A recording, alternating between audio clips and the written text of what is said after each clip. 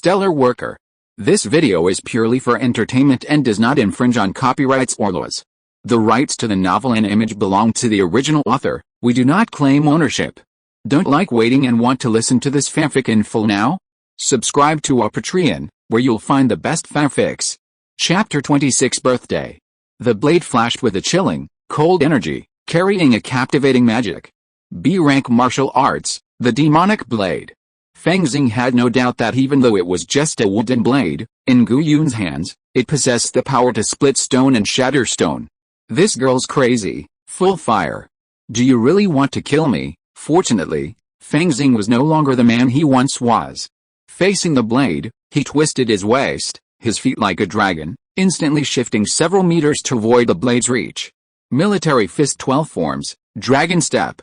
Then, he took a half step forward, his fist like a giant axe, carrying the power to shatter the heavens and shatter the earth. Half step collapse fist. Gu Yun twisted the hilt of her blade slightly, moving with it. In a blink of an eye, she and Fang Xing had exchanged several moves. Within the arena, figures could be seen, swords and fists flashing and shadows clashing, a powerful gust of wind pressing in. Clang. Suddenly, a sound like a bowstring snapping was heard.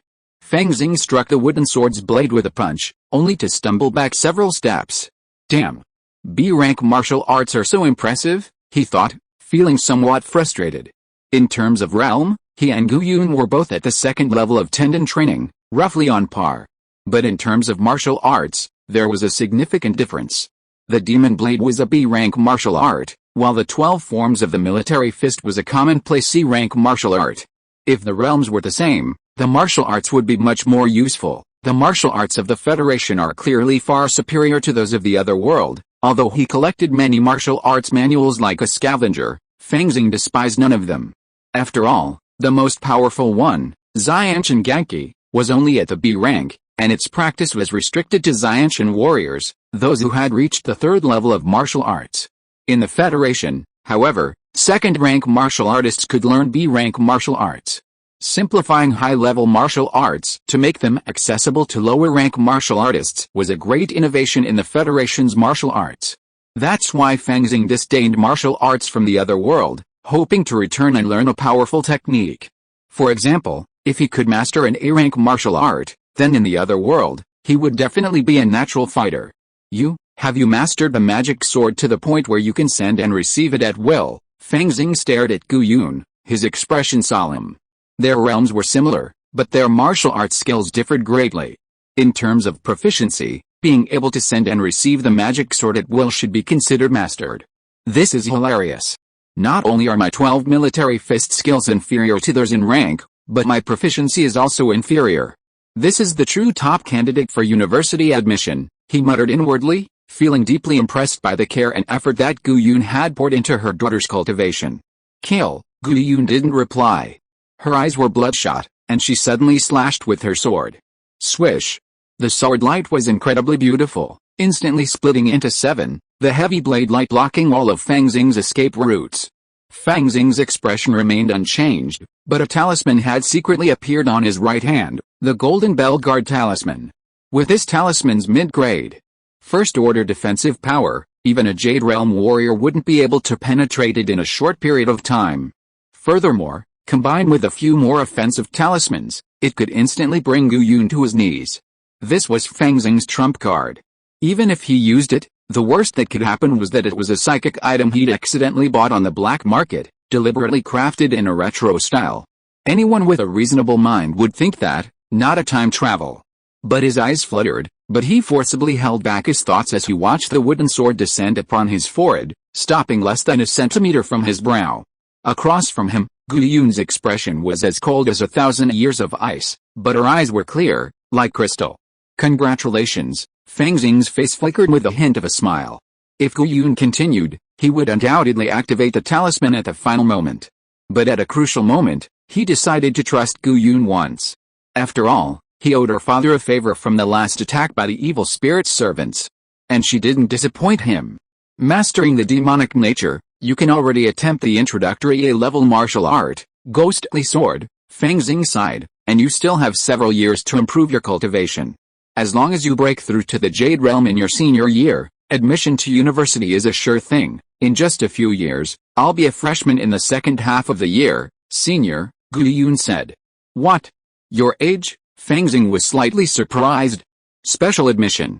Besides, it's only a year or two early, and the principal even gave me a scholarship, Gu-yun said coldly. I can't wait any longer.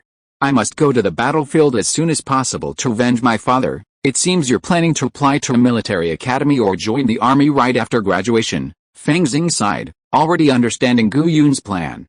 Actually, I'm taking the college entrance exam just to fulfill my dad's expectations. Gu-yun's eyes flickered with tenderness only when she mentioned her father, but it quickly turned cold. Okay, your employment is complete for today. I'll transfer the money to your account. Why do I have such a strange feeling, Junior? After being kicked out of the villa, Fang Xing's expression was a little strange. After all, we'll all be classmates from now on. How can you be so disrespectful? At least invite me to stay for a cup of tea. Gu-yun would probably be attending Yucai High School, becoming his junior in the first year. After all, in the second half of the year, he would be a sophomore. Think about it, there are only 2 years left until the college entrance exam. How terrifying! Fang Xing glanced at his own martial arts level and curled his lips. He had gone from being far behind Gu-yun to being slightly behind. After all, before, Gu-yun had needed to activate the gravity suit to hold back, but today, she had gone all out and narrowly lost. In a few months, he would probably surpass her and leave her far behind.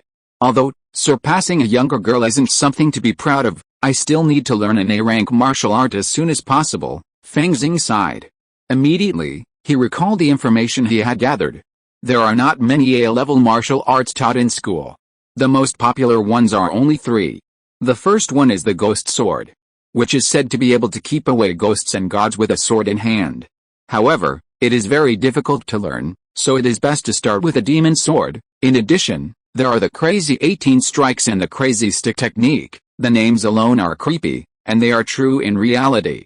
If you want to be fearless of the spiritual pollution of the alien evil god servants in the first 3 realms, you have to be crazy or you will not survive. Or, if I go crazy first, you can't drive me crazy again. The person who created the martial arts technique is really a genius in logic. Among them, the most suitable for me is actually the crazy 18 strikes, because it is the follow-up to the 12 styles of military fist, which are all fists and kicks. If you don't want to learn it, there are also sword techniques and stick techniques. I don't want to do that. I want to learn sword.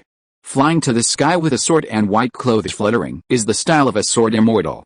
Dancing with swords and sticks is too bloody and brutal, and very uncool, which kills the mood. To be honest, if there was a choice, Fang Xing would definitely not want to choose these 3.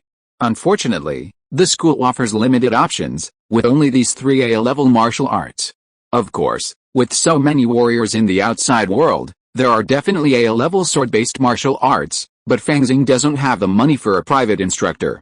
Besides, their skills might not be as good as those of the teachers at school. Although Xia Long may not be as skilled as some of the top fighters, at least his skills are high. Looks like I'll have to learn crazy 18 strikes next semester. My image, my style. The thought of this made Fang Xing feel heartbroken. Beep. Just as he was feeling the pain, his phone suddenly rang again. He pulled it out, saw a message, and his expression fell silent. The next day, July 17th. Sunset, the evening glow blood red. A barbecue stall. Fang Xing sat at the stall, several bottles of drinks in front of him. Well, the Federation has strict regulations on alcoholic beverages.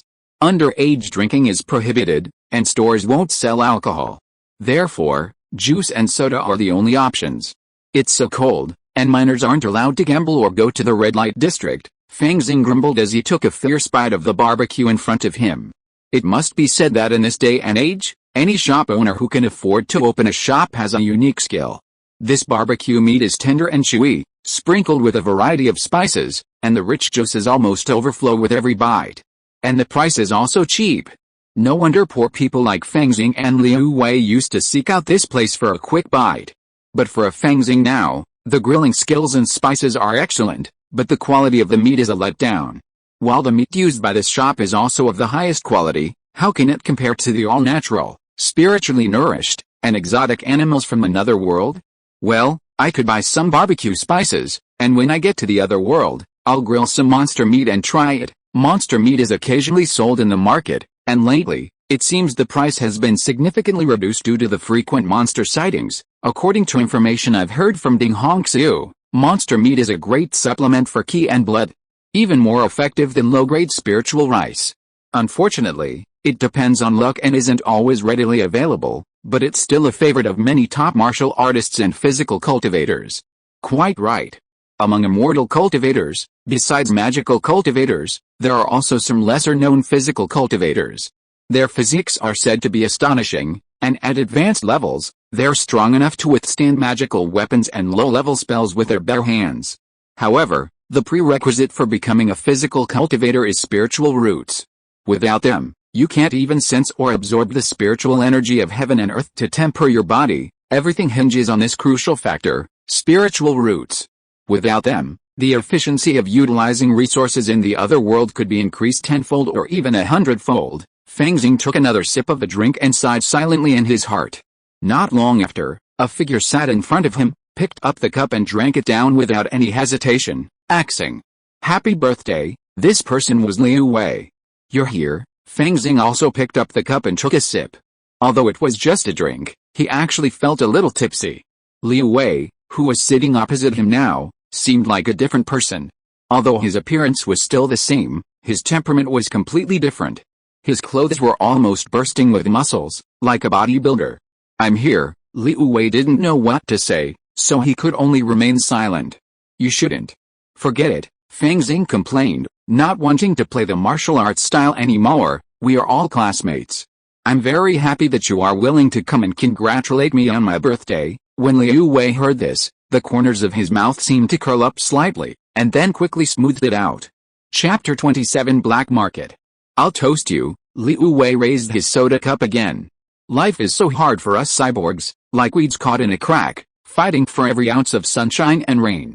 After today, I'll be focusing on preparing for the college entrance exam from now on. We're no longer friends, but competitors. Yes, to my rival. Fang Xing raised his glass as well, but he felt a little surprised.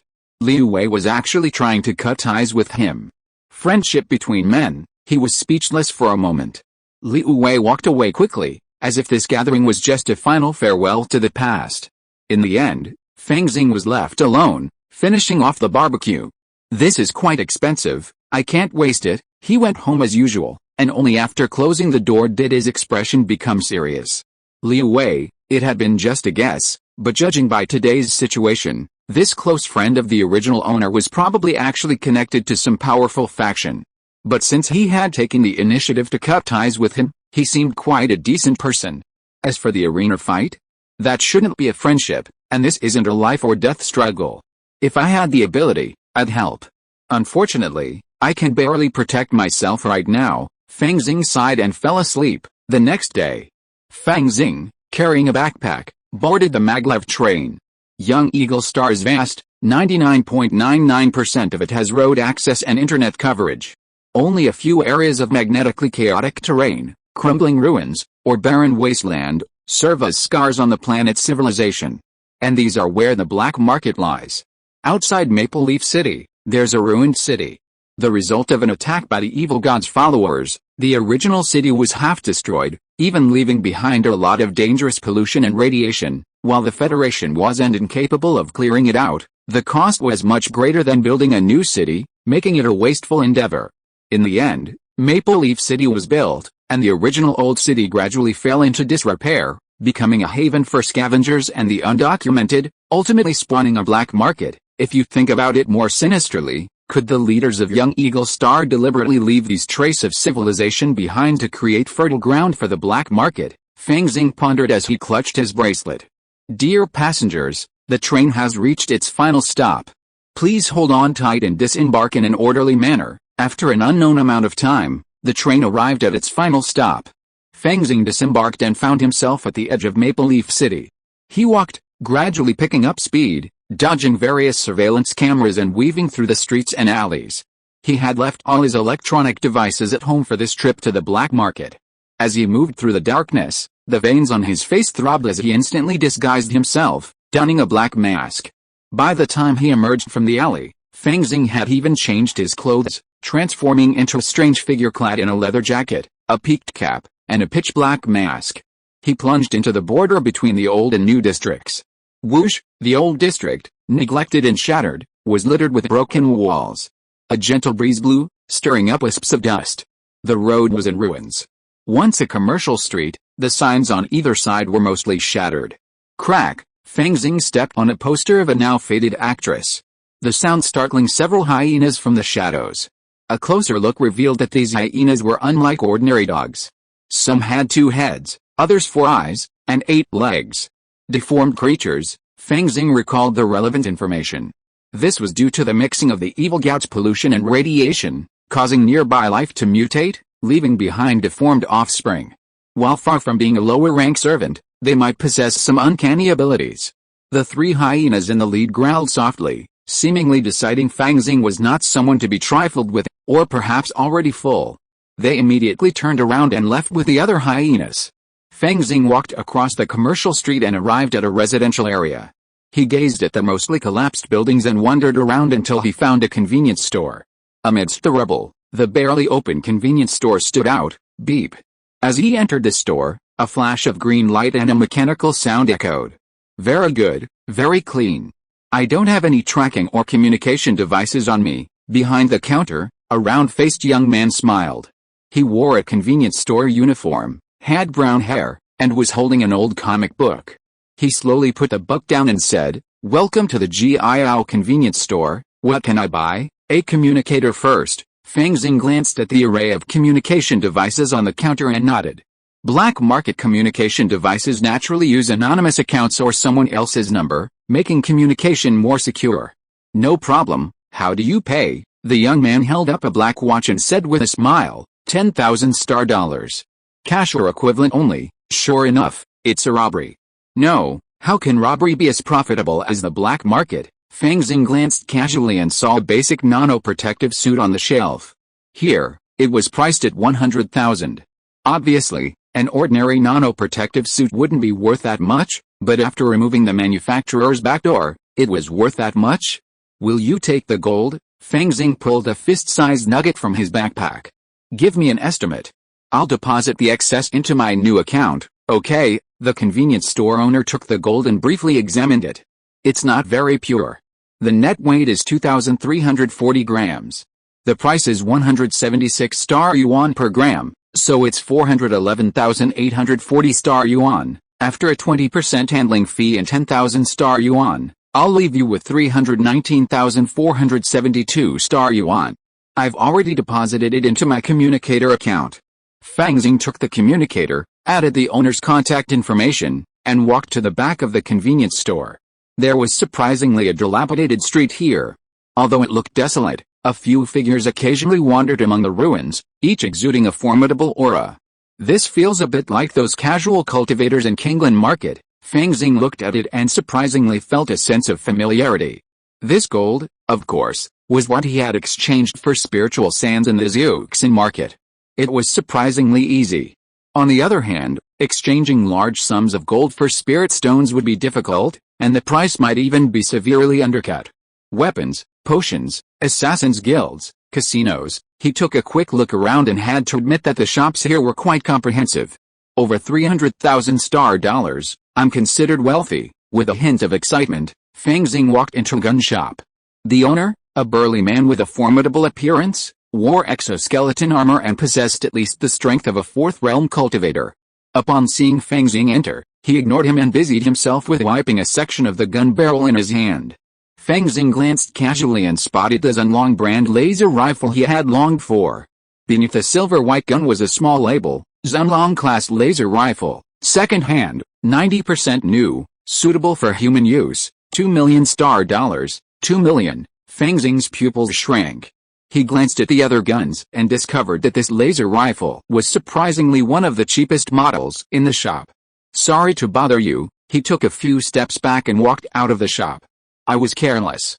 The black market is really shady. Over 300,000 star dollars is just a drop in the bucket. Thinking this, Fang Xing walked into another shop. Half an hour later, following the instructions he'd bought with star dollars, he entered a half-collapsed ruin. Inside, there was a single wooden table.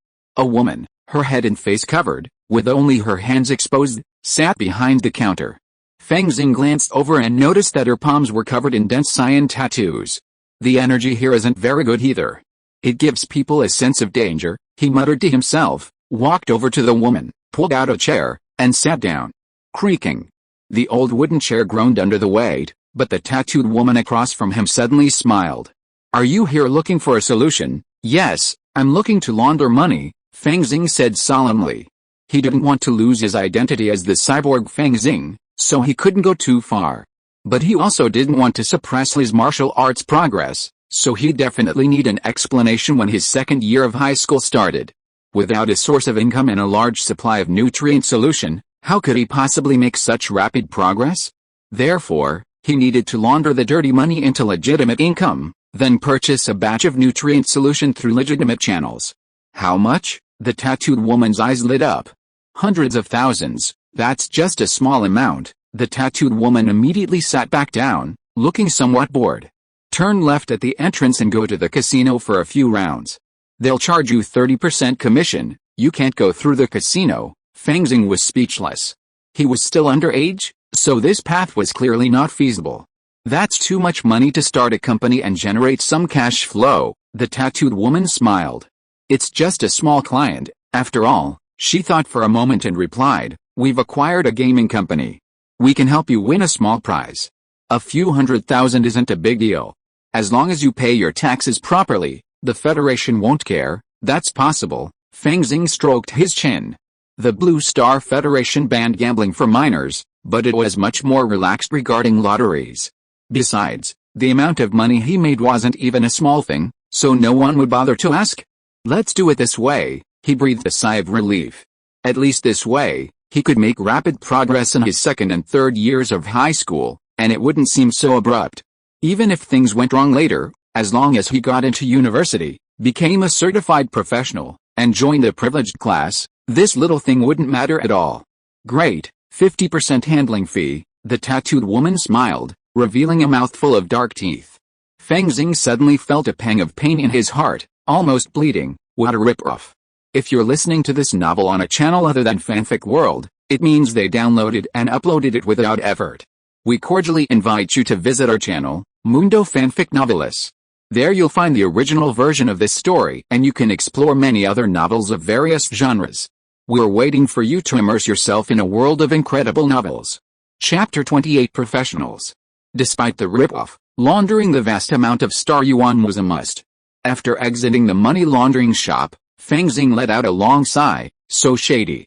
Maybe I can just use cash for my living expenses from now on. He wanted to launder the money simply to have a record of purchasing large amounts of nutrient solution, to prove the source of his rapid progress.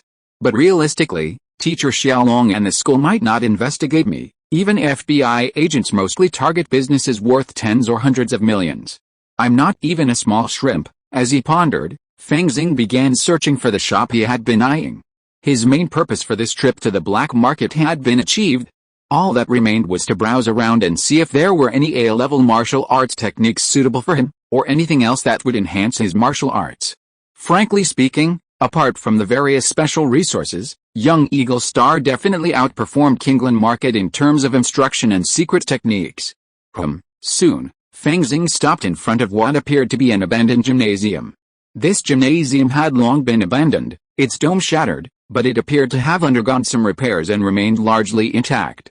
The original gymnasium name had been smeared with blood, replaced by a massive line of text, Blood Cage Fighting Arena. Underground Fighting Arena? Blackboxing, Fang Xing sighed after seeing clearly. All of them, the cyborg students who practiced martial arts, knew about blackboxing. Even Liu Wei's previous part-time job search included such topics. After all, cyborg lives were cheap. If they wanted to make money and rapidly improve their martial arts, joining underground fighting was a good option. As long as they survived, they would surely become masters. Of course, Liu Wei and Fang Xing were clear-headed at the time. They knew that many cyborg seniors who had taken this path had either been killed in the ring or left seriously injured and disabled, incurring massive debts and unable to pay their medical bills. So, they hadn't considered it at all. There must be masters in the underground blackboxing scene, and the rewards are plentiful. A-level martial arts are even more impressive. Fang Xing walked into the blood cage fighting arena and found it remarkably quiet. At the reception desk, a woman in a cute bunny girl outfit stared at him with wide eyes. "Sir, the blood cage fighting arena is open after 8 p.m.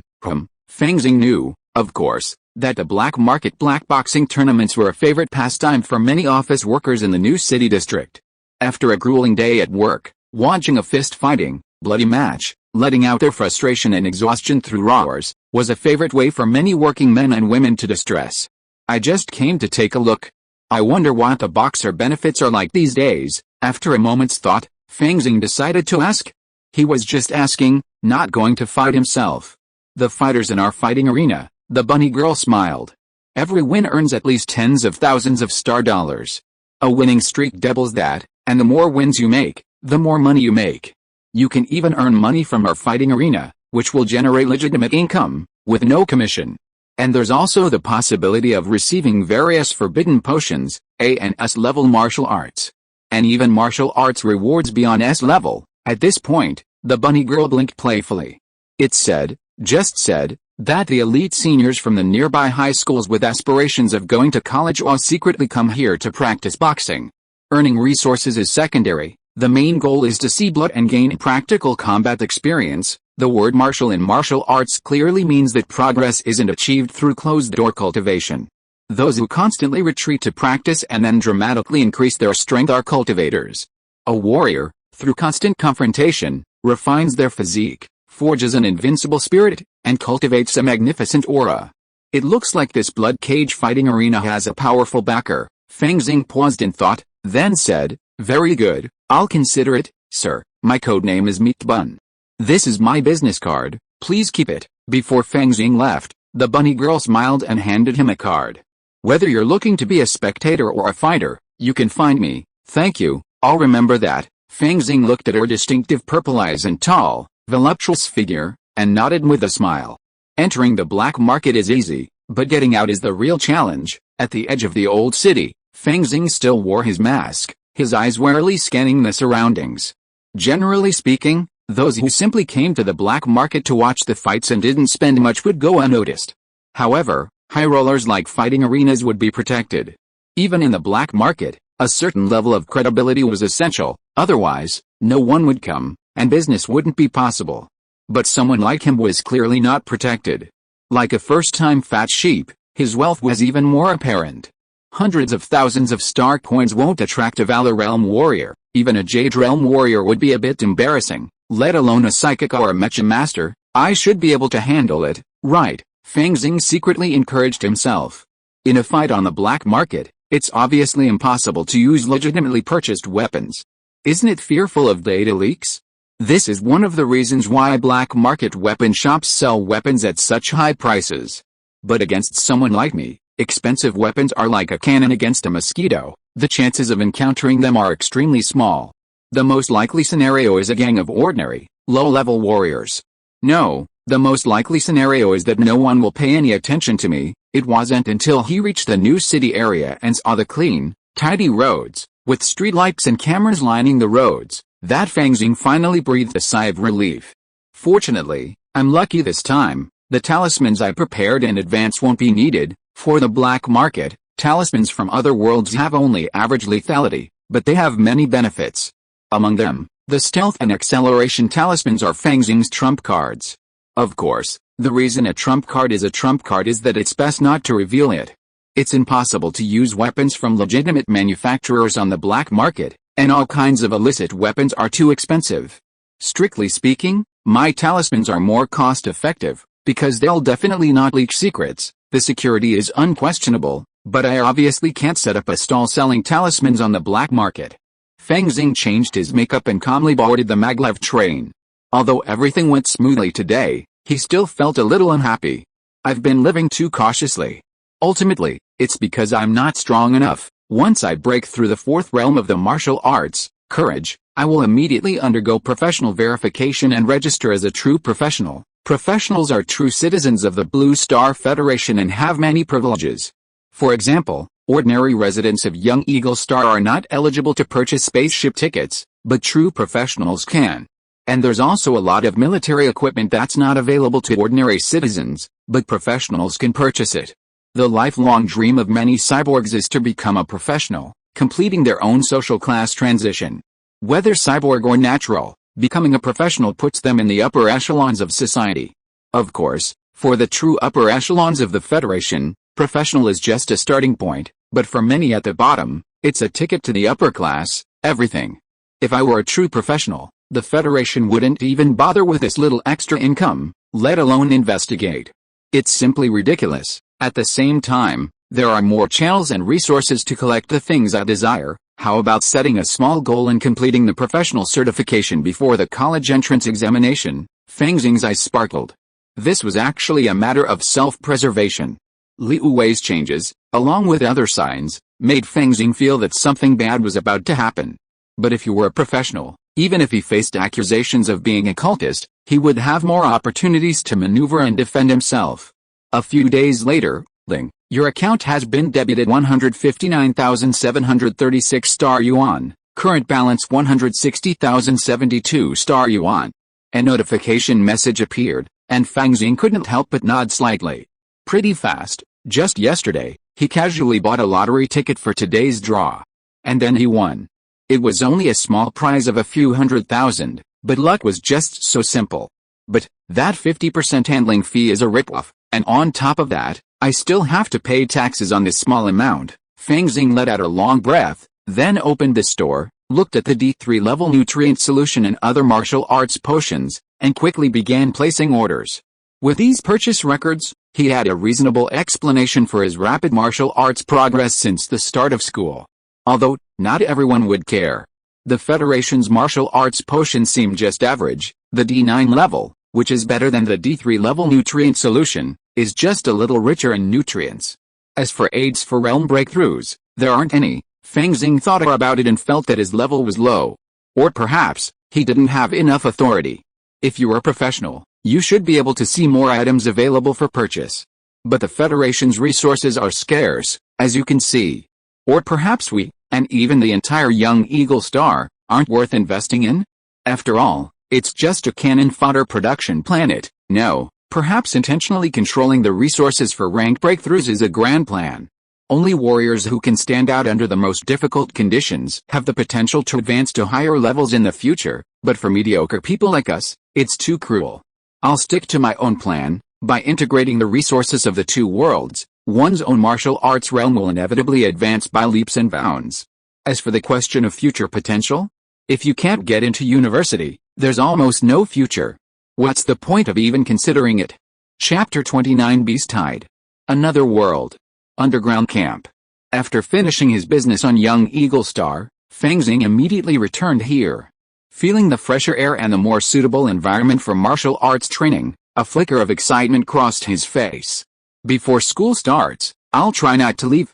I'm just going to work hard. This trip to the black market had left him with many profound emotions, a deeper understanding of his own weakness.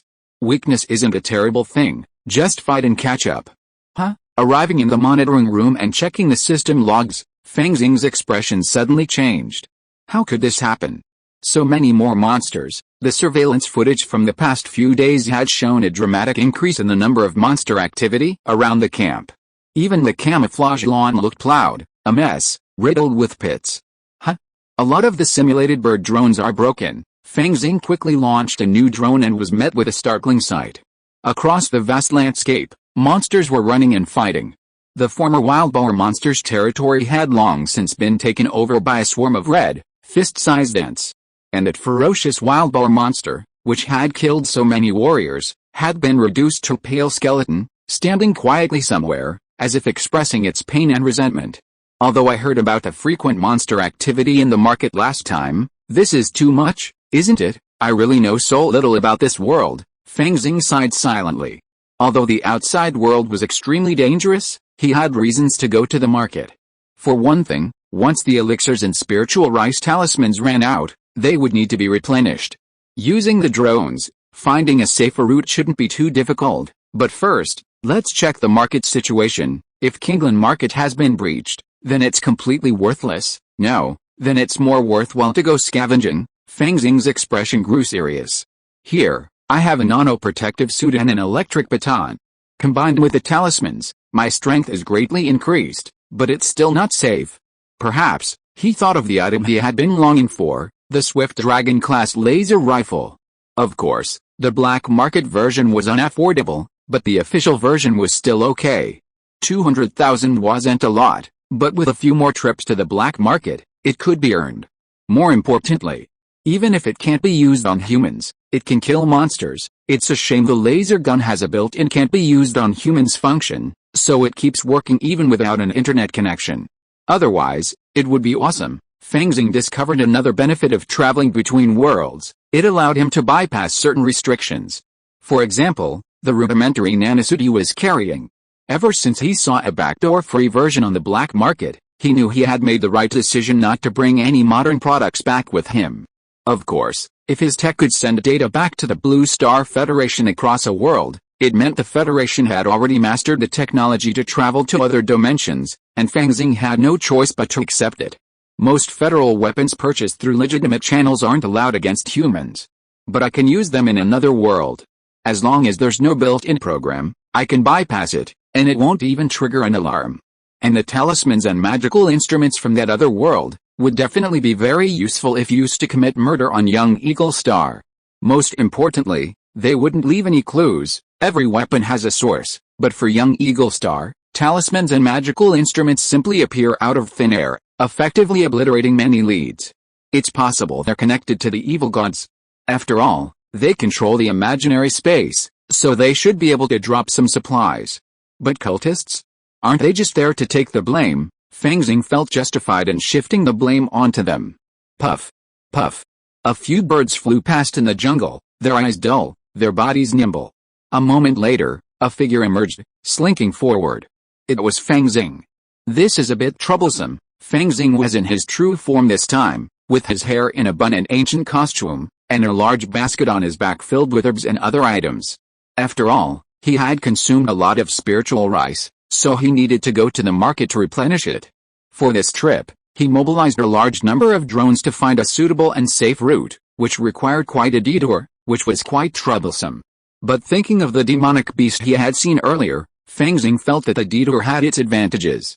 That demonic beast was actually 6 or 7 meters tall, and its claws were bigger than me. It was either in the late key training stage or comparable to the foundation building stage. I'd better take a longer route, he muttered to himself.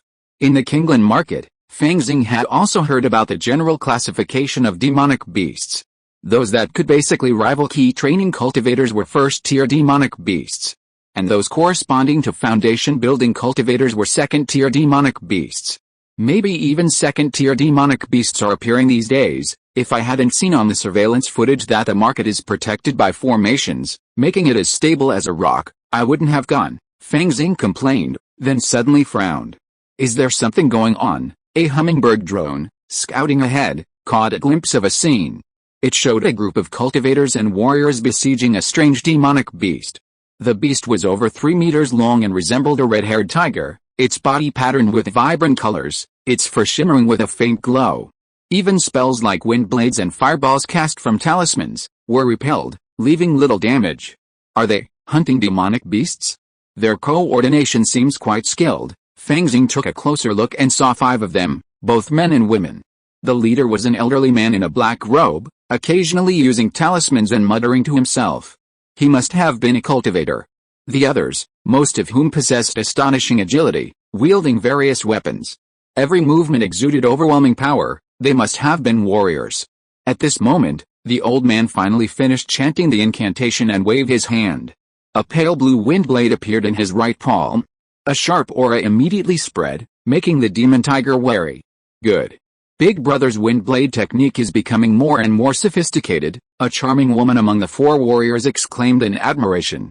Go. The old man pointed his finger, and the blue wind blade flew out. In mid-air, it continuously absorbed tiny drops of blue spiritual light, instantly growing over a meter long and moving at an astonishing speed.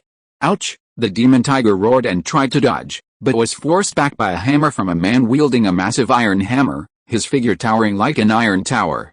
He could only take the wind blade head-on. With a swish, the spiritual light on the demon tiger's fur, already dimmed by the previous attack, suddenly shattered. The wind blade sliced through the demon tiger's skin, tearing through its flesh and leaving a large wound on its right shoulder. If the demon tiger hadn't dodged in midair, the wound would have landed on its neck.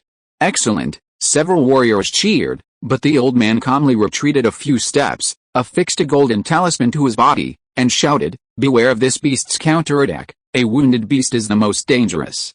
This also applies to demonic beasts. The demonic tiger, covered in blood, suddenly roared and opened its bloody maw. Strands of crimson light converged, condensing into a massive fireball that exploded towards a single point. No. Hide, the 5 men were utterly devastated. Then, utterly defeated, they saw the demonic tiger, showing no sign of fighting, fleeing through the gap created by the fireball. Damn it. Chase, a talisman in the old man's hand ignited, transforming into a gust of wind that radiated over his legs. It was the wind control talisman. The men hurried to catch up. After all, they had been scouting for a long time, finally encountering a solitary, weak demonic beast. They had invested heavily in this beast. If the demonic tiger escaped, every one of them would be devastated to the point of vomiting blood. However, the next moment, ouch, a demonic tiger roared from the front, its roar tinged with pain. Stop, the old man quickly raised his right hand, signaling his 4 sworn brothers to halt and slowly move forward.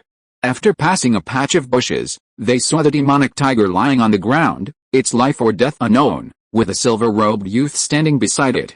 "Everyone, are you here to hunt this demonic tiger?" Fang Xing, silver-clad and holding a staff, asked with a slight smile. After meeting these 5 people, he decided to meet them and inquire about the market. After all, the drone footage could only confirm that the market had not been breached, but any changes within would require asking others. Fang Xing naturally needed to inquire thoroughly to confirm that there was no danger in the market before entering. Otherwise, well, while the Federation's nutrient solution wasn't great, it was passable. With the environment here, martial arts training progress won't be too slow. Exactly, the 5 of them exchanged glances, and the black-clad elder stepped forward and said, "I'm Chen Yi, and these are my 4 sworn brothers and sisters, Hu Fiyu, Chen Hongshan, and Meng Yi and Shen Yuxin. Thanks to the kindness of fellow Daoists in the market, we've been nicknamed the 5 righteous men of Kangshan." This was a bit of a modest gesture. After all, without their skills, they wouldn't dare venture out of the market to hunt monsters at this time. While the 5 righteous men of Kangshan were still mere ants compared to the 3 major powers in the market, they were certainly not unknown figures among the lower-level cultivators. "So you're the 5 righteous men of Kangshan. I'm Fang Xing, honored." Fang Xing smiled faintly, his eyes scanning the 5 righteous men of Kangshan before bowing. He planned to use his new identity to rent a house in the market, establishing another base for his cunning ways, so he used his true identity.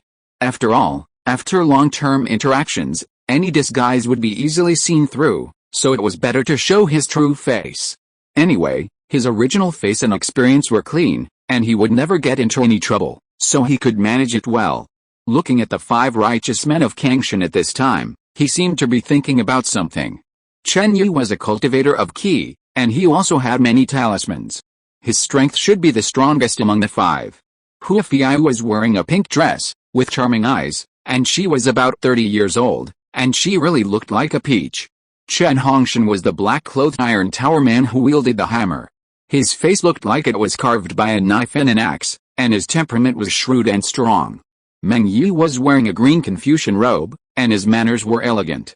Shen Yuxin next to him had a temperament like a beautiful girl from a small family, and the 2 of them looked intimate. Chapter 30 Settlement. According to the rules of the independent cultivators, since you were the one who landed the final blow on this demonic tiger, Brother Fang, you can get a share. What do you think? Chen Yi's cloudy eyes swept over Fang Xing, and he suddenly spoke. Big brother, Chen Hongshan couldn't help but panic at this. How much effort had they expended on this demonic beast? How could they give it to an outsider? How many spirit stones would that cost? The 5 righteous men of Kangshan, mingling in the world of immortal cultivation, weren't exactly kind-hearted people. Chen Yi shook his head, silencing his 3rd brother with a look. Hu Fiyu, on the other hand, chuckled, "That's right. This young man was able to kill the demonic tiger with a single blow, so his skills are clearly quite impressive. I wonder which master he learned from." He was trying to get at Fang Xing's background and origins in a roundabout way. I have no sect or school, Fang Xing chuckled. As for the materials from this demonic tiger, I can take none. I've been away lately, and I didn't expect the market to be in such a state. I wonder what's going on in the Kingland market right now. He, using a drone to collect herbs, didn't even consider the materials from this first-level demonic tiger. His main purpose for appearing was to gather information. Everything is fine in the market. It's just that prices have gone up a bit. The elders of the Kingxun sect have issued a monster hunting order, and now killing a demonic beast will earn you an extra spirit stone. Chen Yi let out a long breath, a wry smile on his slightly aged face. We're a little overwhelmed, so we're out on this dangerous journey to hunt demonic beasts. I see. Fang Xing nodded in understanding. He asked a few more questions, then, after a moment, he bowed. Mountains are high, rivers are long, we'll meet again. Instantly, the figure flashed and disappeared into the dense forest, twisting and turning several times before vanishing. Brother, why be so polite to a brat? Chen Hongshan's eyes flashed as he observed Fang Xing's agility. I don't think this man is a cultivator, not even an innate one. Haha, third brother, you've misjudged me. Can an ordinary acquired martial artist kill the red flame tiger with a single blow? Hu Fiao's voice was gentle, yet penetrating. Meng Yi and Shen Yuxin approached the red flame tiger, taking out daggers and other items, preparing to collect materials from the monster. They flipped the monster over and exclaimed, Brother, look. Chen Yi approached and saw that the tiger's snow-white belly was now charred black. Is this thunder magic? A thunder-attributed talisman? Chen Hongshan's eyes narrowed. No, I'm afraid it's a blood-refined magical weapon. Chen Yi thought of the silver-shirted youth stick, which had been pointed at him and the others, and a chill suddenly settled over him. This man must not be provoked. A blood-refined magical weapon. Even in Kingland Market, they were extremely rare. All possessors are at the peak of Xianshan. With the aid of a blood-refined magical instrument, even a mid-stage key training cultivator would be on equal terms. Yet, this item appeared on a postnatal warrior. What does this mean? If the other party didn't just luckily find a corpse, then they must have a deep background and be extremely difficult to provoke. And judging by the conversation just now, this young man is definitely not a lucky and arrogant person. Big brother and second sister are really good at judging people. Chen Hongshan rubbed the back of his head. Luckily, that person doesn't distinguish between monster meat and meat. Let's quickly collect the ingredients and leave. Yes, third brother, that's the truth. We shouldn't stay here for long. Chen Yi nodded and directed the four men to begin skinning and devining the scarlet flame tiger. Each of them carried over 100 pounds of meat, along with the skin, bones, and whip, and quickly departed. In the distance, Meng Yi's slightly excited voice could be heard. This monster tiger and its materials are worth at least dozens of low-grade spirit stones. We've made a fortune this time, haha. It's a pity that the monster beast population has increased. The price of monster meat in the market has dropped recently. Otherwise, we could have made even more money. After they had left, the bloody remains on the ground attracted several more hungry wolves, who excitedly licked the remaining scraps. Meanwhile, in the unnoticed treetops, a kingfisher pecked its wings and fluttered away. It seems those five didn't lie to me, nor are they driven by greed. Not far away, Fang Xing glanced at the surveillance footage and nodded. Kingland Market doesn't seem to be taking this beast tide seriously.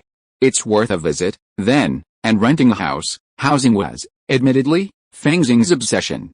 His predecessor had always dreamed of buying a house on Blue Star, but sadly, it remained a distant prospect. If houses are cheap, perhaps I could start by buying land in Kingland Market. Fang Xing rubbed his chin, pondering. Kingland Market. It was much the same as usual, and even seemed a bit busier. Perhaps this was due to the formation that enveloped the entire market, giving it a strong sense of security. Fang Xing entered the market as usual and headed straight for an office established by the Kingxun sect. The Kingxun sect administrator in charge of the shanty town was named Zhang, known by the Taoist name Qingjiangzi. He sported a goatee and a perpetual smile. But when Fang Xing inquired about the land price, his expression suddenly became serious. Although our sect possesses vast territories, none of them are for sale.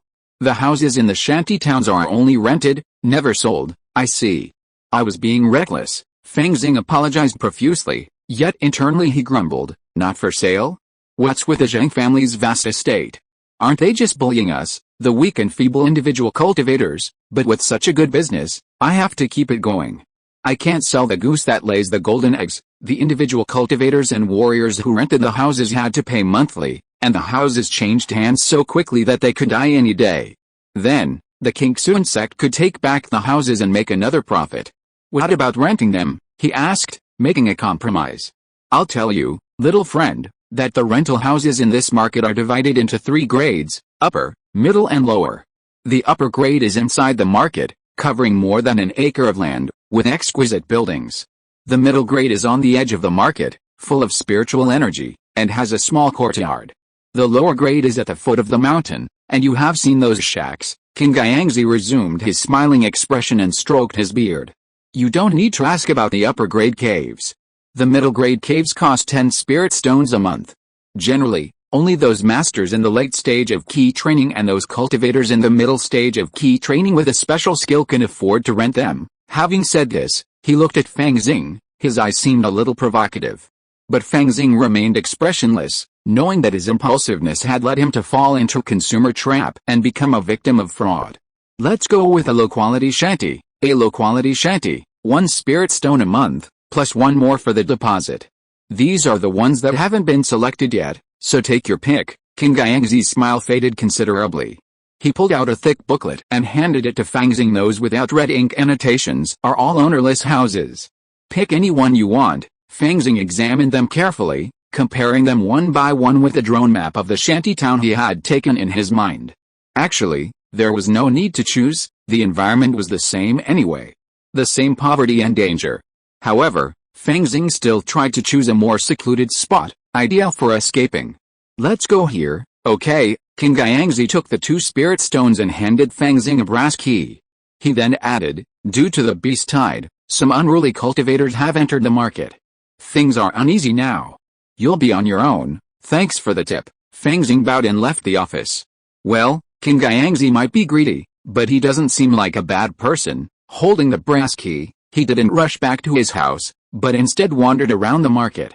This stroll immediately struck Fang Xing as something different. Sure enough, the prices of all kinds of monster materials have plummeted, while daily necessities have skyrocketed. After all, farmers are either fleeing to the market or being eaten by monsters. Who's going to farm or do odd jobs? With the market still largely based on barter, who knows how badly they'll be ripped off if they encounter the financial methods of the interstellar era. That doesn't seem right. After all, some people can turn the tables, like the 3 major factions. They'll probably watch me make a fortune with a smile, then wait until the last minute to send out their powerful men to rob me, and even use my HUD to appease their grudges. Sure enough, in a place like this, talk of revitalizing commerce is bullshit. Only the strongest fists matter. With this thought, Fang Xing gave up all hope of making a fortune in business and prepared to buy a few pounds of spiritual rice. Then, he was dismayed to discover that due to the large amount of abandoned spiritual fields, the price of spiritual rice had skyrocketed to 2 spiritual sand grains per pound, a full double of its previous price. Fucking robbery. No, even robbery isn't this profitable. Rather than that, I might as well buy some monster meat to try. Fang Xing wandered between the stalls when his eyes suddenly lit up. He saw Ding Hongxiu and her grandson. The pair were tending a spiritual rice stall.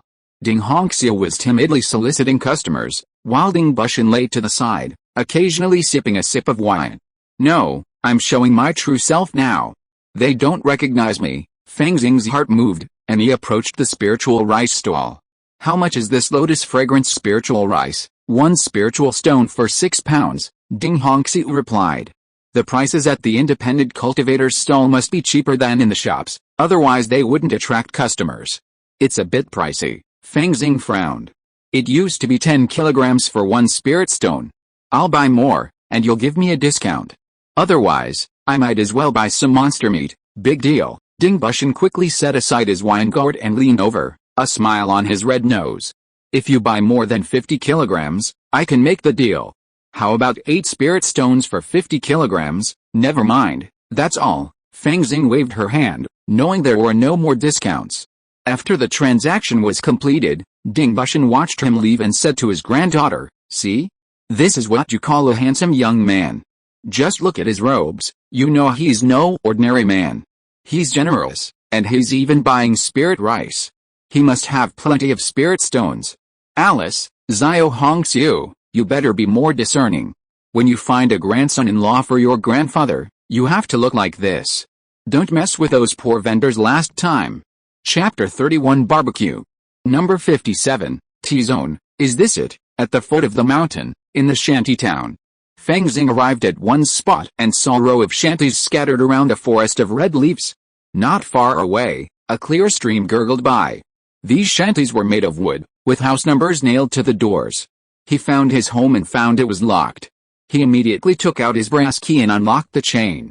With a creak, the door opened, and a gust of dust and a musty smell filled his nose. The environment isn't great, but at least it's private. Fang Xing put on a mask and began to clean. Half an hour later, he finished cleaning the room and left with a basket of garbage. The door next door opened, and someone came out. Huh? Is that you? A cry of surprise came. Fang Xing turned his head and saw a bright and beautiful woman in her 20s looking at him in surprise.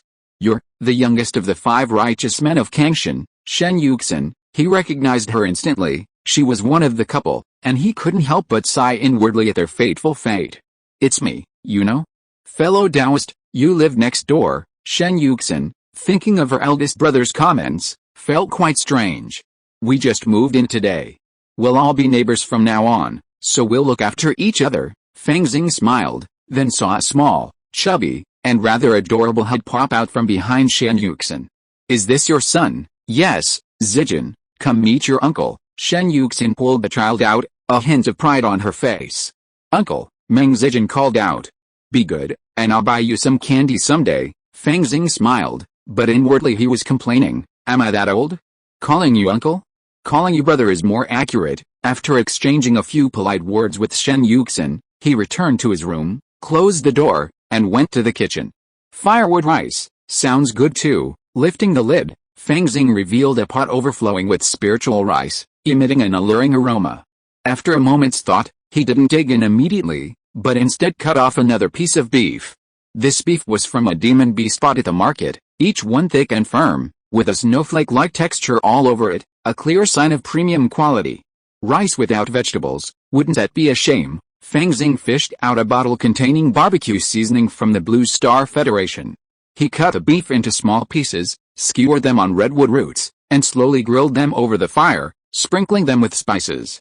Soon, waves of earth-shattering aroma emanated from the kitchen, wafting to the neighbors. Next door. Boss, the young man we met today is actually our neighbor. Shen Yuxin was telling Meng Yi, who had just returned home, what had happened. What? Meng Yi's good mood vanished in an instant, and he touched the purse at his waist. The 5 heroes of Kangshan finally defeated a demon beast, sold it, and shared a large share of low-grade spirit stones. Could it be that they're being targeted? Do you think, are they coming for us? Meng Yi lowered his voice, unconsciously taking on a hint of murderous intent. I don't think so. Any single piece of clothing from them is worth more than our entire net worth. Shen Yuxin pondered, then shook her head. If not, that's fine. But if so, we're not pushovers. Meng Yi pondered for a moment.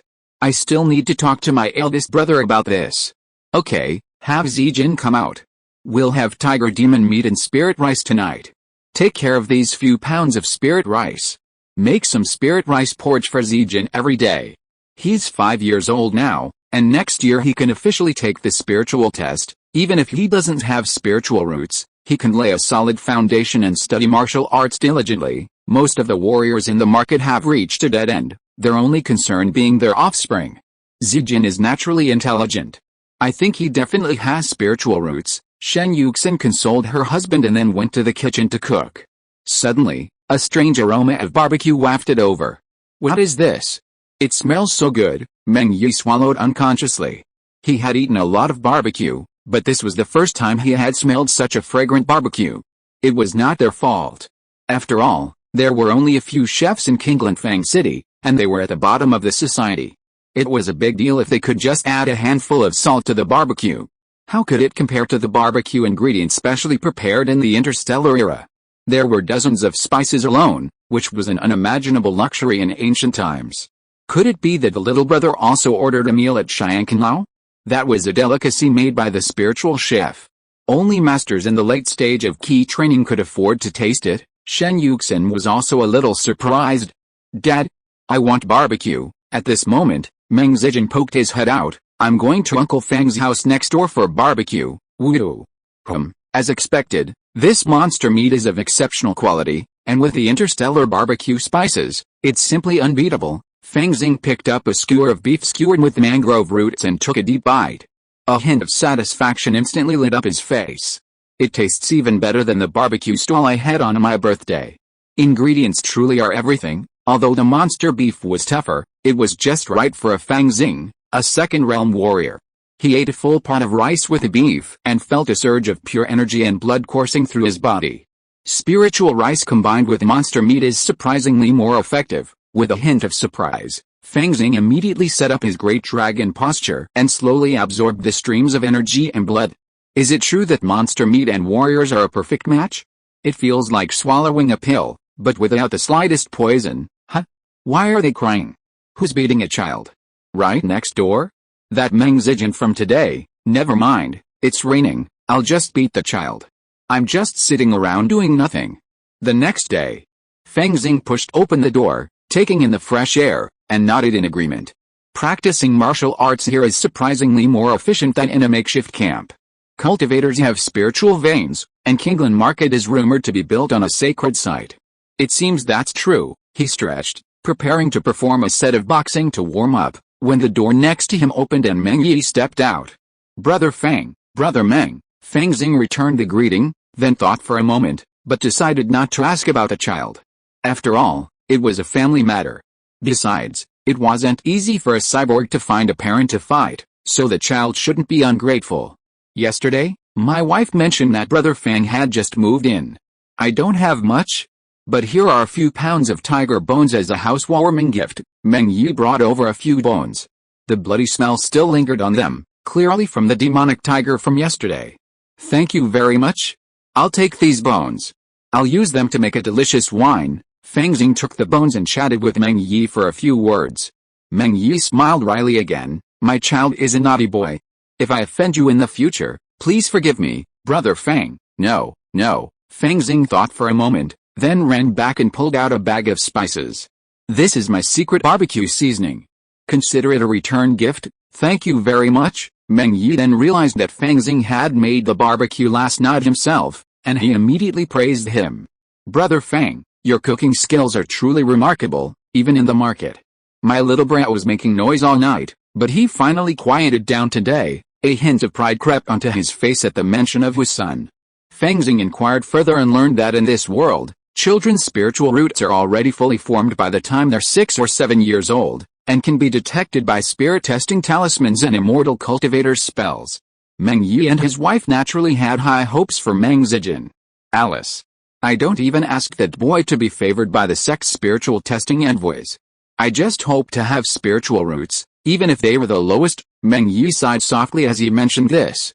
The Kingxun sect, a major immortal cultivation sect, has always had a tradition of recruiting children with exceptional spiritual roots within its fold and accepting them as disciples.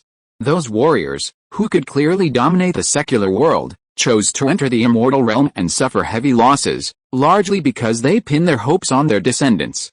As long as their descendants possess spiritual roots, they can pass them down from generation to generation, forming a small immortal family legacy. The continuation of the spirit, the continuation of the bloodline. Without immortality, is this the only way to pursue it? Fang Xing couldn't help but sigh inwardly upon hearing this. In any case, he would definitely not be able to enter the Kingxun sect, not to mention his lack of spiritual roots. Even if they did, the Kingxun sect disliked adult Kigan practitioners, unless they were truly gifted or possessed a special skill. Fang Xing was well aware of this, but it was simply difficult to cultivate loyalty. Today, the 5 righteous ones are having a small gathering. Brother Fang, would you like to come? Meng Yi noticed that he and Fang Xing were getting along better and better, so he invited them. No, I have other things to do today. Fang Xing had just about declined when his expression suddenly changed, and he looked up at the sky. Chirp! The sound of birds chirping could be heard, and then a massive black bird with a wingspan of over 5 or 6 meters could be seen. Its eyes were blood red, and it rode the raging winds as it swooped into the confines of Kinglan Mountain. A demonic bird. Meng Yi looked up, his expression changing dramatically upon seeing this scene. Yuxin, quickly take Zijin to the market town. There's a large formation protecting it, so it's safe. Head of the household, what about you? Shen Yuxin emerged, carrying Meng Zijin, anxiously gazing at her husband. I'll go check it out. Meng Yi looked in the direction of the demon bird, his expression unexpectedly showing a hint of excitement. The people here really don't take human life seriously, do they? Fang Xing looked at Meng Yi's back as he left, and in his heart he was madly complaining, are they going to kill the demon bird? They're clearly trying to take advantage of the chaos. Although this market seems safe and can avoid minor disturbances, if there is a big disturbance, the closer to the center of the market, the more dangerous it will be. Living here can improve the efficiency of martial arts training, but I really don't feel safe. I'd better go to the black market a few more times and save enough money to buy a laser gun. Chapter 32, Danger Approaches. Name, Fang Xing. Age, 17. Occupation, warrior. Second realm, muscles and bones, muscle refining. 20/100, 12 military fist styles. 56 out of 100, proficient, great dragon posture. 9/200, mastery, gate of the heavens, charging. 17 years old already, happy home community. Fang Xing focused on the stats bar inside. Kinglan Market, harassed by the demonic birds, was sure to be in turmoil for some time. At the very least, today was sure to be chaotic. Therefore, he chose to travel back directly. According to the rules of the Gate of the Heavens, the next time he traveled back, he should appear in the basement of his rental house at number 57 in the T-zone. It's a good way to avoid the chaos. After all, I'm sitting on a mountain of gold now. Fighting over a few coins would be ridiculous. Fang Xing stroked his chin. With demonic beasts ravaging the land these days, I'd be uneasy if I didn't have a laser gun. Besides, I need to acquire and master A-level martial arts as soon as possible. As for where to find A-level martial arts? Besides the unreliable black market channels, he only had two targets. The first, of course, was teacher Xiaolong. He could call and ask. It might disturb his vacation, but he wouldn't mind, right? The second was Gu Yun. This future schoolmate must possess the ghost sword inheritance. Of course, having the ghost sword inheritance wasn't a big deal. After all, the ghost sword, crazy 18 strikes, and crazy demonic stick technique are all common high school textbooks. As long as one reaches a certain level, one can apply to study them. But the other party should have some preliminary guidance to help him get started smoothly. Without the demon sword, getting started with a ghost sword would be difficult, but I have the attribute panel. Perhaps I could give it a try. Fang Xing thought for a moment and decided that teacher Xiaolong was more reliable, so he called first. Ding, the person you're calling is out of service. Please try again later, a sweet voice replied quickly. Out of service, Fang Xing was stunned. Teacher Xiaolong, isn't he off to another planet? Interstellar communication is quite expensive, and it's unlikely to be available across the entirety of Young Eagle Star. If Xiaolong was on vacation, it's normal for his phone to be unreachable. So, I can only see teacher Xiaolong after school starts? Damn. I want to travel to another planet too. The Federation's entertainment industry is actually quite developed, and there are even planets dedicated to pleasure. After mumbling for a while, Fang Xing called Gu Yun. The talented top student had been there all along, and answered the call within seconds. You, what's up? Gu Yun's expression was cold, straightforward. Well, I want to learn the ghost sword. Can you send me the details? Fang Xing knew Gu Yun's style, he got to the point. Ghost blade? Have you mastered the demon blade? Gu Yun's eyes lit up. No, I haven't. Fang Xing shook his head. Gu Yun remained silent for a moment before sending a few videos and materials. I'll send you my private instructional videos. While this version of the ghost blade is richer and contains many tricks than the textbook, I must tell you, it's my teacher's style, so it might not be suitable for you. Furthermore, without mastering the demonic nature, learning the ghost blade will be extremely difficult, and even if you do, you might end up going astray. I know. I'm just previewing the new course. Thank you. Fang Xing smiled at Gu Yun and hung up. He knew, of course, that the best martial arts were taught by example. And since the other person was teaching Gu Yun, while the material was certainly richer than in the public textbook, it might also have a strong personal style. What suited Gu Yun might not suit him, and he might end up making further mistakes as he practiced. But I have the attribute panel, so I can still give it a try. If that doesn't work, I can hire a private trainer.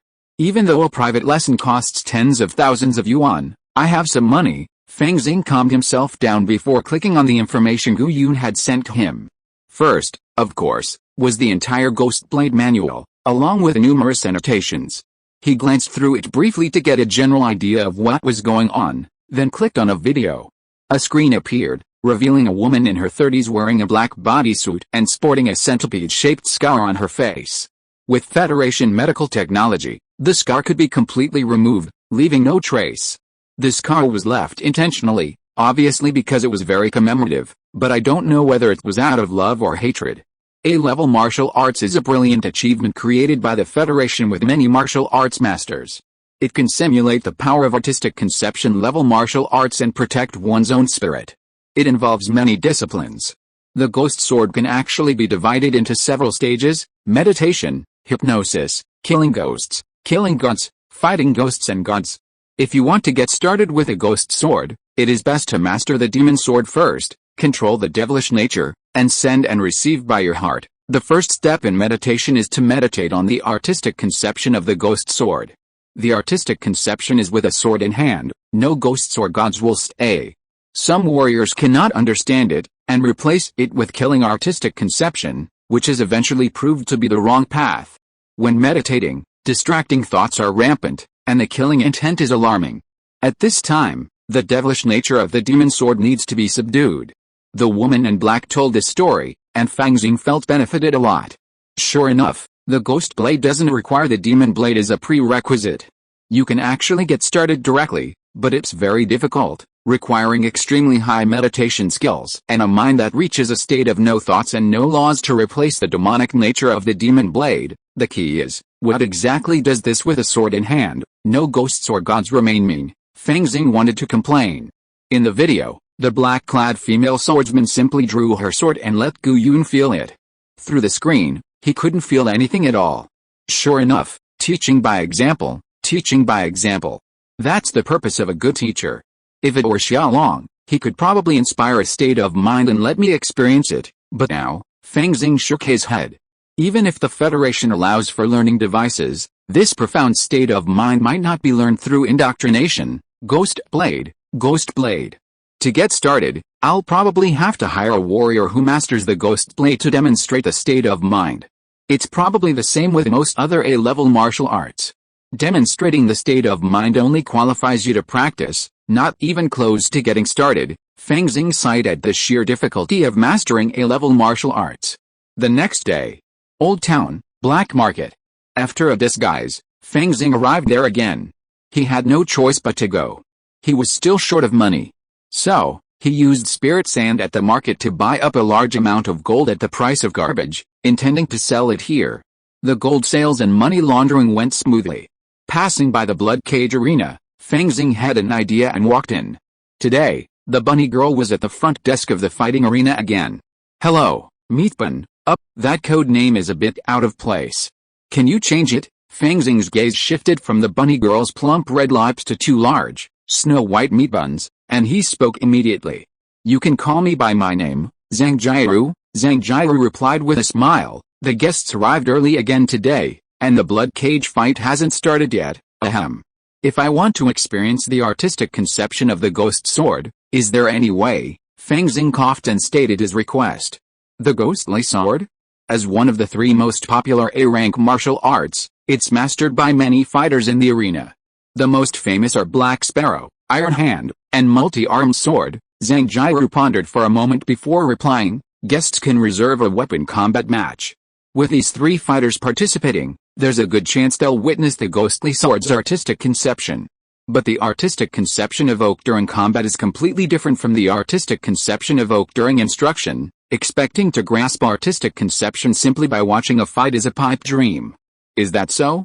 Great. Book me a fight with three of them soon. Fang Xing pulled out his black market communicator. Okay, the next one is in 2 days, at 9 p.m.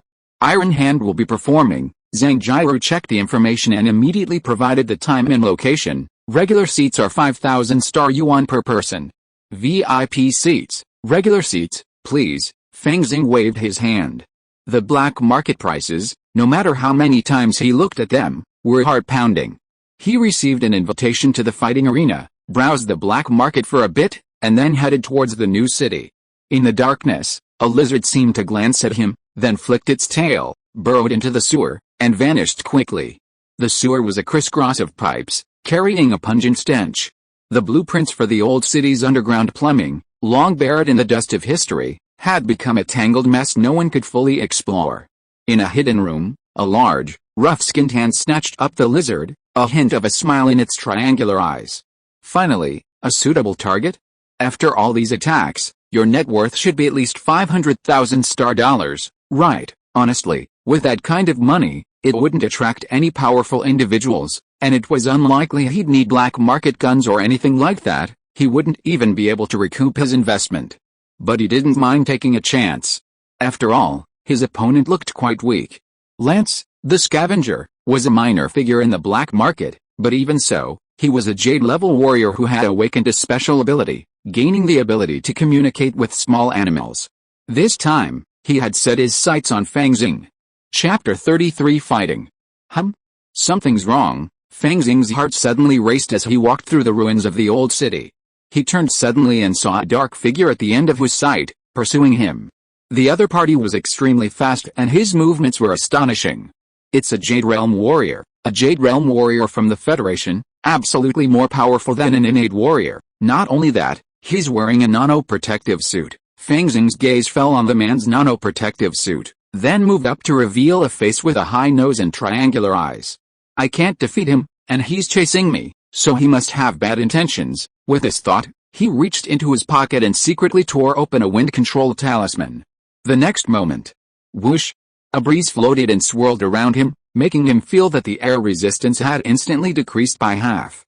With a light leap, he suddenly became like a flying wind, leaping over 20 meters. Oh no! Scavenger Lance's eyes widened upon seeing this scene. I didn't expect it to be a wind-type user. That's right, how dare you come to the black market without some special skills? Fang Xing secretly tore open the talisman in his pocket, making him look like a wind-type user to outsiders. He didn't dare to delay, accelerating rapidly. He fled a distance, then slipped into a building and affixed 2 more talismans to himself: hidden breathing talisman, invisibility talisman. Before long, he saw Lance chasing him, and he memorized the pursuer's appearance. Then, he saw Lance summon a group of rats, seemingly ordering them to search for something. Unfortunately, the rats couldn't find Fang Xing at all. White male, triangular eyes, able to control small animals. I'll remember you. Fang Xing gritted his teeth. He might not be his match yet, but a soldier should be treated with new eyes after 3 days of absence. For him, becoming stronger wouldn't take long. When the time comes, today's vengeance will be avenged. 2 days later. At night. Fang Xing came to the old city again. There was no other way. After all, he had spent money, so he had to come. Moreover, this time he was a guest, and the blood cage fighting arena should have made some arrangements. The dividing line between the old city and the new city was an abandoned bus stop. When Fang Xing arrived here, he found that there were already quite a few people standing there, most of whom were white-collar workers and small businessmen who looked a little excited. Beep. Suddenly, accompanied by the sound of an ancient car horn, a yellow bus drove over. This antique had obviously been modified, with iron bars welded on the windows and barbed wire on the edges. It looked a bit like a prison van for transporting serious criminals. Clang.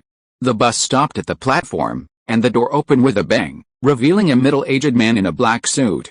He wore sunglasses and a formal smile. Hello, everyone.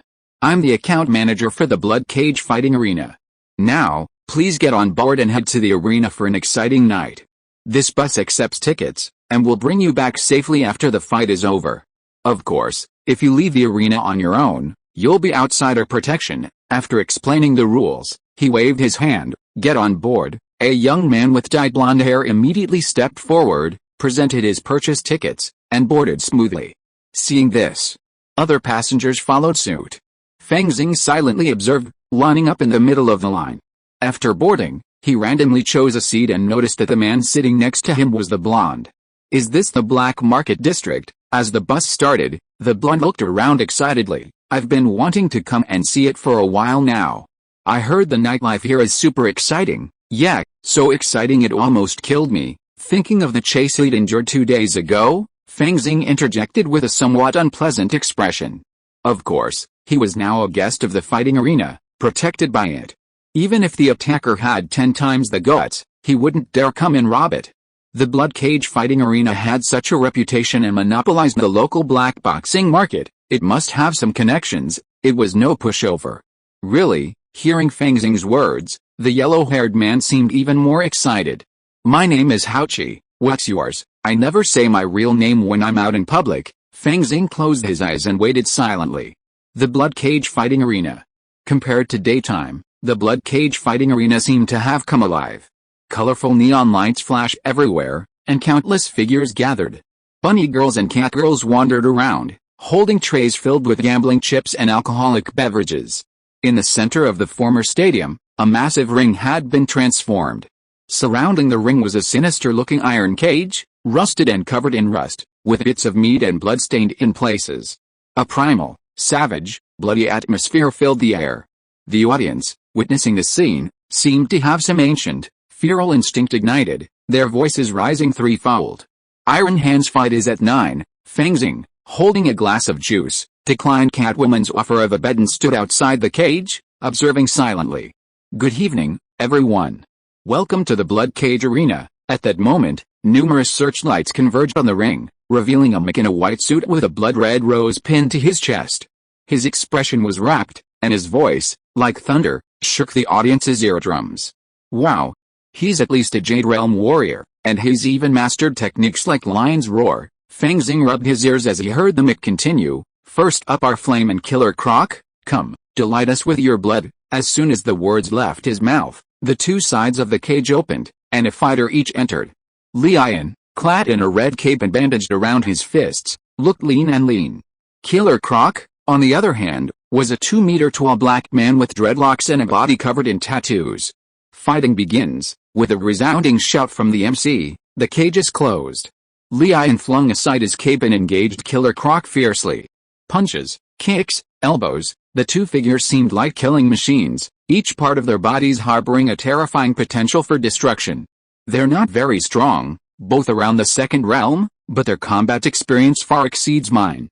If they weren't allowed to use equipment, I might not be able to defeat them. Fang Xing watched with a solemn expression. Bang! At that moment, he saw Lion thrust his fists forward, striking Killer Croc squarely in the temple with a double-peaked punch. The blow was clearly powerful, leaving Killer Croc, like a miniature giant, sprawled on the ground, unable to rise. A true life-or-death duel can be decided in a few moves. Fang Xing felt he had learned a great deal from this scene. Congratulations, Lion wins this fight.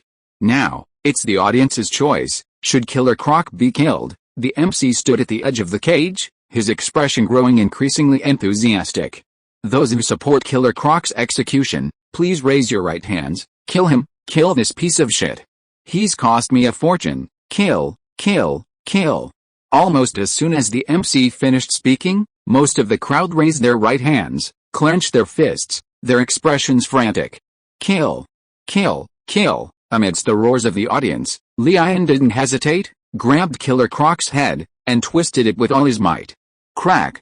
With a sharp crack of bone, Killer Croc's body fell heavily to the ground. Seeing this, Fang Xing fell silent. Damn it! Liu Wei and I were almost tempted by the generous rewards and decided to become black market boxers. Based on our strength back then, we would have definitely been eliminated in the first round. We might even have been slaughtered for fun. Thinking of this, he couldn't help but feel grateful for the original owner's choice. Several more fights followed. Bloody, brutal, and filled with all sorts of bizarre martial arts and techniques. Fang Xing was truly amazed. Next, it's time for the most exciting part of tonight's fight. The MC untied his bow tie, appearing incredibly excited. Let's welcome Iron Hand and Armor King. Ooh, everyone cheered, as if two superstars were taking the stage. Iron Hand, finally here. Fang Xing's expression shifted, gazing at the iron cage fighting arena. On the west side of the arena, a burly warrior slowly entered. His upper body was bare, revealing his lean muscles. His right arm, in particular, was a mechanical arm, radiating a sci-fi, steel-like quality. A mechanical warrior, This Iron Hand is actually a mechanical warrior. Seeing this, Fang Xing pondered. Mechanical warriors are a subgenre of warriors. Warriors in this group deeply feel the weakness of flesh and blood, and therefore favor various mechanical prosthetics to replace their limbs, even eyes, ears, and internal organs. They're practically semi-cyborgs. Their advantages are obvious: as long as they have the money, they can crush ordinary warriors in the early stages. Of course, the latter stages are a bit more uncertain. After all, the more organs are replaced, the closer they become to robots. But the Federation can easily manufacture its own robots, so why bother with the semi-cyborg types, with their attendant weaknesses? As for the Armor King, he's likely a psychic, possessing the defensive power of steel skin. Although these two are only at the unpolished jade stage, their respective bonuses are formidable, their strengths immense. It's going to be a good show. Fang Xing set down his juice cup and stared intently at the arena. As if influenced by the auras of these two powerful figures, the once bustling blood cage arena fell silent. Many felt a sense of suffocation, almost suffocating. The power of the master, Fang Xing seemed to have grasped something, when suddenly a loud explosion was heard. Inside the arena, the Armor King made the first move. He roared, transforming into a giant of steel, charging towards Iron Hand. Chapter 34 Ghost Sword. Though his entire body seemed to be fused into steel, the Armor King's speed was astonishing. Like a gust of wind, he was in front of Tai Shou in an instant. The next moment, he swept his right leg across with such speed that it seemed to vanish. B-rank martial arts technique, the shadowless kick. Seeing this, a drop of cold sweat broke out on Fang Xing's forehead. He knew that if the Armor King used this move, he would be completely unable to resist. The opponent's leg was too fast, too strong. It was as if his thigh had no bones. Bang! Facing the Armor King's kick, which seemed to melt into the wind, Tai Shou only performed a very common action, blocking. He brought his right mechanical arm in front of him. Snap! The next moment, like an iron whip striking a shield, a violent metal collision resounded throughout the ring. The piercing sonic boom stung the eardrums of all the spectators. Fang Xing watched intently, watching the two figures constantly shifting positions on the ring. Crack! Countless powerful gusts of wind blew, causing tiny cracks to appear on the edge of the ring. These two Jade Realm warriors are truly the best of the Jade Realm, right? Perhaps they could challenge some weaker Fourth Realm warriors. A thought suddenly occurred to him. I'm tired of your kicks. The next moment, Tai Shou, the mechanical warrior who had seemingly been on the defensive, now cornered in the ring. A sinister look crossed his face. With a swish, a blade suddenly emerged from the center of his palm, his mechanically forged right arm. With a flash of cold light, it landed on the Armor King's leg whip, sending a long trail of sparks flying from the friction. The Armor King immediately jumped a distance, staring at Tai Shou warily. It appears. Tai Shou's blade, the MC shouted excitedly. Is this a proper fight? One side can actually show off their weapons? That's so unfair. Yellow-haired Hao Chi waved his betting ticket, his eyes reddening. He had placed a heavy bet on the Armor King. Idiot. The Armor King is a psychic. Under his iron skin, his entire body is a weapon. Is he being banned? A nearby office worker sneered. There's no such thing as absolute fairness. Hao Chi initially felt a bit guilty, but after glancing at the betting ticket in the other person's hand, he immediately refused to speak. You who bet on Iron Hand, don't talk to me. Inside the fighting cage, Iron Hand raised his right blade. Kill. In an instant, Fang Xing saw a flash of sword light. This light was sharp and pure, and seemed to carry an inexplicable artistic conception. Even if it was only a simulated artistic conception, it was enough to shock every spectator. Is this the ghostly blade's one blade in hand? No ghosts or gods remain. Fang Xing's eyes lit up. Wasn't this what he came to watch the blood cage fights for? Indeed, it's not about killing. If you can say it, it's more like confidence, but it also contains killing. Silently sensing this artistic conception, Fang Xing suddenly had more ideas about how to get started with a ghostly blade. As expected, the martial arts still require a good teacher. A personal demonstration by a master of the ghostly blade would surely be even more effective than this. Although he had grasped the artistic conception of a battle, Fang Xing knew that relying on this alone wouldn't be enough to achieve his goal. At that moment, his gaze was captivated by the dazzling, frenzied flash of the sword. Simply observing, his mind was captivated. So what about the Armor King, facing this flash of sword light? The next moment, Fang Xing saw it. Amidst a flash of sword light, the Armor King smirked. I've known for a long time that your ultimate move, Taisho, is the ghostly blade. But unfortunately, my superpower has just evolved to the second stage. I can withstand it. But can you withstand my heaven-destroying and earth-destroying kick? Almost as he spoke, the Armor King's once steely skin transformed again. Diamond-shaped scales emerged from beneath his skin, resembling a scaly armor, imbued with unparalleled defensive power. Furthermore, the Armor King himself was like a poisonous dragon, soaring skyward amidst the blade's flash, his legs like dragon fangs, lashing down frantically. A spirit of power rivaling the Devil's Blade emerged, sweeping across the arena with a sense of annihilation. A-level martial arts, heaven-destroying and earth-destroying leg. Oh no. Iron Hand's going to lose, the white-collar woman who had spoken earlier wailed, angrily tearing up the betting ticket in her hand. Haha. Go, Armor King, yellow-haired Hachi, witnessing this, shouted excitedly. And then, Fang Xing saw a flash of blade light. It wasn't particularly dazzling, but it was incredibly pure, slicing through countless leg shadows before striking the Armor King's chest with a crushing blow. Impossible, the Armor King roared, and the black iron scales on his body seemed to gather towards his chest, transforming into heart-protecting shields. But it was no use. No matter how many scales formed, they were ultimately slashed by the blade's flash. The blade's cold edge sliced through flesh, drawing blood, leaving a deep wound on the Armor King's chest that reached the bone. The way of the sword is to charge forward. Taisho stood before the fallen Armor King, his expression firm and calm. The audience screamed like crazy, and the office lady was nearly devastated. Iron Hand, you idiot. You may have won, but I've already torn up my bet ticket. Upon hearing this, the yellow-haired Hachi, standing nearby, suddenly felt better and began to favor the office lady.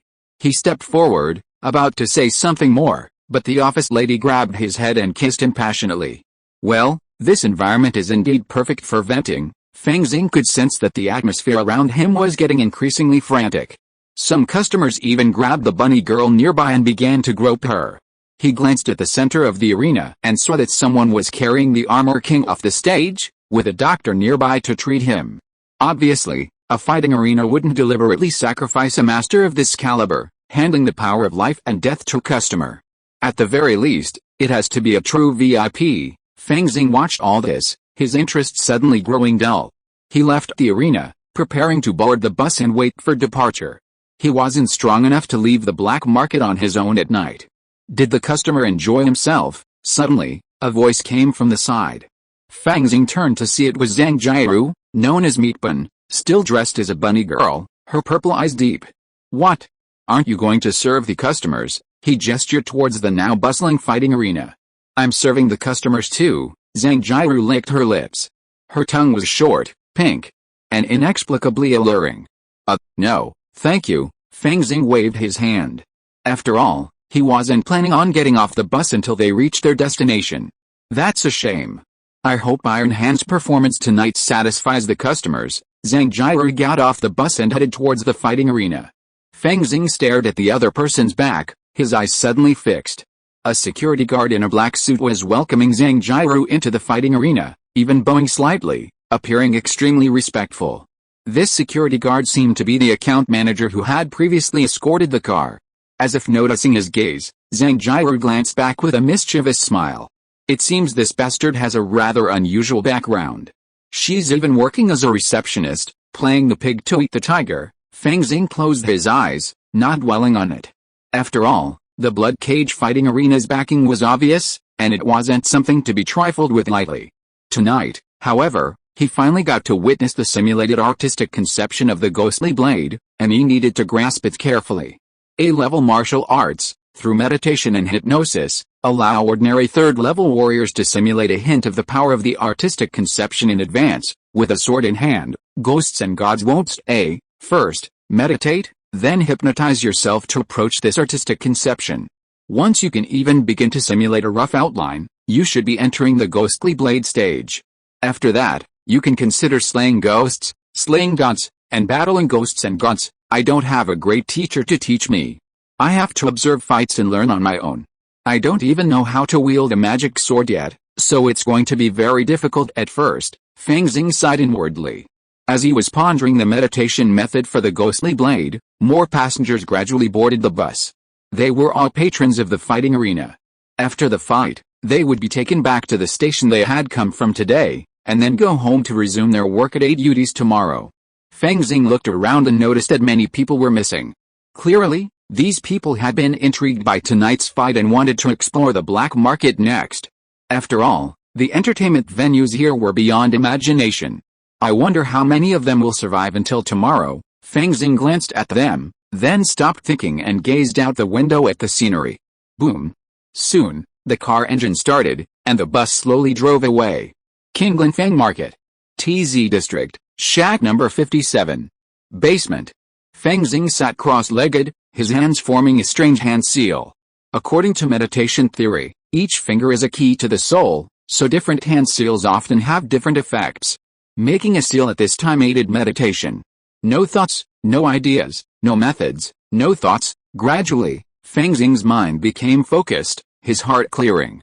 Then, he began to visualize the sword he had seen wielded by the Iron Hand earlier. With that sword in hand, no ghosts or gods could escape. Tick-tock. In an instant, his tranquil lake of mind was suddenly rippled, the once clear waters turning pitch black, and countless distracting thoughts flooded out. No, Fang Xing opened his eyes, one of which had turned blood red. He forced himself to calm down, then shook his head. Without the demonic blade's preconditioning to control my demonic nature, I'd be overwhelmed by inner demons in this first stage. Unable to make it through, he glanced at the attribute panel and found, as usual, no additional columns. This left Fang Xing feeling frustrated. If he couldn't even access the attribute column, and there was no health bar showing, then there was really no way he could grind. If you're listening to this novel on a channel other than Fanfic World, it means they downloaded and uploaded it without effort. We cordially invite you to visit our channel, Mundo Fanfic Novelis. There you'll find the original version of this story and you can explore many other novels of various genres. We're waiting for you to immerse yourself in a world of incredible novels. Chapter 35 Solution. Sigh. Fang Xing sighed as he opened the door. The difficulty of mastering the ghostly blade meant his combat power wouldn't surge in the near future, leaving him feeling a bit insecure. Furthermore, the vengeance written in the little notebook remained unresolved. Brother Fang. Just then, Meng Yi, who was next door, emerged and greeted him. Long time no see. I saw that demonic bird so powerful before, so I chose to retreat and hide. I wonder how it's been going, Fang Xing asked directly, not shying away. That demonic bird was already captured by the Zhang family ancestor. The Foundation establishment cultivator's actions were truly extraordinary. It's a shame Brother Fang didn't see the scene, Meng Yi replied with a hint of lingering satisfaction. I take it you're not excited to see the Foundation establishment cultivator in action, but rather excited to rob him of a good harvest. Seeing this, Fang Xing couldn't help but internally resent it. That day when he encountered the demonic bird, Meng Yi had his wife hide in the market, while he himself rushed out excitedly. He was definitely not there to help hunt the bird, but to pick up a bargain. He chatted with Meng Yi for a few more minutes, then turned to questions about martial arts. After all, the other world had many advantages. Combining the strengths of both worlds was the true use of his golden finger. Oh? So Brother Fang is practicing a magical skill, but is trapped by distracting thoughts and evil intentions. Meng Yi's expression remained calm. After all, he was also a martial artist, and had even practiced some so-called magic skills in the secular world, so he had no prejudice against it. Brother Meng, do you have any ideas? Fang Xing's eyes lit up when he saw Meng Yi's expression, and he said sincerely, please be generous with your advice. Haha, you must know that our martial arts are mostly extremely crude in the eyes of immortal cultivators. Even the magic skills that dominate the martial arts world are the same. Meng Yi smiled and said, the inner demons of immortal cultivators are much more terrifying than the distracting thoughts we encounter when we practice magic skills. It is even rumored that when high-level immortal cultivators break through the realm, extraterritorial demons will turn into entities and descend to block the way. Therefore, immortal cultivators have more experience in dealing with such situations than us. Whether it is practicing special skills or searching for related elixirs and magic tools, they all have certain effects. Brother Fang can go and search, and he should be able to gain something. After all, we are just martial artists. Elixirs and magic tools that can work for cultivators in the key training stage, or even those that are not so effective on cultivators in the key training stage, are enough for us, so immortal cultivators are best at dealing with this kind of situation? Thank you, Fang Xing bowed and immediately went to the market. Of course, he didn't completely believe Meng Yi's words, so he planned to ask someone else. That old man, Ding Bushan, was a good candidate. A few hours later, Kingdom Fang. Fang Xing looked up at the plaque and the green leaf mark, then strode inside. He had just visited Ding Bushan, asking him about some matters indirectly under the guise of buying spiritual rice. According to this mid-stage key training cultivator, immortal cultivators do have many methods for dealing with inner demons, but most are beyond the reach of ordinary key training cultivators. As for warriors, that's even more impossible. But Fang Xing was still prepared to give it a try. Immortal cultivators' secret techniques, special instruments for protecting the soul. I can't use them even if they're given to me. They're just bullying me because I don't have spiritual roots. Besides, they're hard to find and incredibly expensive. As for talismans, there's a calming talisman that's particularly suitable for this situation. Unfortunately, it requires at least an 8 true key to use. The only thing left to try is elixirs. As Fang Xing pondered, he looked at the welcoming girl. He was lucky. This time, he met a woman he had met on his first visit to Kingland Market. She had a very kind personality. Sir, what kind of elixir do you need? The girl said with a charming smile. 4 warriors, to calm distracting thoughts while practicing, Fang Xing stated his request. The girl paused for a moment. For your situation, we only have the tranquilizing pill that would be suitable. This pill can slightly enhance the spiritual awareness of a cultivator in the key condensation stage, clarifying the mind, but, as for the price, it's easy to negotiate. How many spirit stones do you want? Fang Xing acted as if he had no shortage of spirit stones. And that was true. After all, he had a drone for collecting herbs. Even if he was short on spirit stones, he could just get more herbs to sell. Furthermore, due to the recent beast tide, collecting herbs had become much more dangerous, and the price of spiritual herbs had risen significantly. Fang Xing could easily spare a few dozen spirit stones these days. If he hadn't needed the tranquilizing pill, he would have bought an innate pill to stock up on. He just didn't know if these elixirs in the world of immortal cultivation had an expiration date. The tranquilizing pill used to cost 30 spirit stones a bottle, but we're out of stock now. The girl smiled apologetically. What? Out of stock? Fang Xing was slightly surprised. Why is that? Refining the tranquilizing flower requires a magical herb called the illusionary orchid. We used to receive a few plants occasionally, but now the beast tide is raging, and the illusionary orchid is very particular about where it grows. Most of them are deep in the wilderness, where no herbalists can reach them. Naturally, they're running out of stock, the girl explained earnestly. Perhaps customers can come back and see it after the beast tide. Thank you, but I haven't asked for your name yet. Fang Xing prepared to leave, somewhat disappointed, but looking at the girl, he still felt it would be helpful to build a good relationship with her. After all, he was now appearing in his true self, and if he wanted to fully explore the potential of this world, cultivating every relationship was crucial. Cultivating immortality is about more than just fighting and killing. My name is Xiaoru, the girl beamed. Next time you come, just ask for me. Okay, I'll remember that. Fang Xing nodded solemnly. Despite knowing this, Fang Xing still had some hesitation.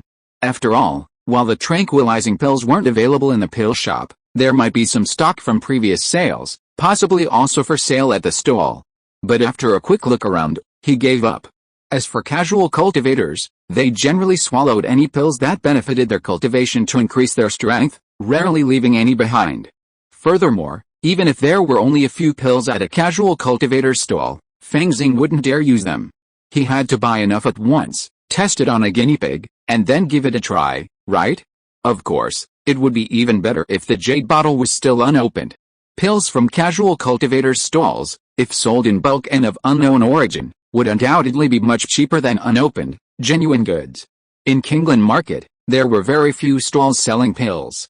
Of the 4 arts of immortal cultivation, arrays, alchemy, instruments, and talismans, alchemy ranked second. Not only was it difficult to inherit, but the cost was also terrifying. Basically, there weren't any casual cultivators willing to take the thankless task of assisting in alchemy. Even if there were 1 or 2 alchemists, they specialized in 1 or 2 types of elixirs, making them quite niche. In fact, Their competitiveness was often even less than that of large elixir shops. Because of this, stalls selling elixirs were extremely rare. Fang Xing searched for quite a while before finding a few, and even then, there were only a few elixirs. "Excuse me, do you sell any calming spirit pills here?" He approached a stall manned by an elderly man with an ebony bun and shimmering robes. Upon hearing Fang Xing's question, the old man's eyes lit up, and he smiled. "Fellow Taoist, you've definitely asked the right person. There are very few sources of calming spirit pills in this market, and I'm one of them." "Oh? You have calming spirit pills? How much do you sell them for?" Fang Xing perked up. "It's still in the furnace." The old man stroked his beard, looking like a master. Fang Xing turned and walked away. "Hey, wait a minute, little brother." The old Taoist priest immediately jumped up and said, "Listen to what I have to say. I am indeed an alchemist. I got the recipe for the tranquilizing pill years ago, and I'm about 60 to 70% sure I can make it. If you don't believe me, go out and ask around Wan Fenglin." Fang Xing paused for a moment. "So, do you have the pill?" "Well," Master Wan Dan chuckled. "A few other Taoist friends and I have worked together to gather the ingredients for several batches of the tranquilizing pill. The only missing ingredient is the illusionary heart orchid. That's as good as saying nothing." Fang Xing continued to turn his head away. "Why so anxious, little brother? I've discovered a spot where the illusion heart orchid grows, but it's a bit dangerous, with a group of purple-winged scorpions lurking there. I'm planning to invite fellow Taoists to help eliminate this scourge. By then, there will be plenty of illusion heart orchids, and wouldn't the tranquilizing pills be readily available? Then I'll wait until you've refined the elixir, and then I'll buy it. The price is negotiable." Fang Xing nodded, giving the old man a long look. "Well, little brother, are you interested in helping out? If you succeed, I can waive a lot of the fees," Master Wan Dan asked tentatively. "I'm just a postnatal martial artist. What can I do for you?" Fang Xing scoffed, turned around, and left without hesitation. The old man stared at Fang Xing's back, wanting to keep him, but unable to find the words. He could only sigh softly. He continued to sell low-level elixirs like Bigu pills until sunset, then slowly closed up and returned to his shed. Master Wanden hadn't noticed that a fingernail-sized beetle had appeared quietly in the corner of the shed. Due to its small size, it resembled a dead object, devoid of any spiritual energy. To Fang Xing, this beetle-shaped listening device was a true artifact.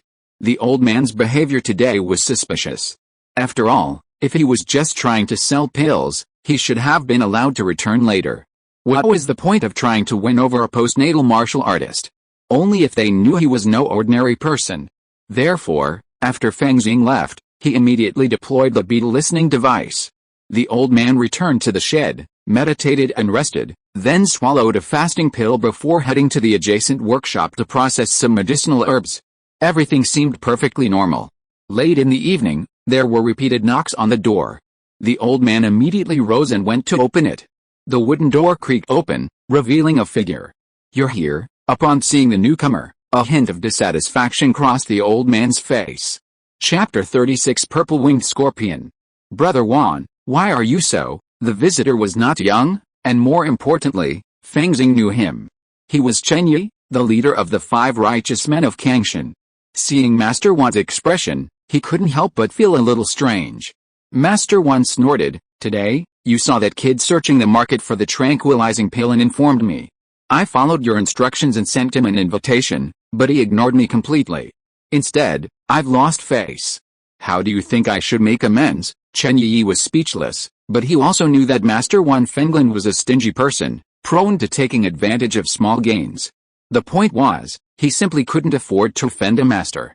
He smiled wryly and bowed. "I'm sorry, but I'll definitely apologize to Brother Wan someday." "No need to apologize, but the allocation of spiritual herbs for this operation will have to be adjusted." Wan Fenglin's ulterior motives became clear. "Well, I need to discuss this with my forsworn brothers." Chen Yi showed a hint of hesitation. I still don't understand why you're trying to win over a postnatal warrior. He doesn't look like a genius cultivator." Wan Fenglin was curious. "Alice. This person's origins are mysterious. I originally didn't want to provoke him, but he's recently moved in with my 4th brother and 5th sister, so I can only test him. Brother Wan, don't underestimate him. He has at least one blood-refined magical weapon." Chen Yi sighed. That's why I thought he could be very useful in this operation. I didn't expect, he didn't seem to care much about the tranquilizing pill, blood-refined magical weapon. Juan Fenglin's greed flashed, and he continued, that's a shame. He should be of great help in dealing with the purple-winged scorpion. As for whether he was looking to make friends or to kill and rob, that was unclear. Juan Fenglin even believed that Chen Yu now shared his thoughts. No one who had survived as a casual cultivator was a fool. If that boy truly possessed a powerful background, they would fetishize him, fawn over him, hoping for some benefit. If he had no scruples and fell into danger while hunting monsters, they wouldn't hesitate to take advantage. It seems Brother One is already planning to take action soon. Chen Yu's eyes lit up upon hearing this. Of course. Not to mention the illusion heart orchids are almost out of bloom. Even the purple-winged scorpion's venom is excellent alchemy material. How could I possibly give it up? Juan Fenglin glanced deeply at Chen Yi. I've long heard of the 5 righteous men of Kangshan. This time, I'm counting on you. Okay, Chen Yi agreed, turning and leaving. Juan Fenglin watched Chen Yi leave, then slowly sat down and sipped his spiritual tea. The beetle remained motionless, as if inanimate. Fang Xing wasn't afraid of losses, so he ordered them to lie low. Half an hour later, another figure pushed open the door and entered. Master Wangxin. Juan Fenglin's face flickered with a smile upon seeing the newcomer. These cultivators, 6 of them have 7 schemes, inside the shed. In the basement. Fang Xing stared at the surveillance cameras, a speechless expression on his face. Besides the alchemist Juan Fenglin plotting, Chen Yi, after leaving Juan Fenglin's residence, immediately rushed to another location, where he was conspiring with other cultivators. Although Fang Xing ordered the hummingbirds monitoring him to stay away, fearing they might discover him, he knew what they were plotting. Luckily I didn't agree to go, otherwise, I might not be able to outsmart this bunch of old masters. And now? Give me gold coins, every single one. Fang Xing felt he had always acted cautiously. The most important thing was self-awareness. At least there was a certain order in the market, and with a golden finger that allowed him to travel between the 2 realms, he could eventually make it. Risking his life outside the market just for a bottle of elixir would be foolish. A son of a wealthy family shouldn't sit idle.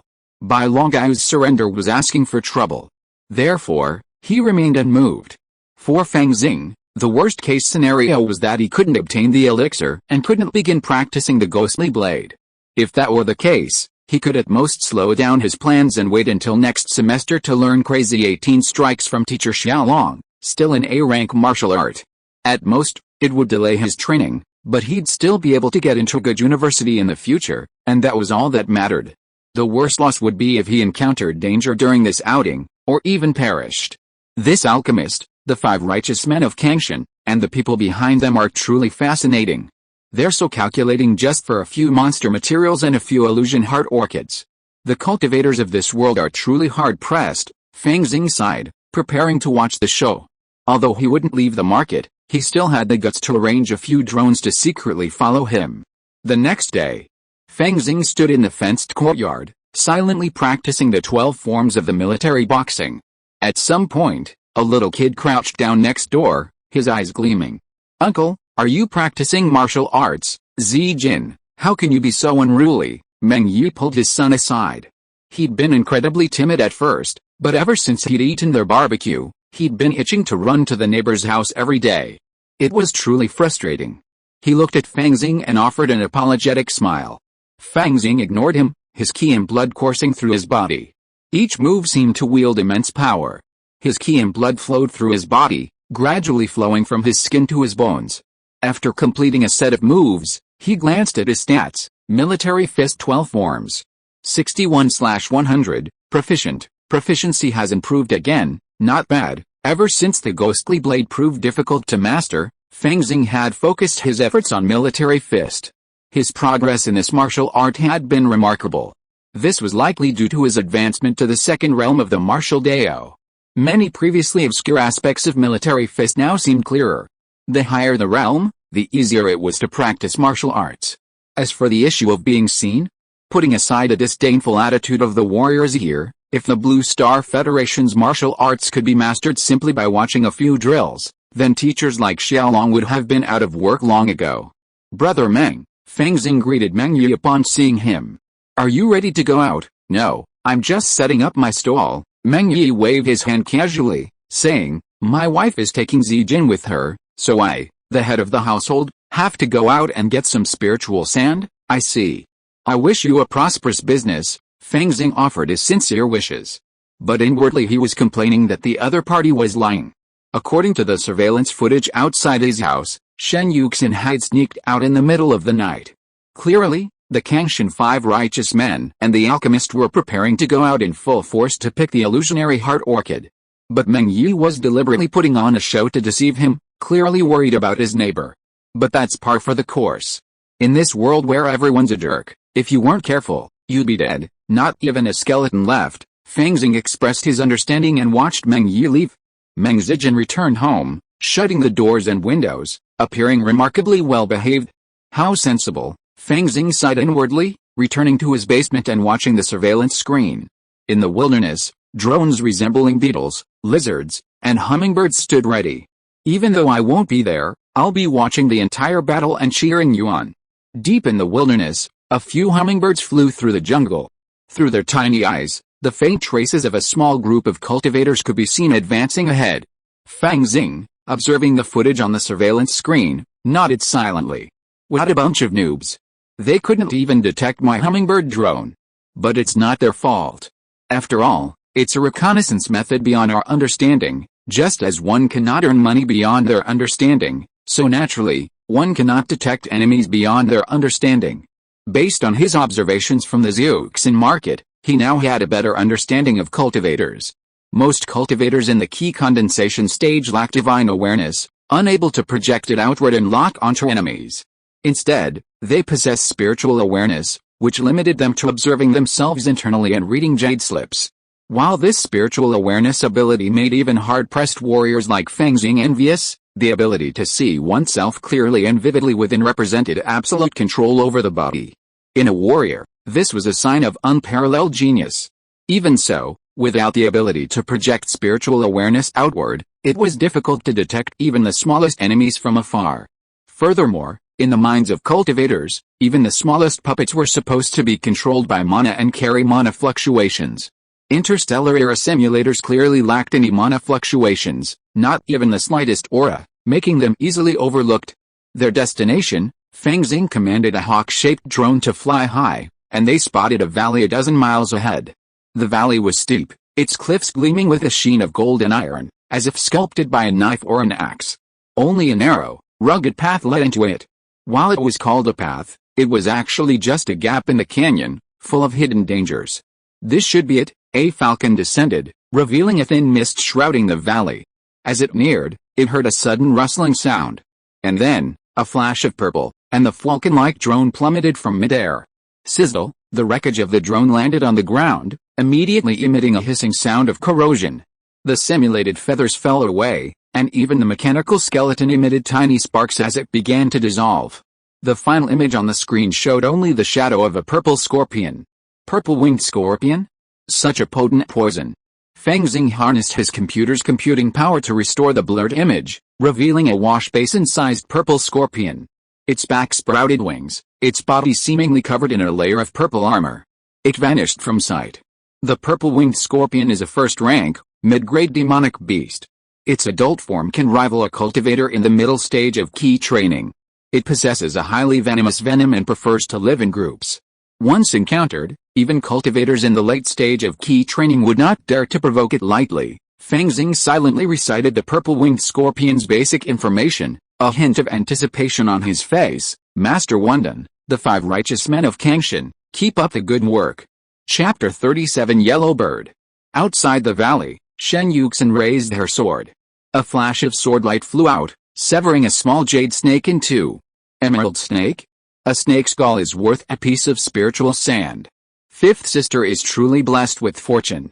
We will surely return victorious this time. Huafiayu, upon seeing this, immediately chuckled and, twisting her slender waist, stepped forward to collect the resources from the jade snake. Wang Fenglin, the Wandan master, gazed at Huafiayu's slender waist and towering hips and couldn't help but smile. Brother Chen, you are so lucky. If my eyes are correct, this girl must possess a unique charm and a unique flirtation. I and my sworn brothers and sisters are truly loyal and devoted. Chen Yi's expression remained unchanged. Chen Hongshan followed behind Chen Yi, carrying a huge iron hammer on his back, but he glanced at his second sister with a similarly mesmerized look. Meng Yi, oblivious to the somewhat tense atmosphere, lagged slightly behind the group and grasped Shen Yuxin's right hand. "You seem a little uneasy. Normally, you wouldn't let that little snake within 7 steps of you." "I'm worried about Zijin," Shen Yuxin replied with a wry smile. "He's fine. There's a law enforcement team in the market town. Besides, didn't we tell him not to go out?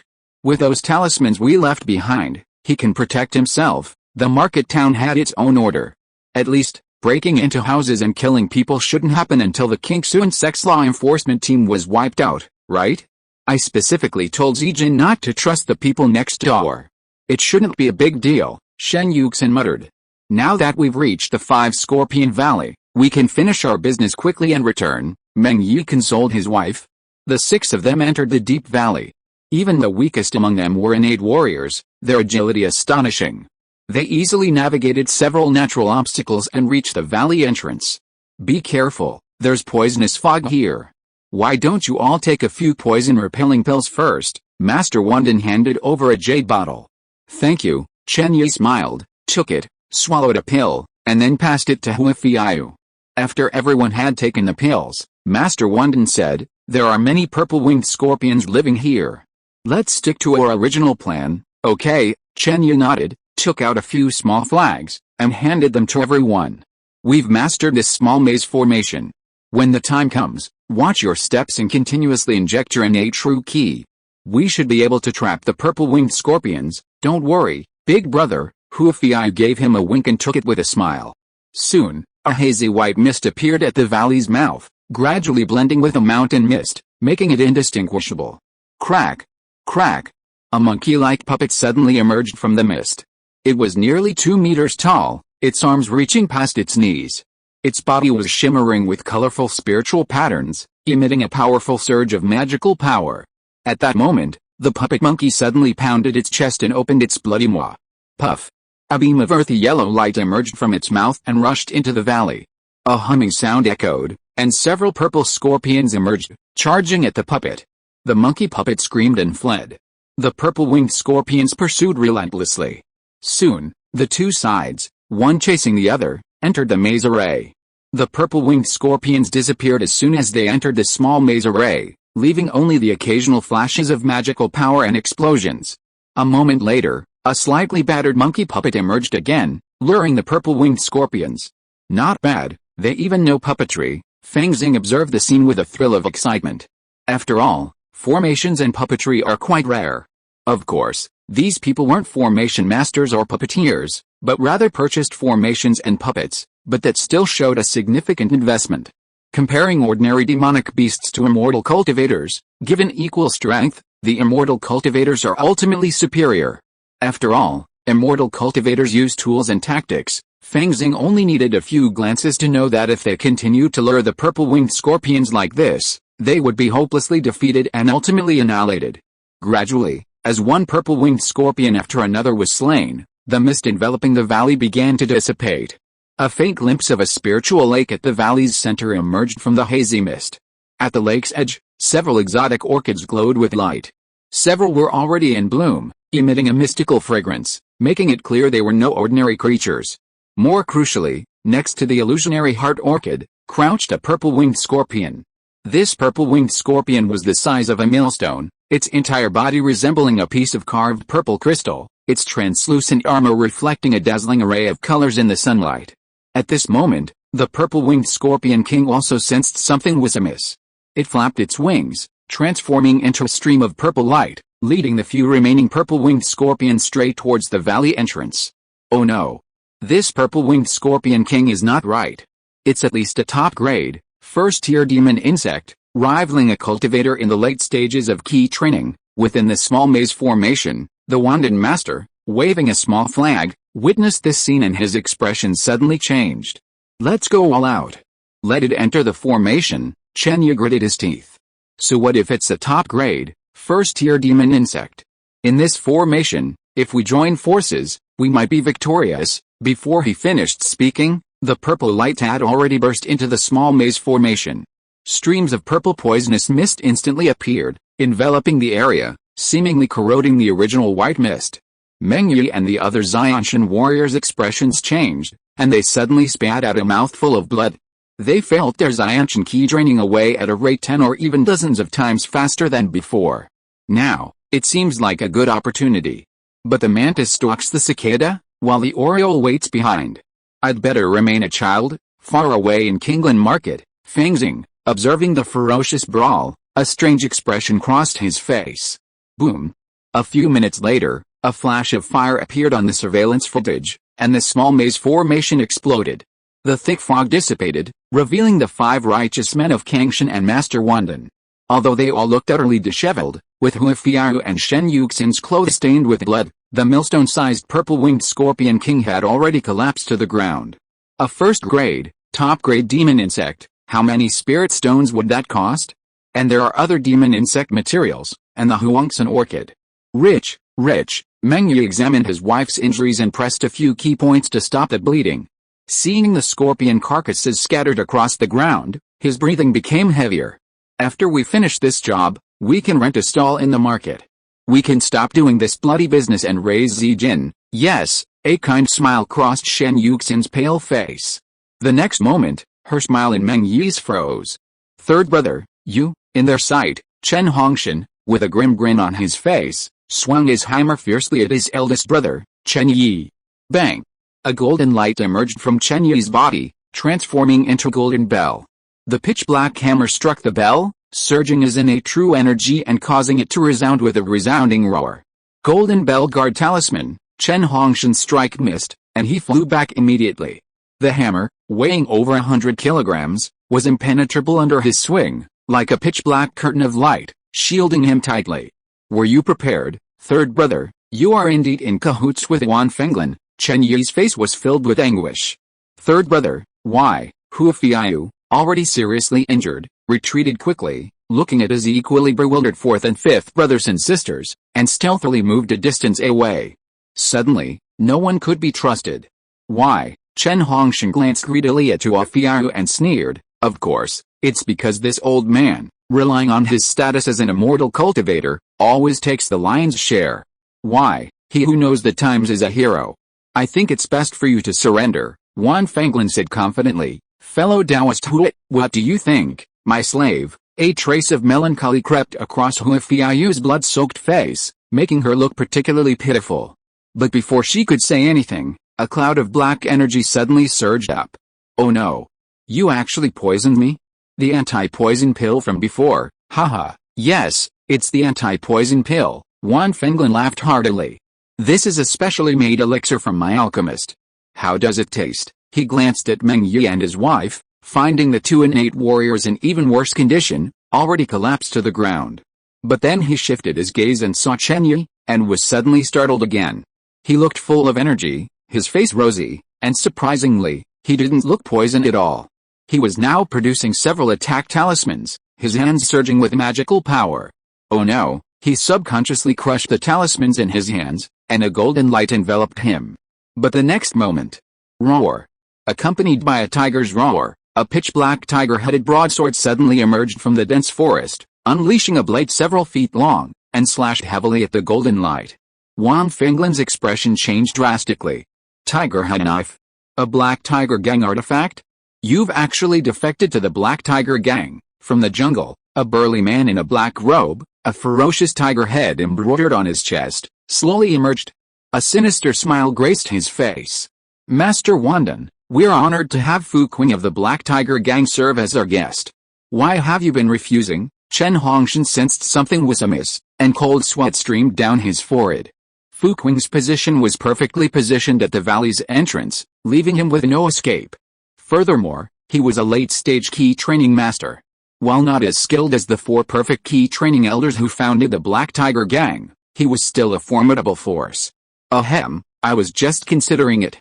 Now, I think joining the Black Tiger Gang as a guest is a good option. Wan Fenglan coughed, then suddenly raised his hand. 2 black beads, resembling elixirs, shot out. Is that pill thunder? Fu Qing's eyes twitched as he saw one of the pills suddenly explode. The purple-red lightning instantly struck the tiger-headed broadsword, sending the magical weapon flying with a mournful wail. Knowing something was amiss, he turned around and slapped his waist. A pitch-black shield shaped like a tortoiseshell emerged, firmly blocking him. Huh? The fight has finally begun. In the monitoring room, Fang Xing's eyes lit up. Then it's my turn. Chapter 38 Results. At the canyon entrance, Fu Qing of the Black Tiger Gang, wielding a tortoiseshell shield and a tiger-headed sword, two magical weapons, one for attack and one for defense, engaged Wan Fenglin, who had unleashed a magical weapon resembling an alchemy cauldron. Both were cultivators, Fu Qing at a higher level, but Wan Fenglin, after all, an alchemist with considerable wealth. Besides the previous alchemy thunder, he unleashed a stack of top-grade, first-grade talismans. Countless talismans shimmered, transforming into wind blades, golden arrows, and boulders, effectively pinning Fu Qing down with remarkable ease. Third brother, I'm going to clear the house today. Chen Yi surveyed the battlefield, his expression grim as he gazed at Chen Hongshan. A cyan wind blade materialized in his hand. Brother, we've been brothers for generations, are you truly going to such lengths? Chen Hongshan roared, hastily channeling his innate Zhangqi into defensive talisman. The two engaged in a fierce battle. Generally speaking, a Xianshan master is at most on par with a cultivator in the early stages of Qi training. Only the most exceptional Xianshan warriors at the peak of their powers can rival a cultivator in the middle stages of Qi training. Therefore, Chen Hongshan knew he was no match for his eldest brother and that all he could do now was stall.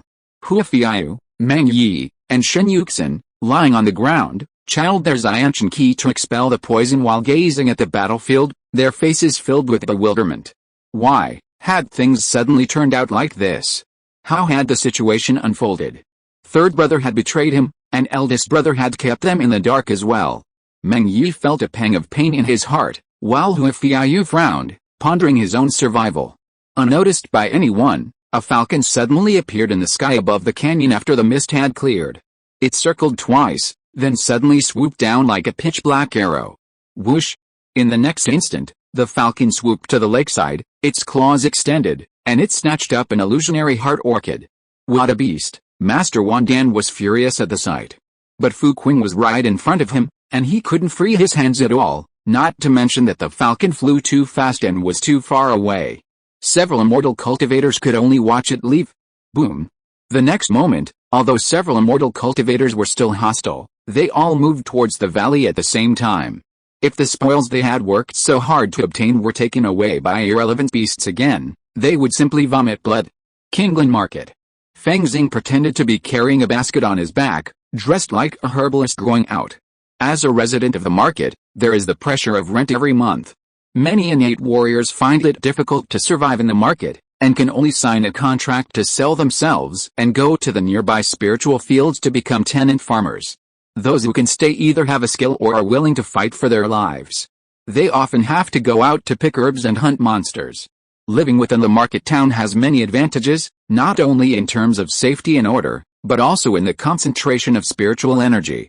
Nourished by this spiritual energy, not only will one's internal abilities progress rapidly, but one can also prolong one's lifespan. Fang Xing's spiritual stones were certainly enough to cover the rent. But staying like this would also be quite conspicuous. Besides, the Huan Xinlan, Phantom Heart Orchid, would soon arrive. Therefore, he decided to go out to the temporary camp. Many of the spiritual herbs recently harvested by drones were also stored in the temporary camp, making it a good opportunity to collect them. When he arrived at the market town entrance, he was met by a number of warriors. Most of them, like him, were dressed as if they were about to enter the mountains, some even bearing the tragic image of facing life and death.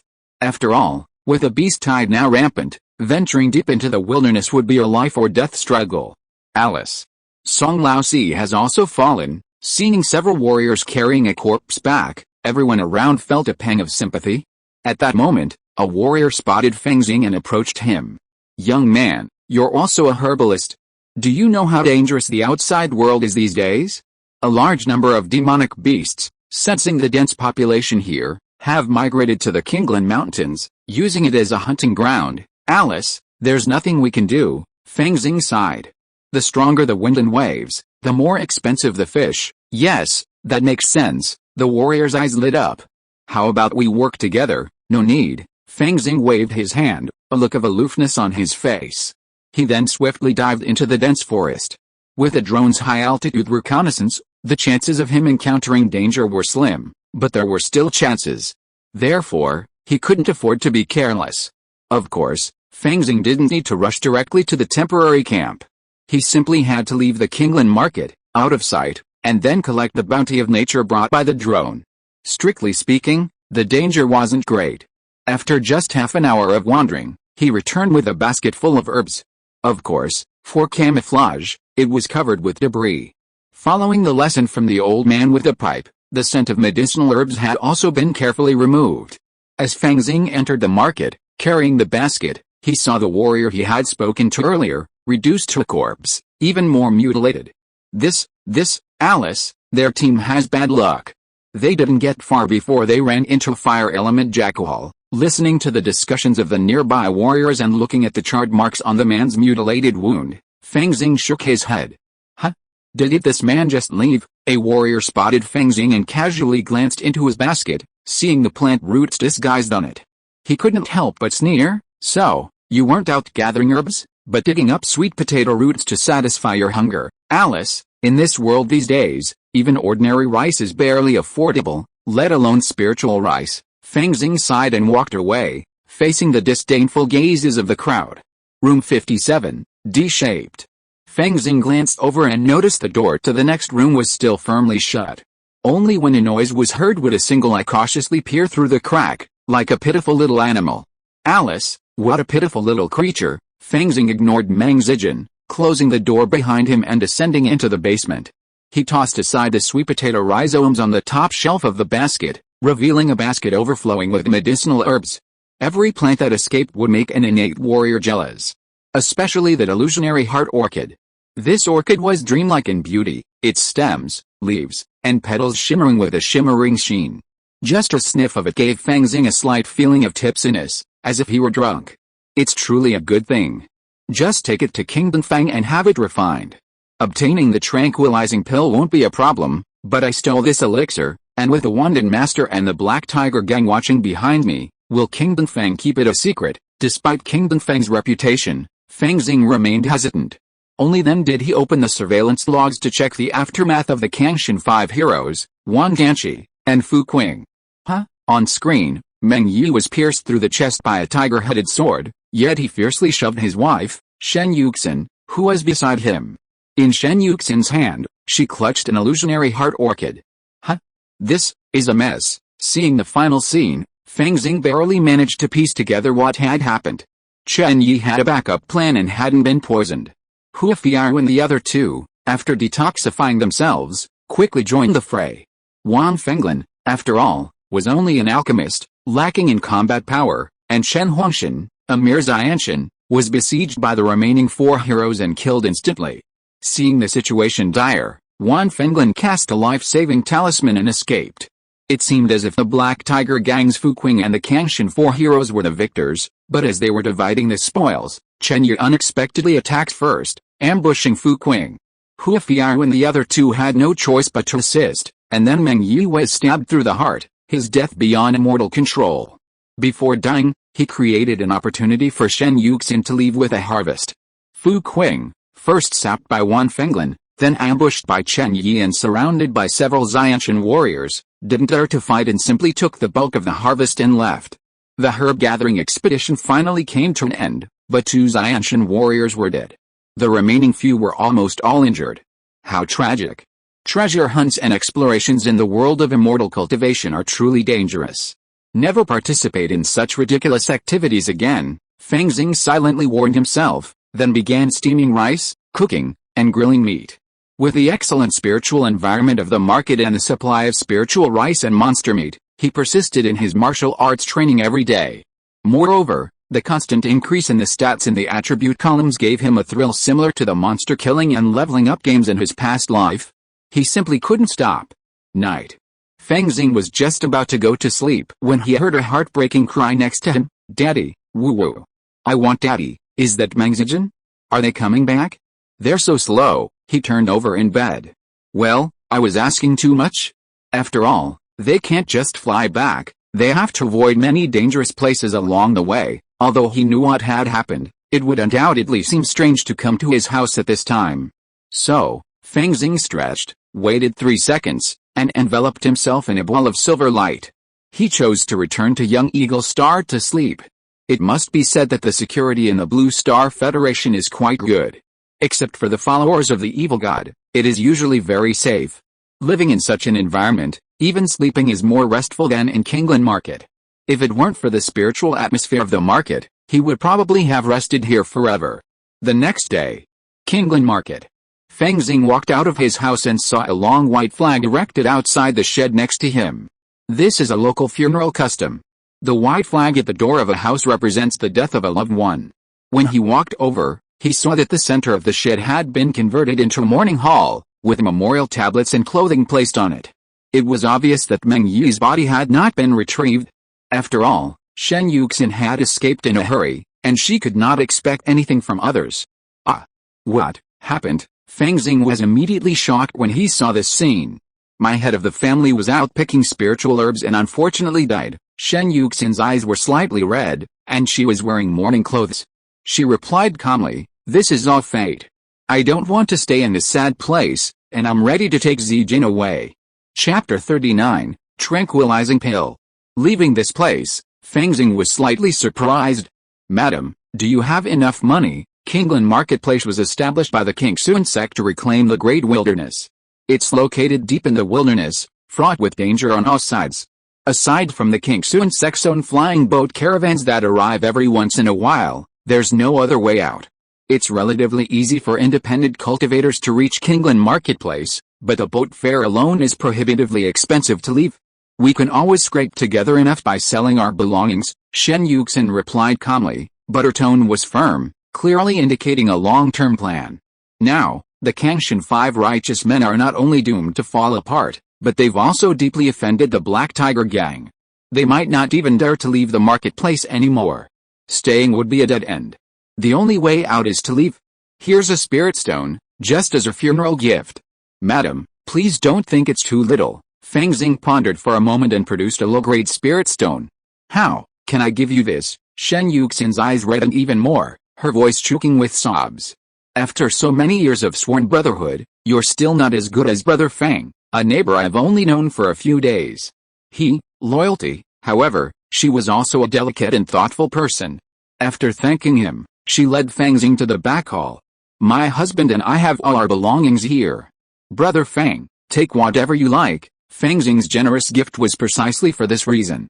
He glanced at Meng Yi and his wife's possession. It wasn't much, just a few weapons, 5 secret manuals, and some elixirs, talismans, herbs, and other miscellaneous items. "Huh? There's even a phantom heart orchid." Fang Xing pointed to the freshly picked orchid, his tone astonished. "My husband and I fought so hard for this. If Brother Fang wants it, take it for 10 spirit stones," Shen Yuxin replied. With those 10 spirit stones, plus her savings, it would be enough to buy 2 boat tickets. While she and her son weren't afraid of the Black Tiger Gang in the market, there was no reason to be on guard against thieves all day. Naturally, the sooner they left, the better. 10 spirit stones? That's not that expensive. I just happen to need the calming pill to cultivate my martial arts, Fang Xing sighed, taking out 10 spirit stones and holding the Huanzin orchid. A low-grade spirit stone was only the size of a fingernail, enough to fit into a small purse. But these 10 spirit stones were quite rare even for a casual cultivator. Even Shen Yuxin couldn't help but glance at Fang Xing twice, but without further comment, she happily completed the transaction. "Got it." A faint smile played on Fang Xing's face as he left Shen Yuxin's house. It might seem like he already had the Huanzin orchid, so buying another one seemed unnecessary, but in reality, it was quite different. At the very least, the Huanzin orchid's origins were now clear. He hadn't stolen it from the Black Tiger Gang, but had purchased it. No matter how arrogant the Black Tiger Gang was, they wouldn't bother him with this. As for the Huanzin orchid, who knew how many plants Shen Yuxin had sold him? Once the mother and son left, it would become even more impossible to prove anything. Kingdom Fang. This customer, a maid with a sweet smile, came up to greet him, but was ignored by Fang Xing. "Is Miss Xiaoru here?" "Xiaoru, I'll go call her right away." The maid's smile froze slightly. A moment later, Xiaoru came to Fang Xing. "This customer, Is this the one who wanted to buy the Ningxen pill last time? She had a good memory and actually knew Fang Xing. Yes, do you have it in stock in the store? Fang Xing asked. I'm really sorry, the Ningxen pill is still out of stock, Xiaoru smiled apologetically. Oh? But I recently acquired a Huanzin orchid. What if I ask you to refine it? He spoke again. What a lucky shopper. You've even managed to purchase a Huanzin orchid. Xiaoru was slightly surprised, then smiled. If you're commissioning me to refine it, it's no problem.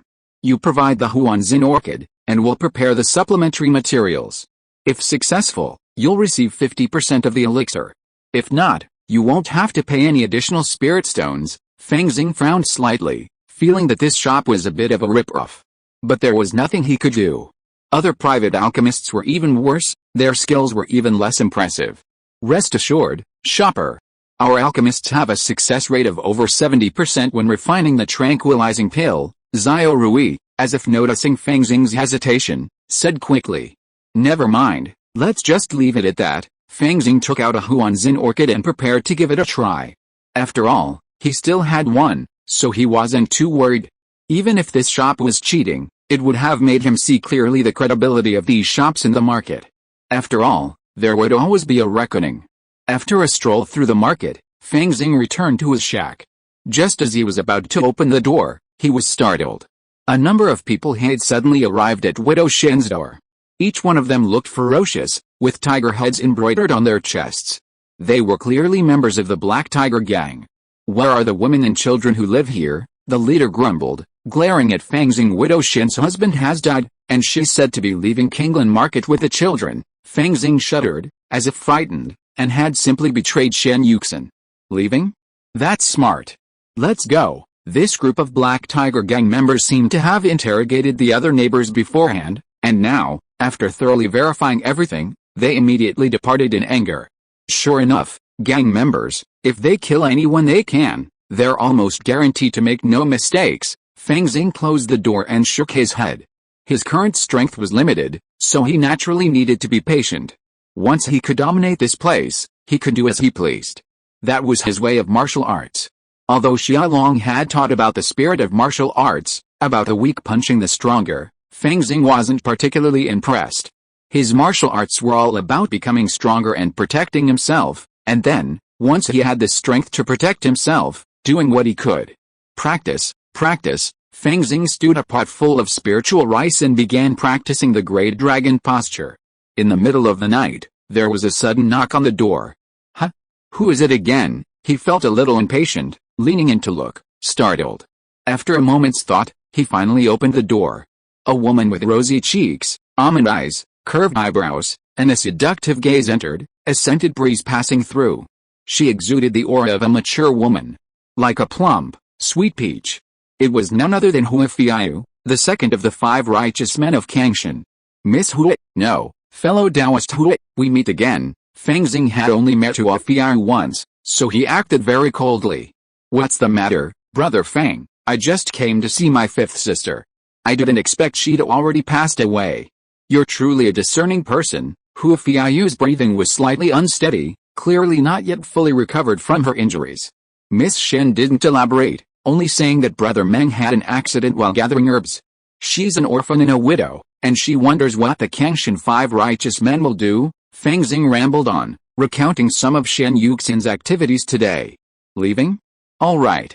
The Kangshan 5 righteous men, from now on, won't be called that in Kinglan Market. Hua Fiayu gave Fang Xing a bitter smile, then glanced at her with her bright eyes.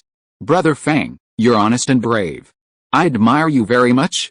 If you have some free time in the future, you can come visit number 66 Yizi. She bowed gracefully and retreated. Fang Xing's expression turned a little strange. This woman can't possibly have fallen for me after just 2 encounters. Is she secretly in contact with Shen Yuxin, testing me again? Or, is she truly planning to retire from this bloody life? But how can a warrior in the market survive without this? Gathering herbs was already dangerous enough, and now with a beast tide inundating, the situation is 10 times more difficult. For warriors without savings, it's even more so. I've heard that many attractive female warriors, in addition to their regular duties, also do backyard work to supplement their household income. Fang Xing stroked his chin, lost in thought. 3 days later. Is this the calming pill? Fang Xing picked up a jade bottle and poured out a pill. The pill was emerald green, yet carried a strange, pungent aroma. He waited 2 days before visiting the kingdom workshop. Fortunately, the alchemist kept his promise and informed him that the pills had been successfully refined, yielding 4 bottles in total. As originally agreed, he was given 2 bottles. Actually, who knows the alchemist's true success rate? But the fact that they've given me the pills is a good reputation. I can't expect too much. After all, people in this world are so flexible. Fang Xing shook his head, ready to test the effects of his hard-earned calming pill. He sat cross-legged, his mind as calm as a tranquil well, and tried to enter a meditative state. Immediately, he silently contemplated the concept of a sword in hand. No ghost or god can escape. In an instant, the once clear lake of his mind began to ripple. The pristine waters turned black, and countless thoughts emerged, transforming into faces expressing joy, anger, sorrow, and happiness. Just meditating is so troublesome. How terrifying would a true inner demon be? Fang Xing sighed, his hands moving swiftly as he swallowed a calming pill. As the pungent taste spread across his mouth and tongue, he felt a sudden surge of clarity. The myriad of distracting thoughts that had surfaced were instantly suppressed. He even felt as if he could see every part of his body, seeing the tendons, bones, internal organs, even the smallest details. Could this be the spiritual consciousness of an immortal cultivator, in this state of absolute control? Fang Xing successfully calmed his mind, overcoming the initial hurdle of wielding the ghostly blade. He then began to hypnotize himself, gradually transforming his spirit into something ghostly and godlike. This kind of hypnosis isn't just a simple hypnosis, it truly transforms one's own mental qualities. It can even unleash the immense potential buried deep within one's physical body. With a sword in hand, I can slay ghosts, slay gods, and battle them, all in a single thought. Fang Xing's mind flickered, and a steel sword, forged hundreds of times, fell into his hand. He suddenly leaped up and slashed with his sword, slay the ghost, with a swish, like electricity emanating from an empty room. A brilliant blade light suddenly appeared in the air. I released my true energy, transforming it into blade light. Fang Xing sheathed his sword and stood, his eyes brightening. Of course, this isn't my advancement to the Xiantian realm, but rather my final mastery of the Ghost God Sword, allowing me to possess the power of the Xiantian. Chapter 40, The Sword of Passion. The next morning, a misty morning descended. Fang Xing, clutching a tempered steel blade he'd casually purchased from a stall, slowly practiced his sword moves. The key to the A-level martial art, Ghostly Blade, lay in the art of simulating artistic conception, through meditation and hypnosis. Once mastered, the moves became incredibly simple. After practicing the sword technique, Fang Xing's eyes flashed as he stared at the attribute panel. Name, Fang Xing. Age, 17. Occupation, warrior. Second realm, bones and muscles, muscle refining. 131st, 12 forms of military boxing. 61/100, proficient, big dragon posture. 14/200, mastery, ghost sword. 2/100, beginner, gate of the heavens, charging. This tranquilizing pill can not only assist in practicing the ghost sword, but more importantly, when the drug takes effect, I seem to enter a strange state, similar to the spiritual consciousness of an immortal cultivator, and can completely control every part of myself. This is the peerless posture of martial arts. Unfortunately, this state only exists when the pill takes effect, and it's gone after that. Even so, the tranquilizing pill will definitely benefit my martial arts. Looking at the increase in various data on the panel, Fang Xing's eyes lit up. He increasingly felt that Kingland Market still held many treasures, waiting to be discovered. Practice. Practice. With such excellent conditions, it would be a shame not to give it my all. At my rate, I'll definitely beat Gu Yun to tears before school starts. For Fang Xing, nothing else mattered, only his own martial arts training was paramount. Now, with the herbs he'd picked, he had no shortage of spirit stones. Daily nourishment from spiritual rice and monster meat, the accompanying spiritual energy environment, and the occasional calming pills to aid his practice, these multiple benefits fueled his rapid progress in martial arts. He was so absorbed in his frenzied practice that he lost track of time. One day, with a swish, within the fenced courtyard, sword energy crisscrossed. The inch of blade light on Fang Xing's steel blade suddenly expanded, reaching approximately 3 inches, and bursting into a brilliant glow. Once you're new to the Ghost God Sword, it's just like any other martial art. Just grind it out as usual. The realms are probably the same as any other martial art. First entry, then proficiency, then mastery. Above mastery, it shouldn't be just a simulation of the artistic conception, but complete mastery of the artistic conception, which then elevates to true artistic realm martial arts. Though the Blue Star Federation's Jade Realm warriors are at a similar level to the innate realm, their combat power is definitely superior. So what about the strength of a warrior at the 4th level? Courage, at least, they should be able to rival a late-stage key training master. Or, perhaps, key training perfection, Fang Xing speculated. Even the most advanced innate realm masters in this world are only comparable to mid-stage key training cultivators. Even those who reach the late key training stage are considered experts in Kingland market, and there are only a few hundred people in the entire market. Not to mention those who have reached key training perfection. I just wonder how they compare to foundation establishment cultivators. Forget it, I'm overthinking it. Fang Xing was about to return to his room when his expression suddenly changed. Boom. The ground trembled slightly. He suddenly looked up and saw the formation that had previously enveloped Kingland Market open, countless spiritual lights raining down like raindrops. Flying boats, tens of meters tall and hundreds of meters long, like giant war beasts, slowly sailed out of the market. The terrifying spiritual light and overwhelming pressure reminded Fang Xing of the Federation's aerospace fighters, albeit the smallest models. Following the sex orders, wipe out the beast tide, an old, deep voice boomed, resounding throughout the market. Fang Xing shuddered the moment he heard it. Foundation Establishment Cultivator, a Foundation Establishment Cultivator. Finally, the Kingxuan sect has finally held back and is taking action. Haha, let's go together and wipe out the beast tide. Spirit stones are plentiful. The cultivators in the market cheered and jumped, each excitedly following suit. For them, they feared nothing but stagnation and a lack of opportunity. Roar. Just then, a terrifying beastly roar echoed from outside the market. The sound was like muffled thunder, carrying a distinctly different pressure from that of a first-tier demon beast. It's a second-tier demon beast, one of the wandering cultivators exclaimed. A mere demon beast, yet you dare to be so presumptuous, the old voice from before echoed again, tinged with anger. Is it coming? Fang Xing watched as a streak of earthy yellow light surged from the fleet, like a long rainbow, shooting towards the direction of the beast's roar. Then, a terrifying muffled roar followed, accompanied by the roar of the second-tier demon beast.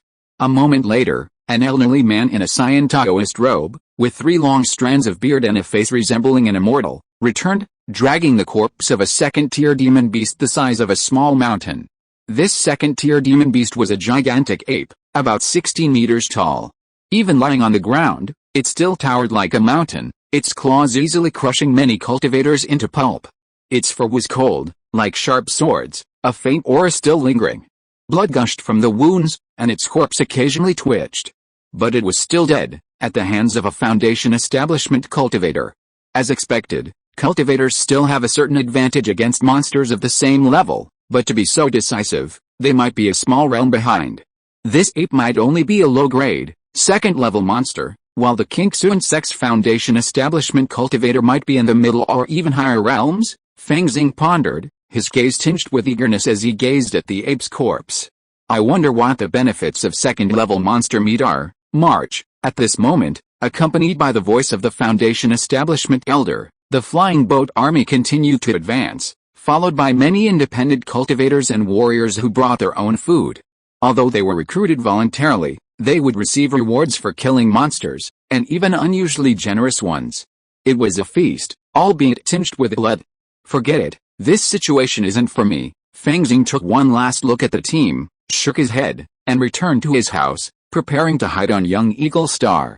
While this expedition against the Kingxuan sect was undoubtedly well prepared, with a high chance of victory, and even joining in the fight, he simply didn't want to.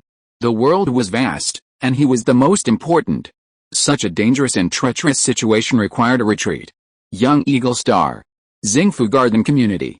It's August already. Watching the thunder and lightning and torrential rain outside, Fang Xing glanced at the calendar and muttered, school starts in September. Only then did he seem to recover from the atmosphere of the market town. People should have their own independence and not be easily swayed by the general trend. A simpler mind might, after seeing what just happened, get carried away and join in the fight.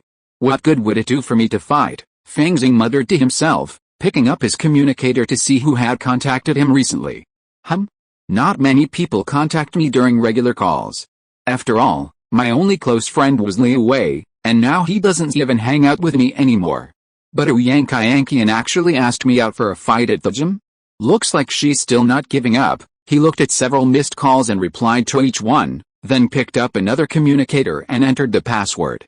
This one, purchased from the black market, had its location function disabled, and it wasn't registered to him, saving him a lot of trouble.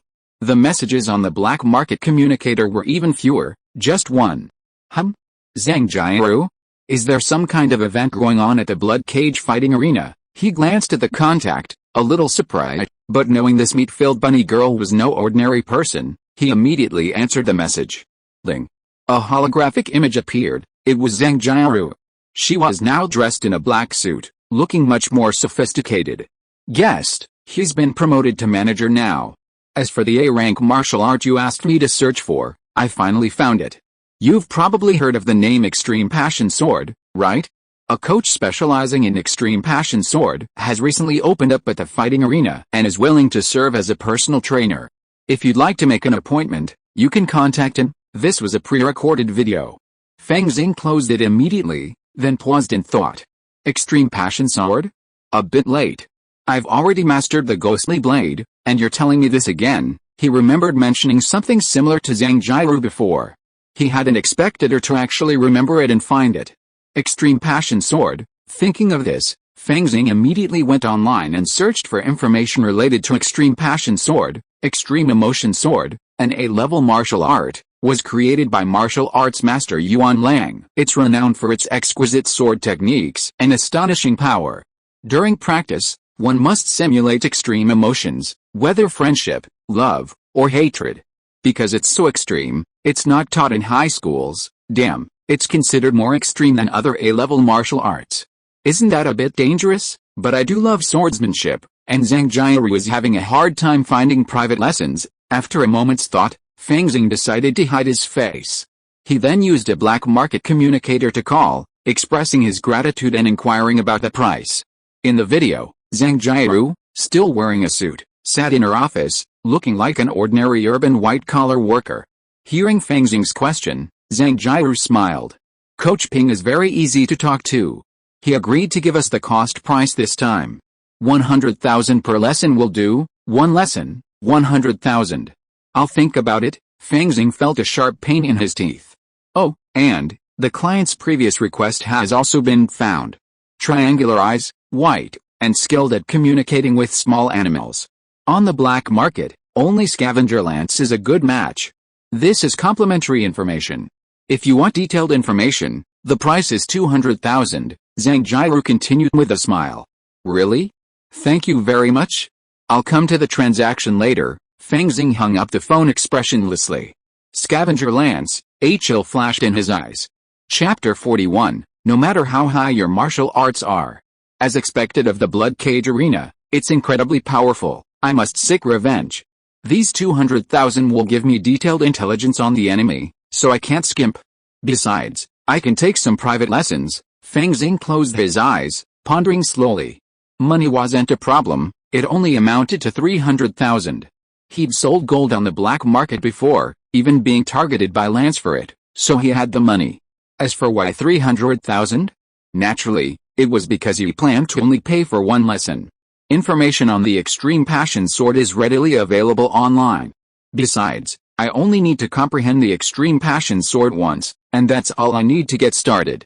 After that, I can completely rely on my stats. Strictly speaking, it's free. Learning another sword technique will mainly serve as a disguise, and mastering both swords and blades is pretty cool too. At night, wearing a mask, Fang Xing returned to the blood cage arena. Since the last attack, he'd found the arena's shuttle bus the safest option. Welcome, Zhang Jiaru, wearing a small suit and a bright red bow tie, rested her hands on her stomach and bowed slightly. Hello. I'm here to trade, Fang Xing said solemnly. Okay, please follow me. Zhang Jiaru led Fang Xing to an office. Opening the door, they found a surprisingly large space, but with only a single desk. The money has been deposited into the fighting arena's account, Fang Xing said solemnly. Well, here's the information. Zhang Jiru tapped the air a few times, transmitting a message to Fang Xing's black market communicator. At the top, a strikingly three-dimensional image of a person appeared. Lance Knott, 37, a cyborg from Sanai City. Graduated from Sanai City High School, he later served in the military and awakened his superpowers on the battlefield. Retired at 34, a Jade Realm warrior, his awakened superpower is suspected to be communication with small animals. He can only control small animals, not even large dogs. Favorite areas: Maple Leaf City's black market, Blood Dance Bar. Fang Xing took a quick look and found the intelligence quite detailed. This was quite good. Knowing this meant knowing a person's weaknesses. Even now, he was confident he could deliberately set a trap to trap Lance. Of course, doing so was a bit risky, so Fang Xing would definitely wait until he was fully prepared before taking action. Thank you, he sincerely thanked Zhang Jiru. After all, this level of intelligence wasn't something an ordinary organization could obtain. You're my client, after all. So, a personal trainer? Zhang Jiru asked with a smile. Yes, I'll pay for one lesson first. Fang Xing nodded in agreement and watched Zhang Jiru leave. Not long after, the office door opened again, and a female warrior entered. She was burly, dark-skinned, and unremarkable, but upon closer inspection, one could sense a lurking danger, like a female leopard lurking in the bushes, ready to pounce. My last name is Ping, you can call me Coach Ping. Do you want to learn Extreme Passion Sword? How well do you know this A-level martial art? Coach Ping asked. Fang Xing shared his understanding. After listening, Coach Ping frowned. It's all public information, I see. You have no foundation at all. In that case, I suggest 10 lessons to solidify your foundation, then move on to advanced training. I estimate you'll be able to get started in about 50 lessons. Fang Xing's face darkened. Well, I haven't decided to practice Extreme Passion Sword yet, so I'm planning to purchase a trial course. Could Coach Ping first give a brief introduction to the key points of Extreme Passion Sword and demonstrate its sword spirit? One lesson cost 100,000 yuan, so 50 lessons would be 5 million. He'd be crazy to spend so much money. He'd purchased a course this time, hoping to sort out the key points and then conquer them one by one on his own. Of course, the most crucial thing was to comprehend the artistic conception of the Extreme Emotion Sword. Yes, the essence of the Extreme Emotion Sword lies in the utmost emotion, sincerity of intention, the harmony of heart and mind, and the fusion of emotion and body. In your case, Coach Ping looked at Fang Xing, a flicker of sneer flashing through his mind, before he began to explain. This A-level martial art was equally profound and extensive. Without the guidance of the master, Fang Xing felt he wouldn't even understand it. But now, after a private lesson, he felt a sudden enlightenment, and couldn't help but sigh. You get what you pay for. Okay, finally, let me demonstrate the artistic conception of the Extreme Emotion Sword. To practice the Extreme Emotion Sword, you need to tap into the most deeply cherished and profound emotions within your heart. The stronger the emotions, the stronger the artistic conception. Coach Ping reached for his waist. Roar. In a flash of white light, a sword cry like a dragon's roar emerged. Around her waist, a flexible sword was unexpectedly strapped. The sword's light flickered, seemingly carrying a powerful emotional force. Fang Xing was dazed, and before she knew it, she felt a sparkle in the corner of her eye. Love is truly difficult to understand. Coach Ping had already sheathed his sword. Today's class is over. Next time, remember to pay your tuition in full. She was actually a bit short on cash, otherwise she wouldn't have agreed to such a private lesson. And revealing a hint of artistic conception was like bait. In her opinion, how could she possibly master A-level martial arts in just one lab class? Ultimately, she would have to start from scratch. Thank you, Coach. Fang Xing firmly remembered the feeling. At least she had a direction. As for paying for a ton of courses? That was out of the question, not in her lifetime. While this wasn't a free ride, with a clear direction, she could definitely get started with a little tricks of the immortal cultivation world and the help of the attribute panel. Subsequent courses would certainly be free. Leaving the office, Fang Xing checked the time and immediately headed towards the shop selling stolen goods and the weapon store. It's a rare opportunity to come here, so I'll sell the gold as soon as possible, then buy the velocity laser gun I've been craving, and finally take the fighting arena shuttle back home. Kill two birds with one stone. There was a lot of gold in Kingland Market, and Fang Xing brought another batch this time. Combined with the leftovers, he could barely make up 2 million. More importantly, there was no need to launder the money. I could just buy the weapons directly and bring them back, saving a fortune. Sure enough, the black market doesn't want me to take a penny home. But without the money laundering step, it feels so good to spend. I feel like I've made a profit for some reason, in the Xingfeng community. A laser gun. Inside the room, Fang Xing fiddled with the firearm in his hand. This velocity laser gun had come from the black market, its body a silvery white metallic, and it felt heavy in his hand. And most importantly, it was safe for people. The laser gun's speed approaches the speed of light, and its destructive power is enough to penetrate the nanosuit. Fang Xing demonstrated a few standard aiming gestures. It should be enough for revenge. Lance wouldn't be able to withstand it anyway. I don't have much to do over there right now, so I'll leave the gun here for now. I'll take it back after I've taken my revenge. Although the owner of the weapon shop assured him that the gun had no hidden tricks, Fang Xing didn't believe it at all. Without the manufacturer's backdoors, there might be some on the black market. Therefore, if this gun were taken to another world, he wouldn't bring it back. Fang Xing planned to let it work first, then send it back to the other world after his revenge. By then, while he wouldn't be completely safe in Kingland Market, he wouldn't be overly afraid either. At least, apart from Foundation establishment cultivators, even a key condensation cultivator could be killed by a sneak attack. As for whether a Foundation establishment cultivator could withstand it, Fang Xing didn't know, and he didn't want to try. After all, at that point, he'd be in great danger. A few days later. Black Market. Blood Dance Bar. Lance, the scavenger, emerged drunk, a bottle in hand. Ever since retiring from the interstellar battlefield, he'd needed strong liquor, even psychiatric drugs, to soothe his soul. That memory had become a taboo, something he'd forced himself to forget, unwilling to recall. He turned onto a deserted street, opened a manhole cover with familiar ease, and slipped inside. The sewer was narrow, confined, dark, and filled with a foul stench. For some reason, Lance felt incredibly safe in this environment. Squeak. Squeak. Just then, 2 rats suddenly crawled over, making a squeaking sound.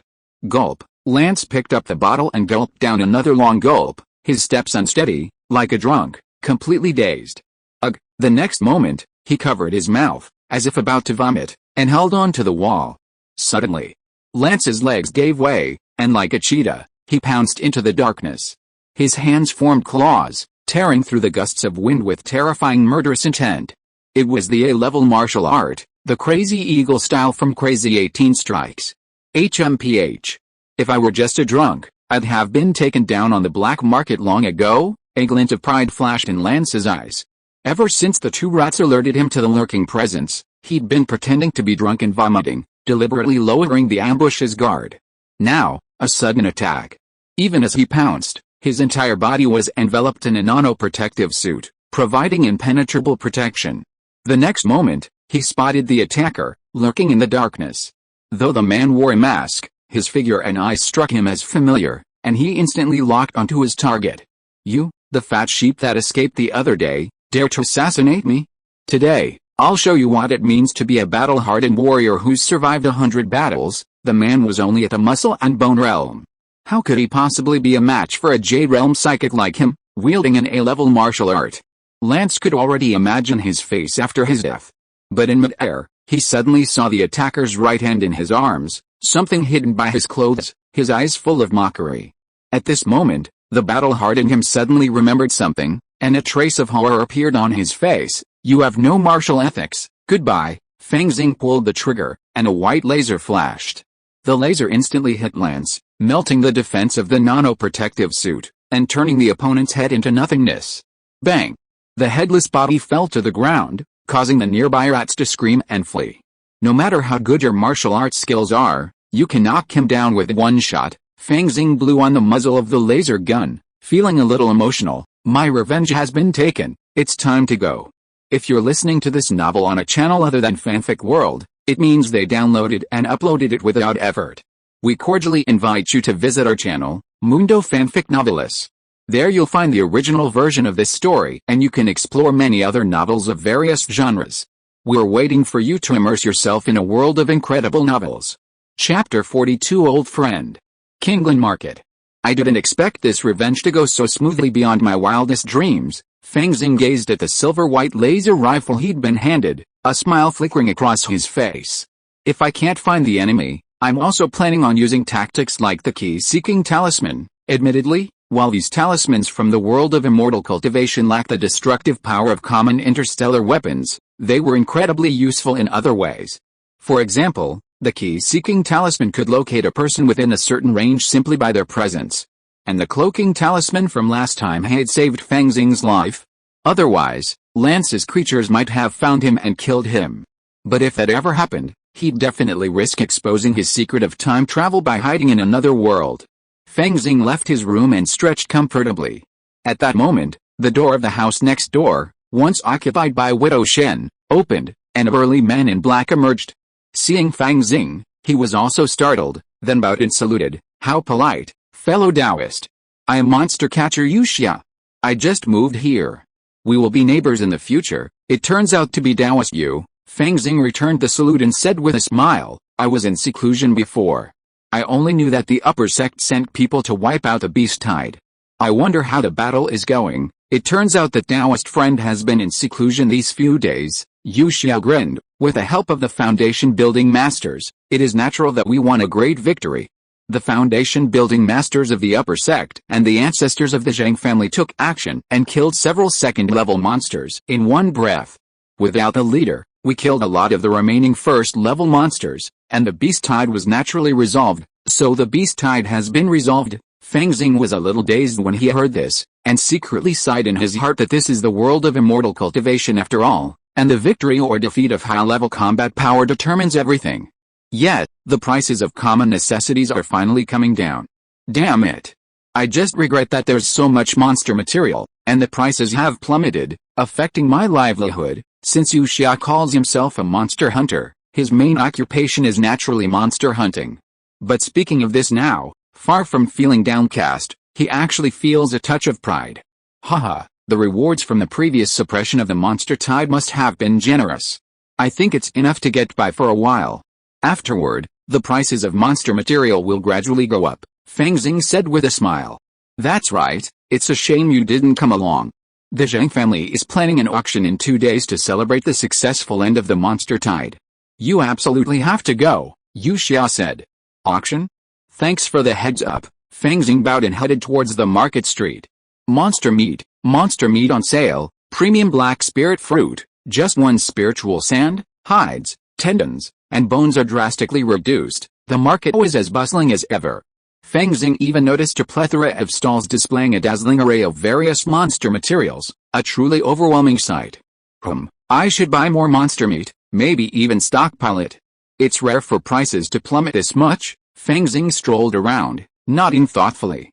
Maybe I should find an agent, either to run a stall selling elixirs for me or to gather information about the market. I've been so absorbed in martial arts training that I'm a bit out of touch. I only heard about the auctions through tips from others. Now armed with a laser rifle for self-defense, he's become a bit bolder. Only with sufficient strength can he recruit others to work for him, fearing backlash, because he can suppress them with a snap of his hand. But there's no rush for this. He can take his time to plan and consider it. At least, not before school starts. Once school starts, Fang Xing's time here will be much shorter. He'll have to train every minute, and having someone to call his own will be much more convenient. Fang Xing approached a stall selling monster meat and asked, how much is this? The butcher, a burly man, wielded a bone-chopping knife. With a flash, he slashed through a bone, leaving no trace of flesh or blood. Without even looking up, he replied, 15 caddies for 1 spirit stone. How about 30 caddies for 1 spirit stone? Fang Xing began to bargain. Having spent so much time in Kingland Market, he'd grown accustomed to the local customs and knew that if he didn't bargain, he'd be ripped off. You're kidding. 18 caddies at most, the butcher glared fiercely. Judging from his cultivation level, he might be a late-stage key training cultivator. Unfortunately, Fang Xing, armed with a laser gun, couldn't be frightened. 25 caddies, he haggled for a long time, finally settling on around 20 caddies. Okay, give me 100 pounds. Fang Xing fished out 5 low-grade spirit stones and secretly decided to pickle the meat when he got home. You're a pig demon, right? Give me leg meat. The hind leg, what a lot to ask. The butcher was speechless, but he still obediently followed Fang Xing's instructions. After all, there were too many stalls selling monster materials these days, and meat would go rancid if left out for too long, so the more he could sell, the better. This leg meat is good, I can make ham back home. As a warrior, Fang Xing took carrying 100 pounds with ease. After 2 more turns, he prepared to return to his shack to eat meat, practice, and wait for the auction. On his way, he passed the Y section of the shack area. As Fang Xing walked by, he could see several heavily made-up women half leaning against the edges of their doors, their eyes like hooks, staring intently at everyone who came in. Occasionally, 1 or 2 warriors would approach, negotiate a price, then step inside and slam the door shut. Damn, they're all committing adultery in broad daylight, Fang Xing spat, fingering his wallet. This is just one piece of spiritual sand, which is a lot cheaper than a low-grade spiritual stone from Tingayu Tower. But that's not right. The people in Tingayu Tower are real fairies, even those who have cultivated special seductive techniques. Those here are all warriors. We warriors don't have many opportunities to truly subdue cultivators. As they walked, a sudden commotion erupted from the front. Bang! A figure was flung out, falling to the ground in disarray. Fortunately, the attacker had no intention of hurting anyone. He rolled over and stood up, brushing off the dust. You stinking bitch. If you don't want to sell, then don't sell. Why are you attacking me, HMPH? Don't you realize what you are? You still want to eat my blood? Go back and drink my foot wash. Hua Fiao leaned lazily against the door, her laughter and scolding mixed with a charming expression.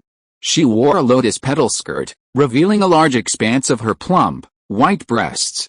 Her skin was truly creamy and breathtakingly beautiful. And in a place like this, it was no wonder she'd been misunderstood. After scolding the man who'd mistaken her for a half-closed door, she caught sight of Fang Xing out of the corner of her eye and couldn't help but giggle. If you were as handsome as this young man, I wouldn't mind considering you. I'd even give you half a spirit stone for free. The prostitute's features, though not necessarily ugly, were certainly unattractive. He glared at Fang Xing fiercely, clearly hating him as well, leaving Fang Xing speechless. Was this an unprovoked disaster? He mentally grumbled, then smiled. Fellow Taoist Hua, you're wrong. Oh? How wrong? Hua Fiao chuckled.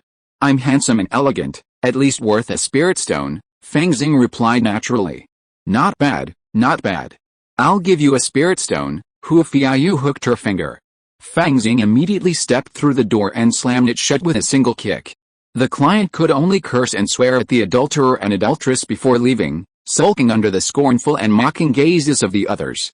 Why, little brother, are you really going to take care of your business? Hua Fiao asked with a quizzical glint as she saw Fang Xing kick the door shut. How did fellow Taoist Hua fall to such a state? Fang Xing glanced around and saw some rice still in the blue and white porcelain bowl on the stove. It was just ordinary rice. Alice. Having offended the Black Tiger gang and fallen out with a boss, how dare I go hunting? I can only stay close to the market, seeking protection. I've spent most of my previous savings, and the rest on healing elixirs. Isn't it hard to make ends meet? Hua Fiao's tone was tinged with resentment, staring intently at the pork Fang Xing was holding. Little brother, you seem to be living a carefree life. You even have monster meat every meal. I'm just running a small business, and things have been a little better lately. Fang Xing had originally intended to just chat, but seeing Hua Fiao's current state, he became interested. This man was, after all, an innate warrior, but he wasn't right at first, trying to befriend immortal cultivators, only to suffer a crushing defeat. As a result, he's now so destitute that they're even coveting his body, his flesh. To be able to make a living in the market is the dream of so many cultivators and warriors. What a pity, Hua Fiao didn't know what was going on, and she felt a genuine lack of interest. Perhaps, like her fifth sister, she should leave this sad place? Otherwise, if he continued to live like this, he might end up selling meat. Don't be discouraged, fellow Taoist Hua. Here are 10 pounds of monster meat. Please accept it. Fang Xing thought about it and decided to give him a little sweet treat. After all, it was his first visit, so he had to bring some gifts. And his sister Hua was now helpless, but she was also very good at socializing. Perhaps she would be a good candidate for the position of shopkeeper in the future? Even if the deal didn't go through in the future, giving some monster meat wouldn't be a big deal. It wasn't worth much anyway. Little brother, Hu Fei was genuinely touched. Her beautiful eyes flickered as she chuckled. Could it be that you're attracted to me? It's a pity I don't have any spirit stones. Chapter 43 Danking Sword. Haha, fellow Taoist Hu, you're joking. Fang Xing shook his head. I do have some martial arts questions I'd like to ask. Thinking back to the helpful advice Meng Yi had given him last time, Fang Xing wasn't about to become arrogant and look down on the ancients just because he came from the interstellar era. After all, in terms of realm, the Xiantian realm in this world was equivalent to the unpolished Jade realm. Strictly speaking, Hu Fei was even one realm higher. He immediately shared some of the difficulties he encountered in cultivating the extreme emotion sword. Primarily, meditation and simulated state of mind were difficult to master. After all, the extreme emotion sword, unlike the ghostly blade, required the induction of one's deepest inner emotions, the more intense the better. This was completely contrary to the tranquilizing pills that could clear the mind. Therefore, the experience gained from cultivating the ghostly blade was useless here. Another approach was needed. If I heard correctly, fellow Taoists, martial arts are inaccessible because you can't summon your innermost emotions. Perhaps because of the favor, Hu Fei's address became more formal. That's right, Fang Xing reasoned that his meditation and hypnosis skills already had a foundation in the ghostly sword. As long as he passed this level, he should be able to master the extreme emotion sword. Once he'd mastered the technique and his health bar lit up on the stat panel, all that remained was a matter of grinding. That's easy. Fellow Taoist, you know there are some unusual spiritual martial arts among us warriors. Hu Fei smiled. To be honest, I've also cultivated a spiritual technique called the 7 Emotion Sutra, which can stimulate the emotions of other warriors. Spiritual martial arts? That's one idea. Fang Xing's eyes lit up. Besides, if these spiritual martial arts still don't work, fellow Taoist, you could seek the help of immortal cultivators. They have many methods for this purpose, such as illusions and talismans that attack the mind. Hu Fei continued. But stimulating yourself like that is a bit dangerous? Fang Xing frowned slightly, deciding it would be best not to provoke an immortal cultivator for now. As for Hu Fei's 7 Emotion Sutra, he could give it a try. After all, he had the calming pill as a backup, so even if his mental state was damaged, it could be restored. How about, you try it first? Fang Xing put down the monster meat, his interest piqued. Okay, look into my eyes. Hu Fei's eyes were a bit hazy. Fang Xing looked over, and surprisingly, he felt as if her pupils were shrouded in a layer of glass. This is the first of the 7 emotions, joy. As Hu Fei spoke, Fang Xing suddenly felt a surge of joy. Interesting, but it's not enough to fully arouse my inner emotions, he muttered. It seems that your heart and will are very strong. It must be combined with other methods to be effective. Hu Fei bit her lip. This is the second, wrath. The next moment, Fang Xing's eyes turned a crimson red, and he felt a burning fire within him. Several hours later, Fang Xing, carrying the monster meat, walked out of Hu Fei's hut with a somewhat unsteady step. Hiss. This woman's skill with words is truly remarkable. I've decided to hire her as the female shopkeeper from now on, but you don't have to buy a shop first, just be a female stall owner. After practicing the 7 Emotion Sutra today, Fang Xing couldn't say that he had mastered the extreme emotion sword, but he had roughly figured out some of the tricks. As long as he persevered, he would surely be able to reach that mysterious state and successfully master the extreme emotion sword. 10 kilograms of monster meat in exchange for these, it's not a loss. A hint of joy suddenly appeared on his face. 2 days later. Zhang family auction venue. The venue was very large, and there were various spiritual patterns on the walls, swimming like fish. It was the day when the Zhang family auction started. The 6 doors of the auction venue were wide open, like a giant beast, swallowing and spitting out people from all directions. Fang Xing, wearing a gray mask and a bamboo hat, looked at the surging flow of people and couldn't help but sigh.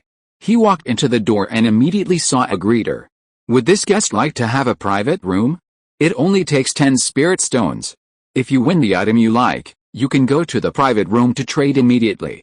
There are also several roads and secret doors, so you can leave the auction venue at any time. The welcoming words were spoken quickly, and it was obvious that the same words had been said many times. No need. Fang Xing waved his hand.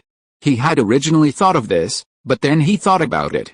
He wasn't even a congenital cultivator, so booking a private room would only make him stand out. Not to mention other immortal cultivators, the two foundation-building cultivators in the market could certainly project their spiritual consciousness and see many things.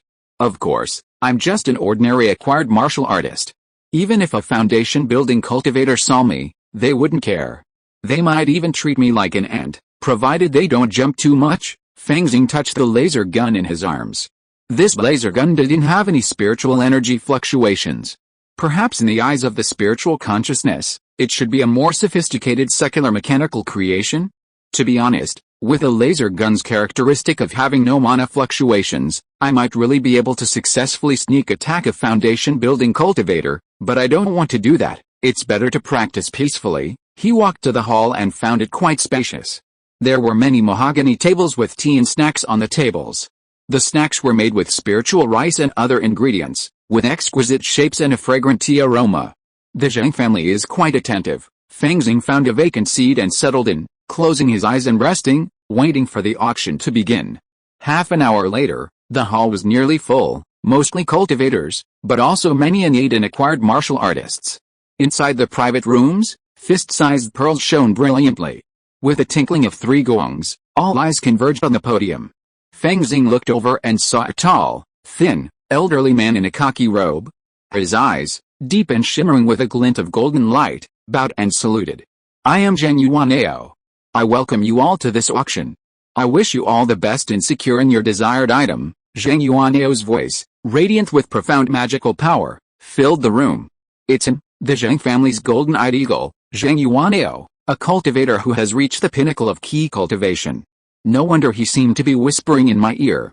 His magical power is truly profound. Not only that, this person presides over the Zhang family's auction and pawn shop. It is said that he has a sharp eye and golden pupil, and he never misses a single item. He has picked up many bargains. Listening to the discussion of the two cultivators next to him, Fang Xing couldn't help but become interested. It seems that this person's eyes are golden. Has he practiced a special pupil technique? If you run an auction or pawn shop, it is indeed easy to lose money if you don't have a good eye. The Zhang family's ancestors' foundation-building cultivation is enough to keep the place in check. With this person, it's no wonder that he makes a fortune every day. He couldn't help but look forward to this auction. At this time, Zhang Yuanao also asked a maid with bright eyes and white teeth to bring the first item of this auction to the stage, top-grade magic weapon iron feather sword. It is a rare set of magical instruments, made from the most precious life feathers of 7 iron feather eagles, mixed with iron essence and gold essence to create a set of 7 flying swords, extremely sharp, indestructible, and can form a sword formation. Fang Xing looked over and saw 7 palm-sized black flying swords floating in the air under the opponent's magic power, and the sword energy broke through the air. However, he was not a cultivator anyway, so he had no interest in this kind of magical instrument. On the contrary, those great masters who were in the late stage of key training, or even in the perfection of key training, were very interested in the set of flying swords. After all, a set of 7 flying swords, if formed into a sword formation, would be very powerful. Iron feather sword, the starting price is 2,100 spirit stones, and each increase in price must not be less than 10 spirit stones. Zhang Yuanao had just finished speaking when an impatient voice rang out, 2,200 spirit stones, 2,300 spirit stones. The price of spirit stones went up all the way, and finally it was bought by a cultivator in a box for 3,100 spirit stones. After the first lot got off to a great start, Zhang Yuanao's face immediately became much rosier. He clapped his hands and ordered the maid to bring the second lot, a first-level medium-grade formation small wind and fire formation, including 7,749 formation flags, formation plates, tokens, etc., with a formation range of 3 to 5 acres, which can release spirit fire technique and smoke technique, which has the effect of trapping the enemy and concealing. The starting price is 1,500 spirit stones. Fang Xing couldn't use this formation either. After all, he was not a cultivator. Even a cultivator wouldn't have so many spirit stones, so he could only watch as this formation was bought by the leader of a key training gang for more than 2,000 spirit stones. Next, there were exercises, robes, pills, spirit pets, etc. All of them were fine products. Especially the robes made of various monster leathers as the main material, and items such as spirit beast eggs. The number was obviously much larger, and the price was relatively cheap, which attracted those cultivators to buy them one after another. And some innate warriors would occasionally bid, buying things they could use. Blood-refined magic weapon ganking sword. After dozens of auction items were passed, a long sword appeared in Zheng Yuanyao's hand. The sword was more than 3 feet long and about an inch wide. It was shining with a green light and exuded a chilling aura. There were blood-red lines on the sword body. Just by looking at it, people could feel a sharp aura coming towards them. Looking at the rich materials used, it is indeed a blood-refined magic weapon, a wasteful thing for warriors to use. A cultivator beside Fang Xing complained. Generally speaking, cultivators' magical instruments are very small, especially flying swords, which are mostly palm-sized or even a foot long. This not only uses less material, but also, Fang Xing believes, minimizes air resistance, making it easier to control from the air. Of course, when needed, magical instruments can naturally activate functions such as size adjustment, which Fang Xing finds quite unscientific. But with immortal cultivators, science seems unnecessary. However, to be honest, the materials from this tanking sword are enough to forge 4 or 5 lower-grade magical flying swords, which is indeed a bit wasteful. However, that's the nature of martial artists. Even innate warriors, possessing innate true ki, can only use low-level talismans, infuse formation flags with a certain amount of energy, and so on. Activating lower-grade magical instruments is basically impossible.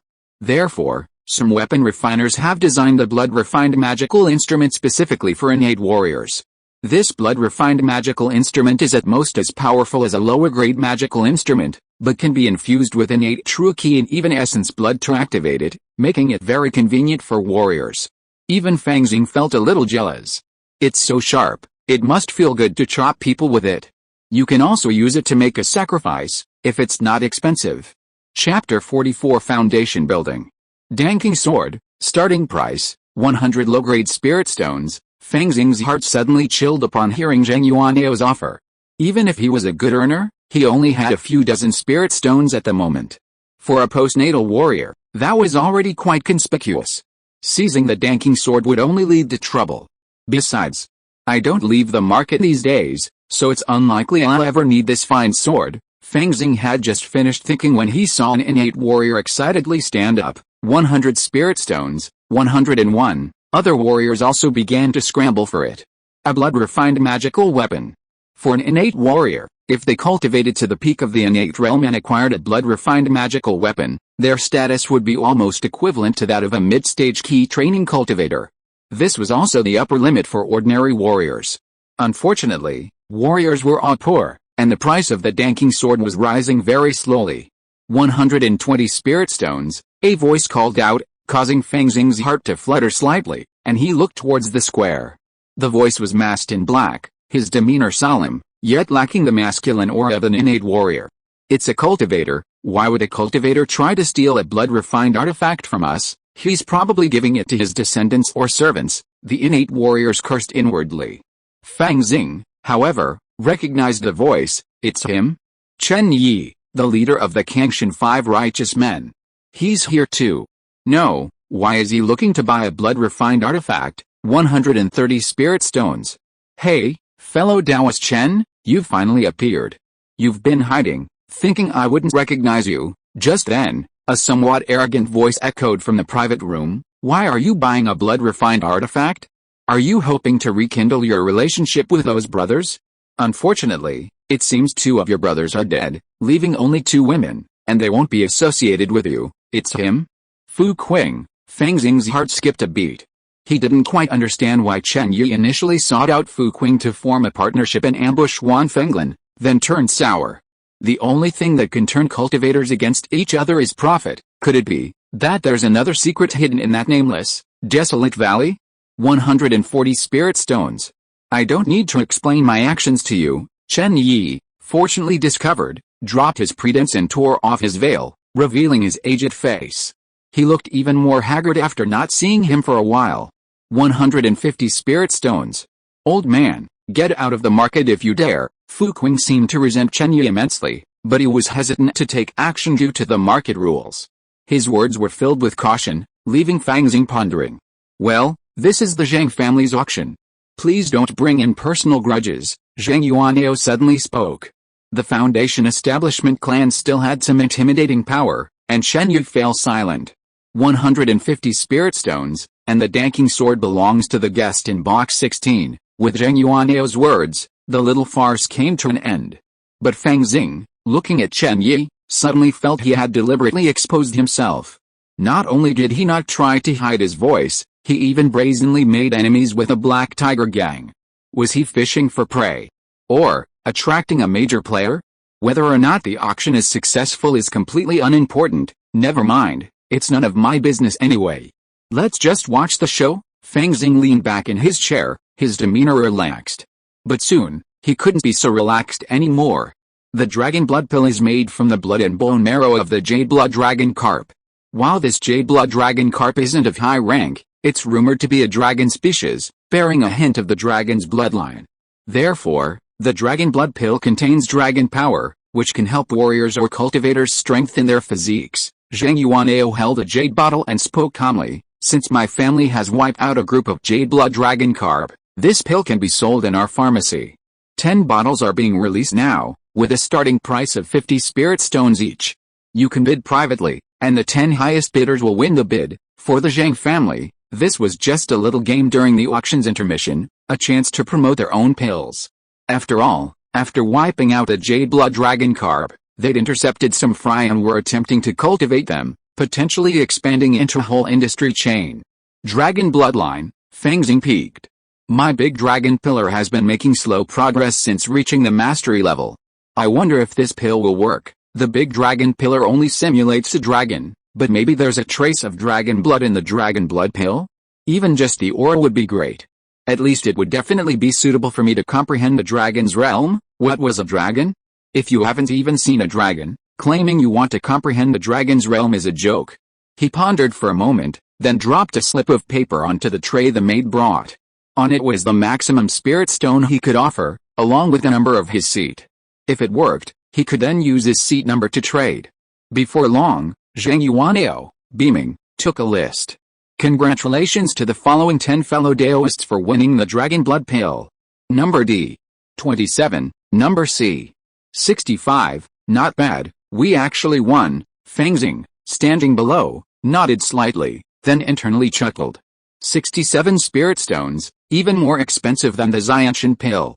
If it doesn't work, I'll be a huge loser, but the Xianshan pill only allows one to advance to the Xianshan realm, while the Dragon Blood Pill has the potential to allow one to comprehend the state of mind, a 4th level ability.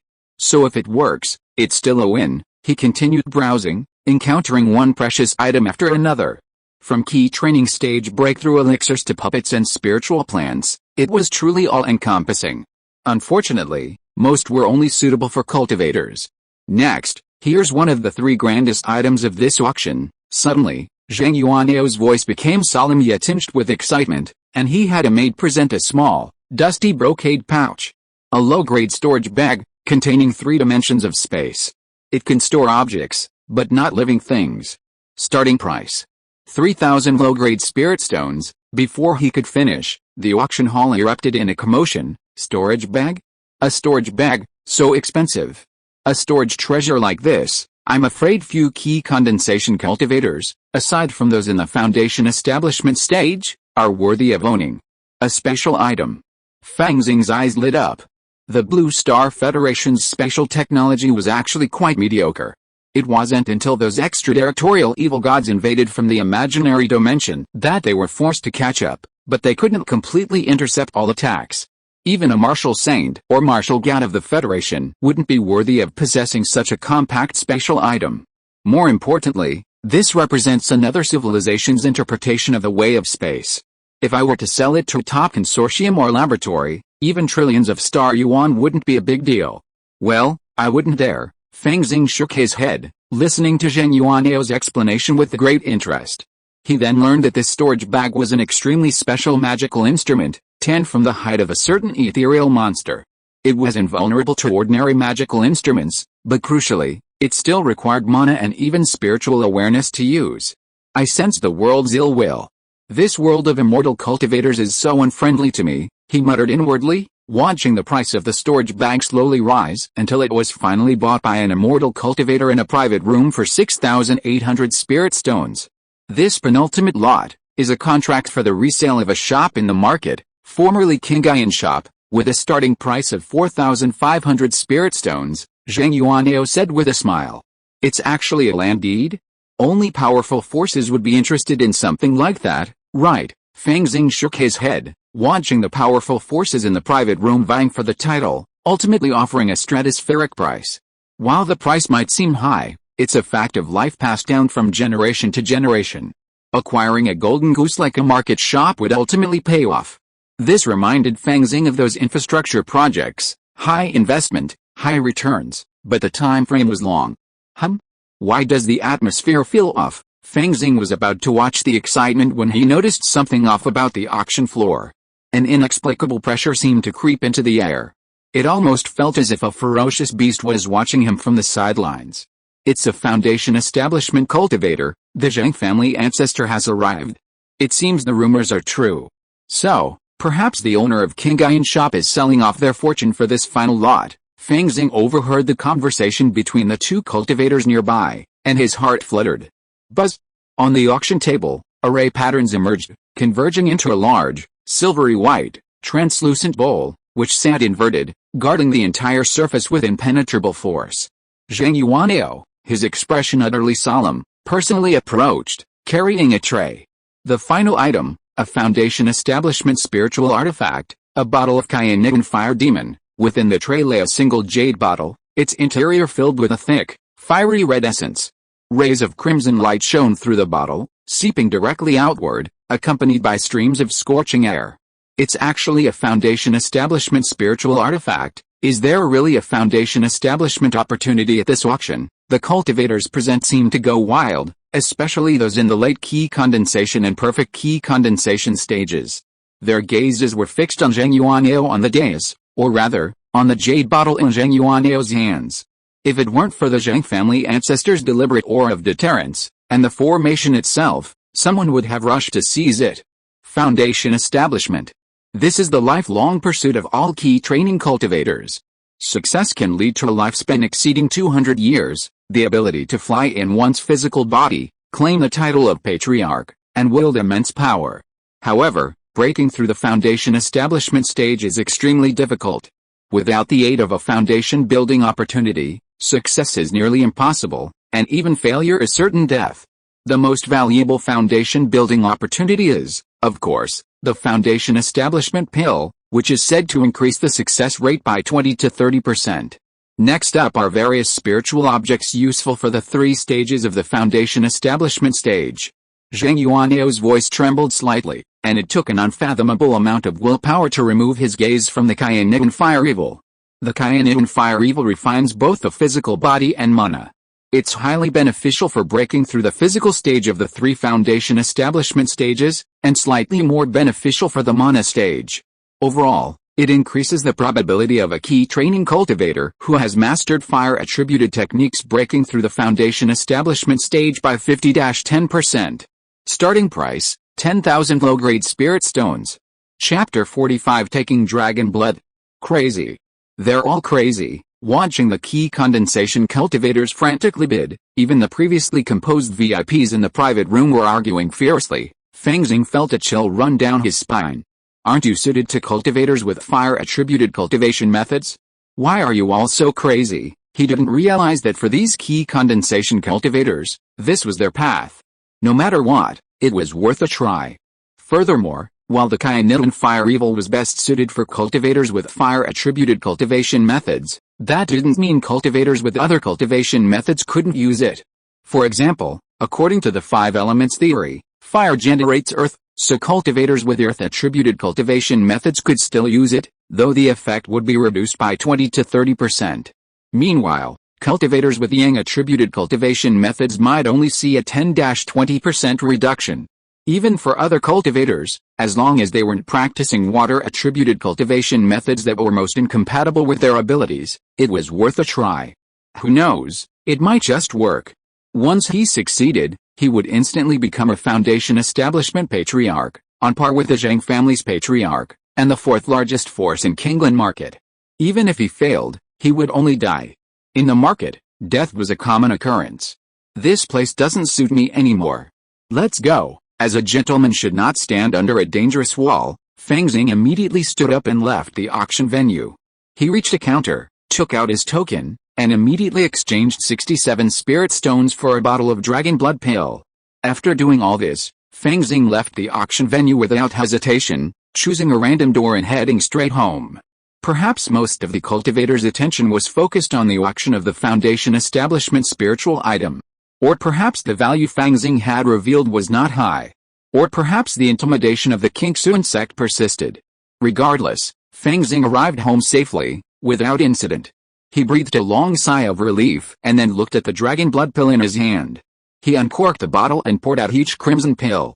So there are 5 dragon blood pills in a bottle. Fang Xing sniffed, but didn't smell any blood, only a rich, sweet aroma. As usual, test for poison first, then slowly experiment. He was always cautious about what he took. Let's go to Young Eagle Star and get some sleep first. The aura of a Foundation establishment cultivator at the end was truly thrilling. A few days later, in the shanty town, Hua Fiao was sweating profusely, looking a little exhausted. Sir, I can't hold on any longer. Fang Xing sat in a chair, breathing slightly heavier, but with a touch of regret. Almost there. Your 7 emotion sutra isn't working. It hasn't fully stirred my inner emotions. Indeed, he had hired Hua Fiao to assist him in his practice, paying with spirit stones. By this point, Fang Xing had made considerable progress in the realm of the extreme emotion sword, and was only a step away from mastery. Young master, in your situation, I suggest you buy a chaos talisman. This is a talisman used by cultivators, and its effect is better than my 7 emotion sutra. Hua Fiao wiped the sweat off her face and made a suggestion. Well, that's possible, Fang Xing nodded. It's just that the market has been a bit chaotic lately. After all, it's a foundation-building spiritual object. If I were a cultivator instead of a warrior, I might also fight for it. Hua Fiao smiled, covering her lips with her hands, and it seemed like she was gloating. Thanks to the suppression of the foundation-building cultivators that day, the auction finally ended smoothly. However, after it ended, the security situation in the market suddenly deteriorated significantly. Some cultivators even fought in the stall area, and were eventually suppressed by the Kingsuan sect's law enforcement team.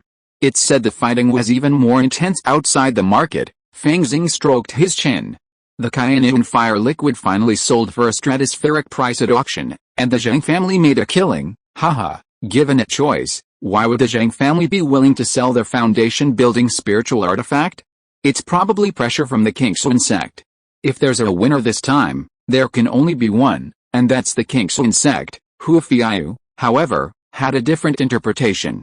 That makes some sense. Fang Xing nodded, then suddenly asked, did Chen Yi contact you? Hua Fiao's delicate body trembled slightly, then continued, I have no further ties with that man.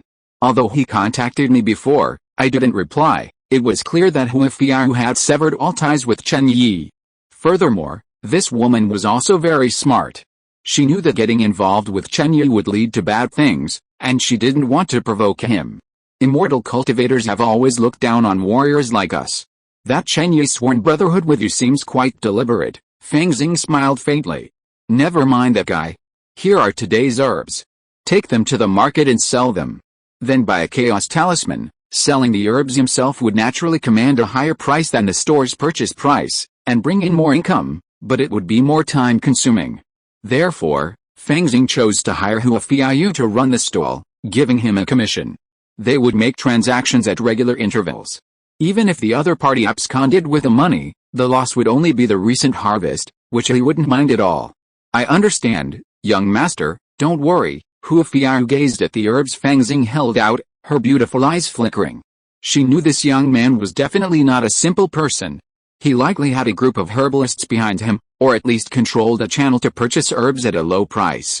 Of course, she couldn't pry into this sort of thing, lest it become a case of prying into her boss's secrets, a prelude to defection, and a life-or-death struggle. Having experienced previous hardships, she realized how valuable her current job was, and she didn't want to lose it. This woman might be a little involved, but she's still useful. After all, she's pretty, has a natural talent, and excels in spiritual martial arts. She's also quite good at talking, perfect for setting up a stall. Watching Huifiar leave, Fang Xing nodded. Living in the market town, he adhered to the rules of the Qingxuan sect, and more importantly, armed with a laser rifle, he wasn't afraid of ordinary risks. Cultivation is still the best. With this thought in mind, Fang Xing glanced at his stats. Great Dragon Posture. 15/200, Mastery, Ghostly Blade. 2/100, Beginner. The Great Dragon Posture is slow, and the Ghostly Blade is even more agonizingly slow. I feel like I should get out and chop more people and monsters to improve faster, Fang Xing pondered. The next moment, he raised his hand slightly, and 100 refined steel blade fell into his grasp. A bladder-light several inches long blazed from the blade. Now my strength is comparable to that of a martial arts innate. Even without the nano-protective suit and laser rifle, I can defeat even the average cultivator in the early stages of key training. With a protective suit, even a cultivator in the middle stages of key training might be a match for me. And with an electric baton, perhaps I could threaten a cultivator in the late stages of key training. If I encounter a stronger opponent, there's nothing to say. I'll just use the laser rifle. Swish. Bladderlight emanated, and a figure, like a swimming dragon, followed the blade's movements. Each strike seemed to carry a terrifying murderous intent. The surrounding earth churned as if plowed, and countless weeds were snapped. After completing a set of ghostly sword dances, Fang Xing looked at the stats bar, which hadn't even increased in value, speechless. Then, he took out the dragon blood pill. We've already done the poison test and the mouse experiments, so there shouldn't be any problems. The Zhang family is also looking to establish their reputation, so the pills they release should be top-notch. With this thought in mind, Fang Xing no longer hesitated, raised his head, and swallowed the dragon blood pill. Roar. In a trance, he seemed to hear a dragon's roar from ancient times. A terrifying current of heat surged through his limbs and bones, even causing his ever-trained body to perspire. Mixed among the sweat were strands of crimson blood. As expected of the dragon blood pill, it's incredibly potent, Fang Xing exclaimed, immediately setting up the dragon stake. Roar. His bones vibrated, emitting sounds resembling dragon roars. He didn't know if it was an illusion, but he felt these roars were increasingly approaching the one he had heard in his trance earlier. Fang Xing's spine trembled like a dragon, his limbs transformed into claws, his head raised, and his tail swung. Dragon, what is a dragon? Striving for self-improvement is a dragon. Dominating the world is also a dragon. The Federation's Great Dragon Posture, inspired by the ancient dragon, primarily represents a spiritual transformation. It's said that after the Great Interstellar Era, dragon-like creatures were discovered on other planets, but they were only called dragon beasts. This giant along from the world of immortal cultivation is even more similar. After completing the Great Dragon Posture, Fang Xing habitually glanced at the stats bar and was stunned. Great Dragon Posture. 20/200, Mastery, 1 Great Dragon Posture, and a 5-point increase in proficiency? Is this the effect of the dragon blood pill? I used up 1 scraped off grain from my bottle of dragon blood pill for this experiment. I just ate 1, and I still have 3 left. Doesn't that mean I can increase my proficiency by another 15 points? If I buy 7 or 8 more bottles, my Great Dragon Posture will reach the 4th stage, allowing me to fully comprehend the artistic conception. Of course, Fang Xing knew that any elixir is most effective the first time it's swallowed, and its effectiveness inevitably decreases thereafter. But this prospect still made him very optimistic. Once the Great Dragon Pillar reaches the 4th stage, I will comprehend the Dragon's Realm. The road to the Courage Realm will be completely clear. Coupled with his ancient pill, I will achieve the 3rd and 4th realms of the martial arts at an astonishing speed. It is said that the martial arts of the Blue Star Federation will burst into a unique splendor after the 4th realm, and the combat power will explode exponentially. Although I have no spiritual roots and cannot cultivate immortality, relying on martial arts training, I may be able to compete with cultivators in the late stage of key training, and even foundation building and core formation in the future. Fang Xing clenched his right fist, as if grasping the future, grasping hope. Chapter 46, Sword and Blade. Time flies. In the blink of an eye, it's the end of August. Outside Kingland Market, on the edge of the Great Wilderness, with the end of the beast tide, the density of wild monsters has dropped significantly, and many warriors are now venturing out in groups, hunting monsters and gathering elixirs. With a terrifying snort, a 3-meter-long wild boar, crimson in color and with a pair of tusks, bursts from the dense forest. Like a heavy tank, it topples trees and rips up the earth in its path. Opposite it stands a young warrior, sword slung across his back. With this blade in hand, no ghost or god will remain. Kill. Fang Xing, like a god or demon, wields a brilliant radiance from the tempered steel blade in his hand. He moves with a blade, his entire body seemingly a straight line, fiercely colliding with a first-rank, low-grade monster. Whoosh! Just as he was about to collide with a boar demon, he twisted his waist, unexpectedly buckling at the last second, like a paper-thin figure performing an ergonomically unsound movement.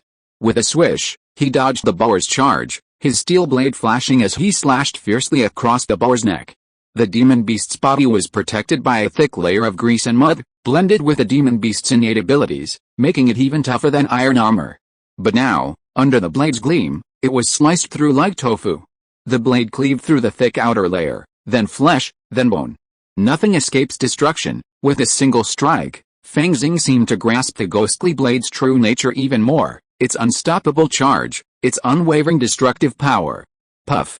Finally, a gigantic pig's head flew high, blood gushing out like a fountain.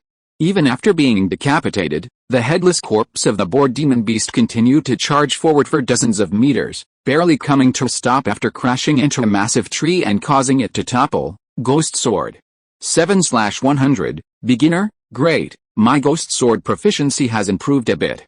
It turns out martial arts still require actual combat. Fang Xing was a little excited. Ever since mastering both the Ghost Sword and the Extreme Love Sword, he'd occasionally come out to practice his moves. Many martial arts require real combat to achieve rapid progress. Furthermore, in this world of immortal cultivation, there's another advantage: human life is worthless. Even if dozens of people die, it's not a big deal. There's battle every day. On young Eagle Star, let alone wanton slaughter, even the death of one person would have the police visiting the neighborhood. Unless it's the black market. But those in the black market all wear protective gear, making them incredibly difficult to kill, and even more likely to fail. In the vast wilderness of the immortal cultivation world, the chances of failure are actually lower. In martial arts, one step faster leads to another, not to mention the college entrance exam. Having mastered A-level martial arts in his first year of high school, his progress naturally far surpassed those who encountered A-level martial arts in their second or third year. With this one attribute alone, he could surpass many others and get into a better university in the future. School starts tomorrow. With a touch of melancholy, Fang Xing stepped forward to harvest the ingredients from the wild boar demon. The price of demon meat has been rising recently, so the pork couldn't be wasted. It could be handed over to Huafiayu to sell slowly. His outing this time was again under the guise of contacting herbal medicine distributors, so he also had to go to the temporary camp to pick up a batch of herbs. From now on, Huafiayu will be primarily responsible for things here. This woman seems trustworthy for now. For some reason, the Black Tiger Gang and Chen Yu have quieted down again, so there's no trouble. Fang Xing was cutting a pig thigh when he suddenly stood up and gazed into the dense forest. Who is it? This little brother has good hearing. A figure darted out, a young man in black. Tall and thin, with a dashing face, he stood atop the treetops, his body undulating with the branches, displaying a supremely skilled martial artist. Looking at the fallen wild boar corpse, a gleam flashed in his eyes. According to the market rules, we share the spoils. Little brother, after all, he was an innate warrior, with superb light skills, so it was inevitable that he looked down on Fang Xing. Moreover, this low-grade, first-rank demon beast was worth a considerable amount of spirit stones. While it might not seem like much to some cultivators, for every warrior, even a single piece of spirit sand was priceless. Looking for death, Fang Xing's face darkened, and the steel knife flew out of his hand. Whoosh! The steel knife plunged into the tree behind the young man, piercing all the way to the handle. A mere postnatal warrior, relying on a trap, poison, or good luck to kill a low-grade demon beast, dared. The young man's figure was like a ghost, transforming into three figures. Silently, they approached Fang Xing, a cruel look in his eyes. Clang! The next moment, Fang Xing unsheathed his longsword. This longsword was naturally not a blood-refined magical weapon, but a King Fang sword he had purchased at a street vendor. The material was decent in the secular world, barely enough to be considered a sharp weapon, but to a cultivator it was nothing but scrap metal. Swish! A flash of sword light. The young man was startled, his mind drifting into trance. He seemed to see the willow trees of his hometown, the moonlit lotus pond, and her beneath them. I'm sorry. Linger, a tear fell from the young man's eye. Puff. Immediately, he clutched his throat, unable to utter a single word. Fang Xing pulled out the tip of the sword, not a fraction more, not a fraction less. Bang! The young man's body instantly fell to the ground. Acquired power overcoming innate power, that's all. I didn't even need a protective suit. The extreme love sword seems even more powerful than the ghostly god sword, but mastering it is truly difficult. Fang Xing sheathed the sword and glanced at the stats. Extreme love sword. 5/100, beginner. Since receiving the aid of the Chaos God Talisman, he had practiced day and night, finally mastering this A-rank martial art. Even at the entry level, this sword's power is astonishing. Even a congenitally skilled expert would be momentarily distracted by the simulated state of mind. A moment of distraction between masters is enough for Fang Xing to kill his opponent 10 times over. I wonder if it would work on immortal cultivators? Key training cultivators possess spiritual awareness, and their mental defenses might be stronger than those of martial artists. But my extreme emotion sword is only entry level, and I can improve it later, at least. A true state of mind can definitely have an impact on immortal cultivators. Fang Xing meditated as he covered his hands with a nano glove and began to feel the corpse. Damn, what a poor fellow. He only has a few spiritual sands. Where's the martial arts manual? I saw he had some decent Kingguang skills, but I didn't expect him to have any on him. Bad review. After searching for a while, Fang Xing returned to the market, cursing. These market warriors were naturally far less affluent than those on the black market. At least they didn't have any protective suits or high-tech equipment like laser guns. Even the secret manuals haven't dropped lately, which makes him even more speechless. The shit. Young master, you're going out hunting monsters alone again. Hua Fiayu felt increasingly unable to fathom this young man.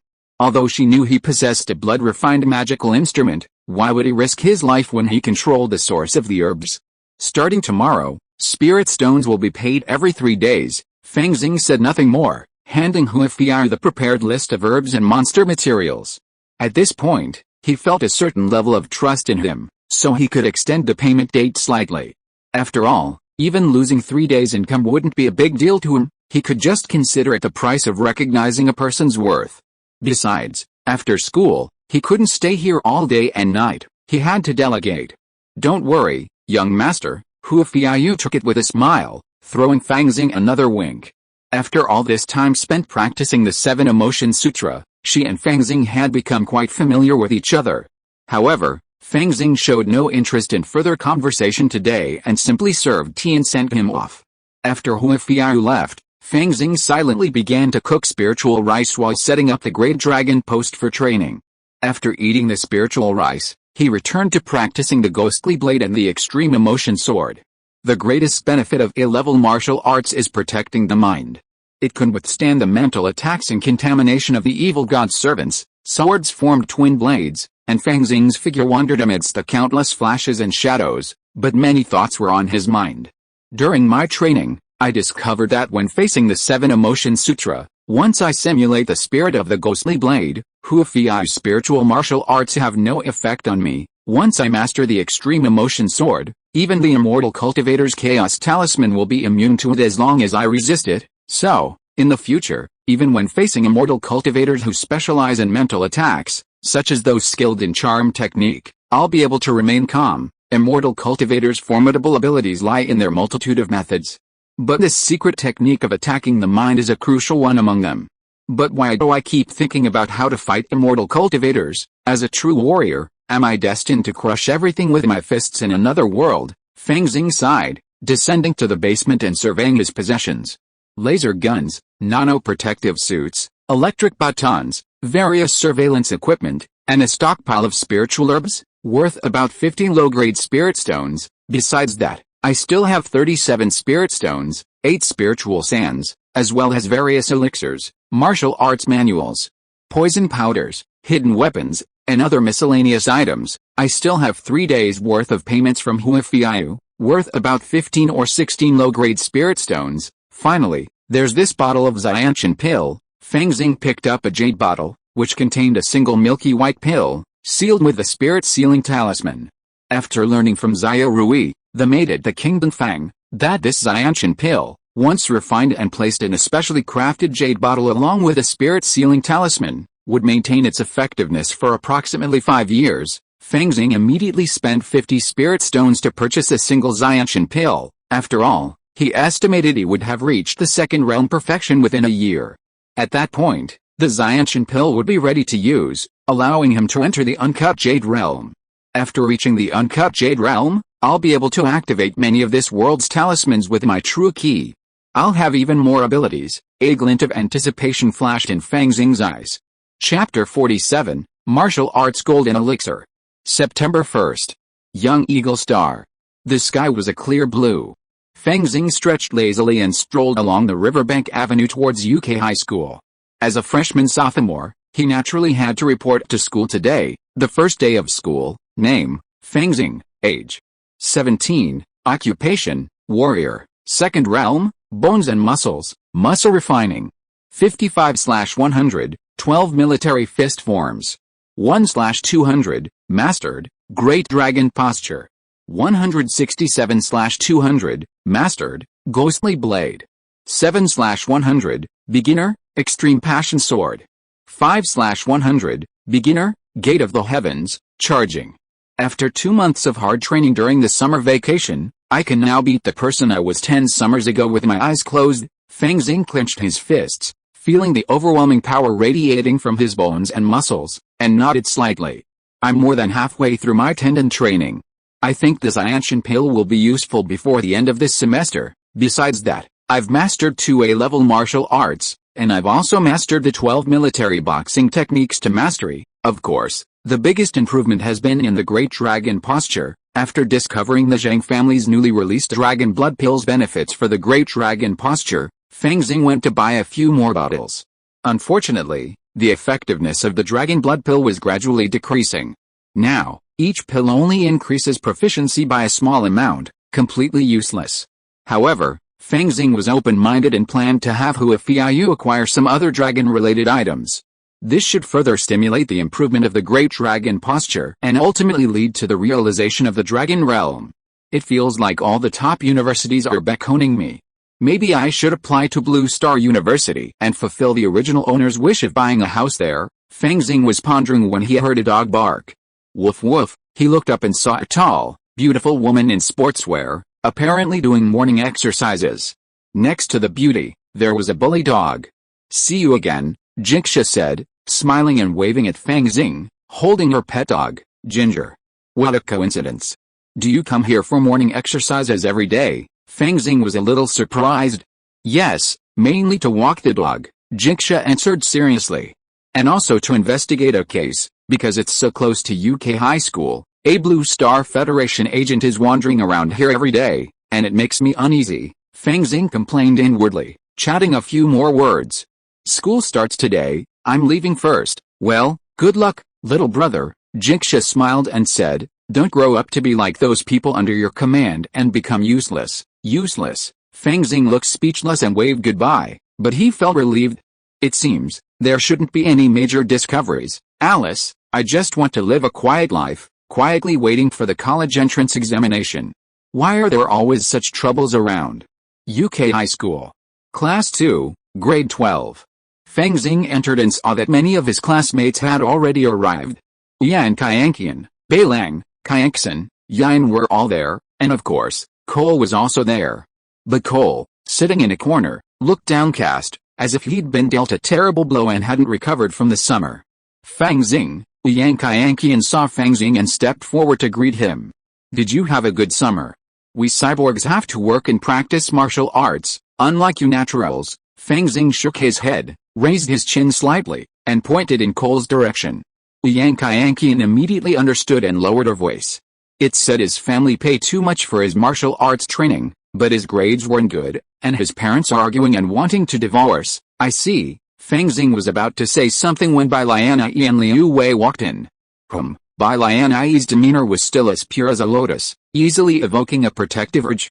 But Liu Wei had changed drastically, not only in his figure but also in his fierce demeanor, reminding Fang Xing of those black market fighters. No, not black market fighters, But black boxing fighters, there's a bloody smell. Did he go to an underground boxing class this summer, or even kill someone? Judging from his martial arts level, I'm afraid he's making rapid progress. Muscle activation is extremely suitable for training, so could he be at the second level now? Is actual combat truly the best way to improve martial arts? Oh? He probably hasn't killed as many people as I have?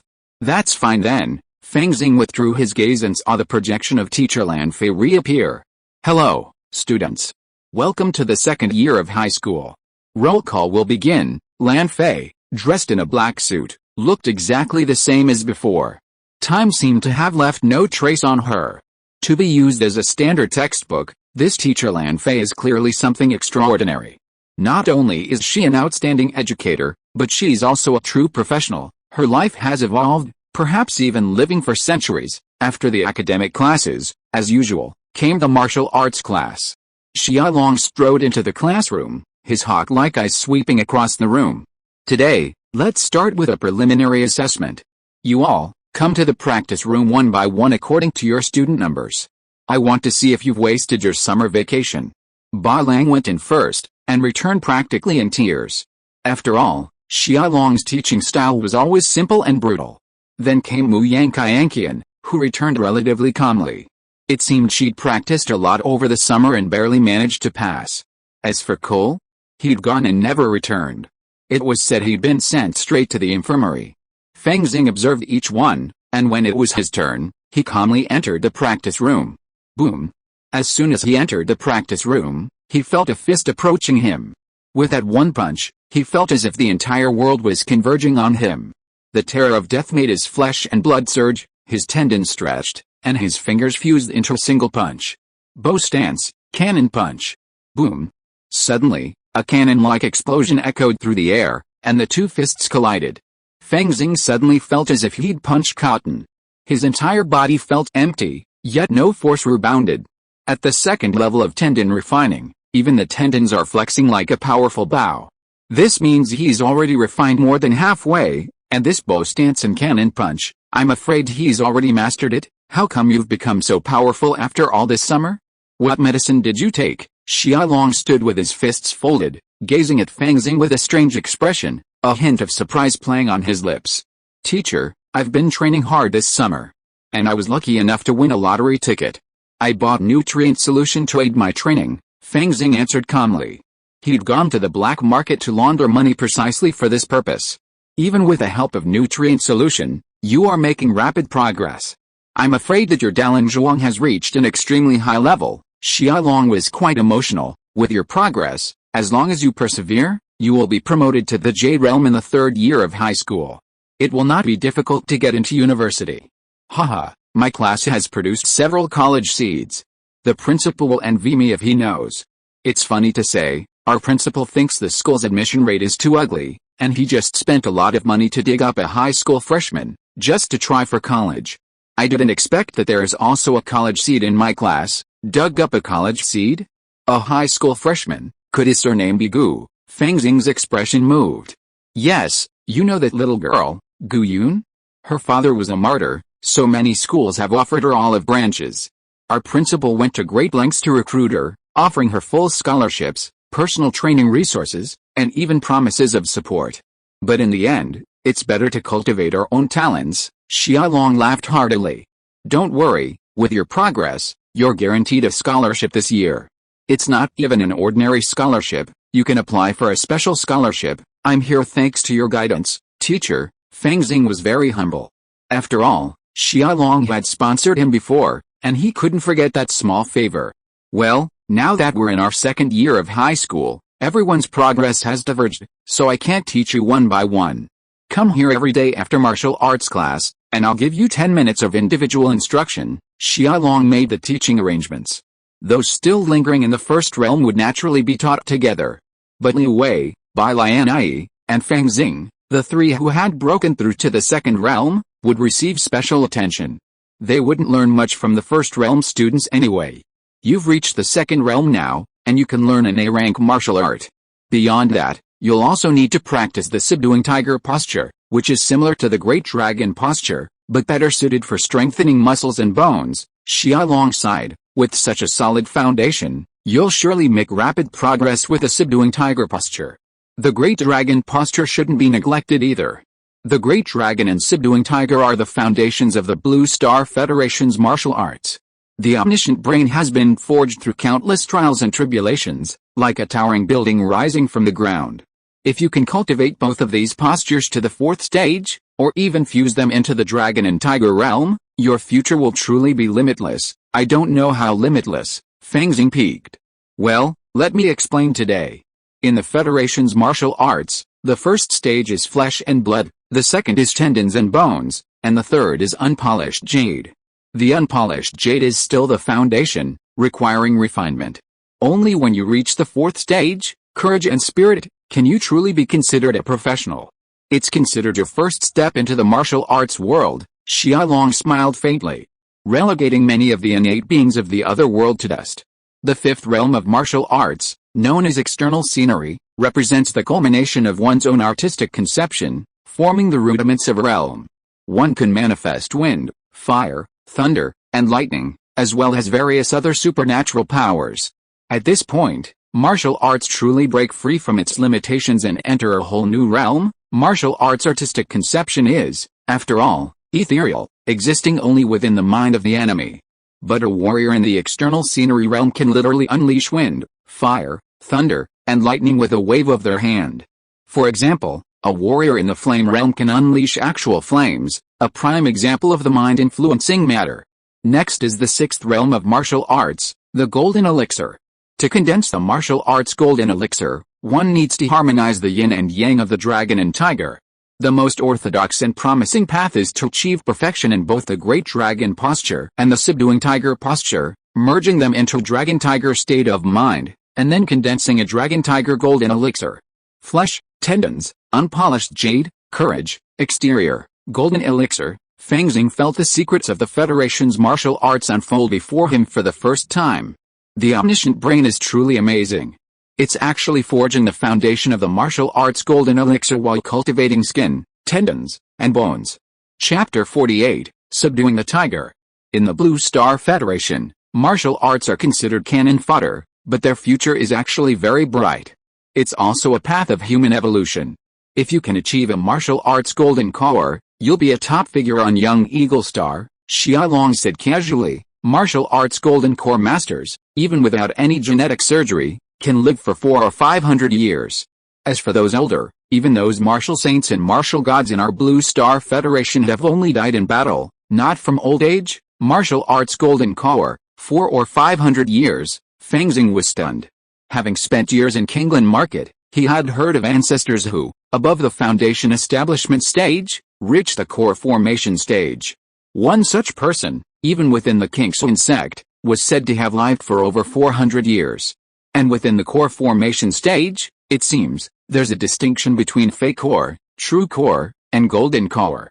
The immortal path golden elixir should be different from the martial path golden elixir, right, but it does sound somewhat similar. Confusions welled up in Fang Xing's mind. I wonder what would happen if a martial path golden elixir expert faced a core formation ancestor from the immortal cultivation realm, so you understand? If you want to achieve the martial path golden elixir in the future, the great dragon posture and the subduing tiger posture are paramount. You must reach the 4th stage or higher. I see you have great talent in the great dragon posture, so don't miss out. Xia Long's voice was incredibly solemn. Even achieving the dragon tiger realm was only the most basic requirement for achieving the dragon tiger golden elixir, and many challenges lay ahead. But if even the dragon tiger realm couldn't be achieved, let alone the dragon tiger golden elixir. Therefore, even if Fang Xing seemed to have only a glimmer of hope, he would still give him a serious reminder. Thank you, teacher. May I know what realm you are in? Fang Xing was curious. Me, Xia Long smiled faintly, and suddenly arcs of silver-white electricity emanated from his body. Swish! Flashes of lightning flashed, making the surroundings feel like they were descending into a lightning purgatory. Fang Xing suddenly felt a slight electric shock throughout his body, and his hair stood on end. To facilitate his movements in the ancient world, he had deliberately begun growing his hair, resulting in a more comical, spiky look. The prototype of a domain, the exoscape realm, Fang Xing understood. No wonder, professionals hold a certain status in the Federation. and the fourth realm of martial arts qualifies them as professionals, Xiaolong was actually a fifth-level expert. No wonder he usually acted so arrogantly, and even vacationed on an alien planet during the summer vacation. Inner thoughts manifest externally, and the mind influences matter. This can be called external scenery. Xiaolong smiled faintly and glanced at his watch. You haven't said which A-level martial art you plan to practice yet. The school textbook only offers 3 choices: Ghostly Blade, Crazy 18 Strikes, and Crazy Demonic Stick Technique. Judging from your mastery of the 12 forms of military fist, I suggest Crazy 18 Strikes. These two martial arts are closely related, both part of the military Killing Fist series. You'll have more advanced martial arts to learn later in the military. And there'll be a seamless transition. I choose Ghostly Blade, Fang Xing announced his choice in a deep voice. Huh? Didn't you hear me? Xiaolong frowned, a sense of oppression washing over him. In the embryonic domain, even a warrior at the brave spirit realm would be suppressed. Even though Xiaolong had restrained himself, Fang Xing still felt a bit suffocated, and even unconsciously felt the urge to submit. Is this the embryonic domain? Truly overbearing, he felt a slight stir in his heart, but he persisted. I choose Ghostly Blade. Why? Xiaolong looked puzzled.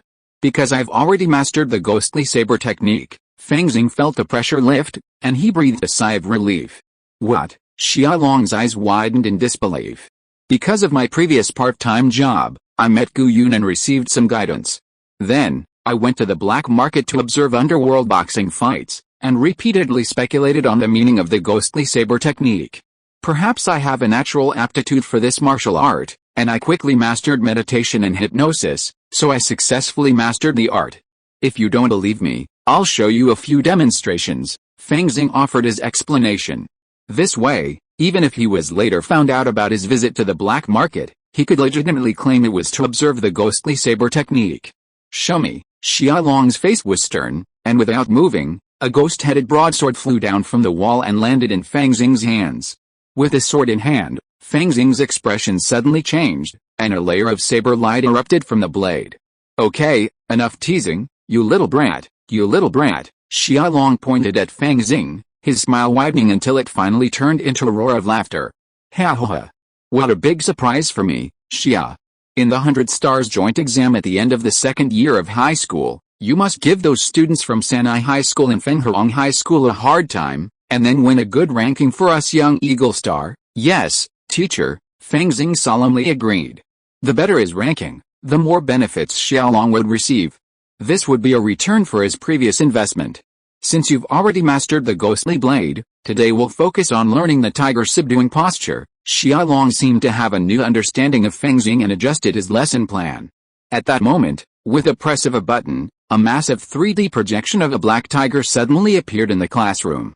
Although it was clearly a projection, the tiger's demeanor, gait, even its aura seemed to reveal itself, exuding a natural tiger-like majesty that was chilling. The tiger subduing posture requires observing the tiger's form, and then achieving spiritual enlightenment. Xiaolong began to explain the posture. The posture dies, but the spirit lives. Only when the tiger form is ingrained into the bones can it be considered truly accomplished. This projection of the Black Nightmare Tiger is specially crafted to almost perfectly simulate the demeanor of that tiger beast from yesteryear. Originally, the tiger subduing posture was just an ordinary key and blood stance on Blue Planet. But after entering the interstellar era, we discovered numerous tiger beasts on other planets, and among them, the Black Nightmare Tiger was determined to be the most suitable interstellar creature for visualization. Those ancient warriors were lucky enough to leave behind 1 or 2 meditation diagrams, but nothing compares to this immersive experience. And remember, this kind of specially crafted projection is only available in schools. Other videos online may not be accurate, and may even be harmful. Therefore, if you want to observe it, you must do so here. With this, Xiaolong formed his hands into claws and lunged forward. Roar! Fang Xing instantly felt a tiger pounce on him. It was as if Xiaolong was not human, but a tiger demon in disguise. I'll learn from you. He dropped to all fours and began to imitate Xiaolong's movements, even observing the Black Nightmare Tiger, memorizing its demeanor. The subduing tiger posture, like the Great Dragon posture, was a C-rank martial art, and getting started wasn't very difficult. Therefore, when school was over, Fang Xing glanced at the stats bar and saw its health bar light up calmly. Subduing tiger posture.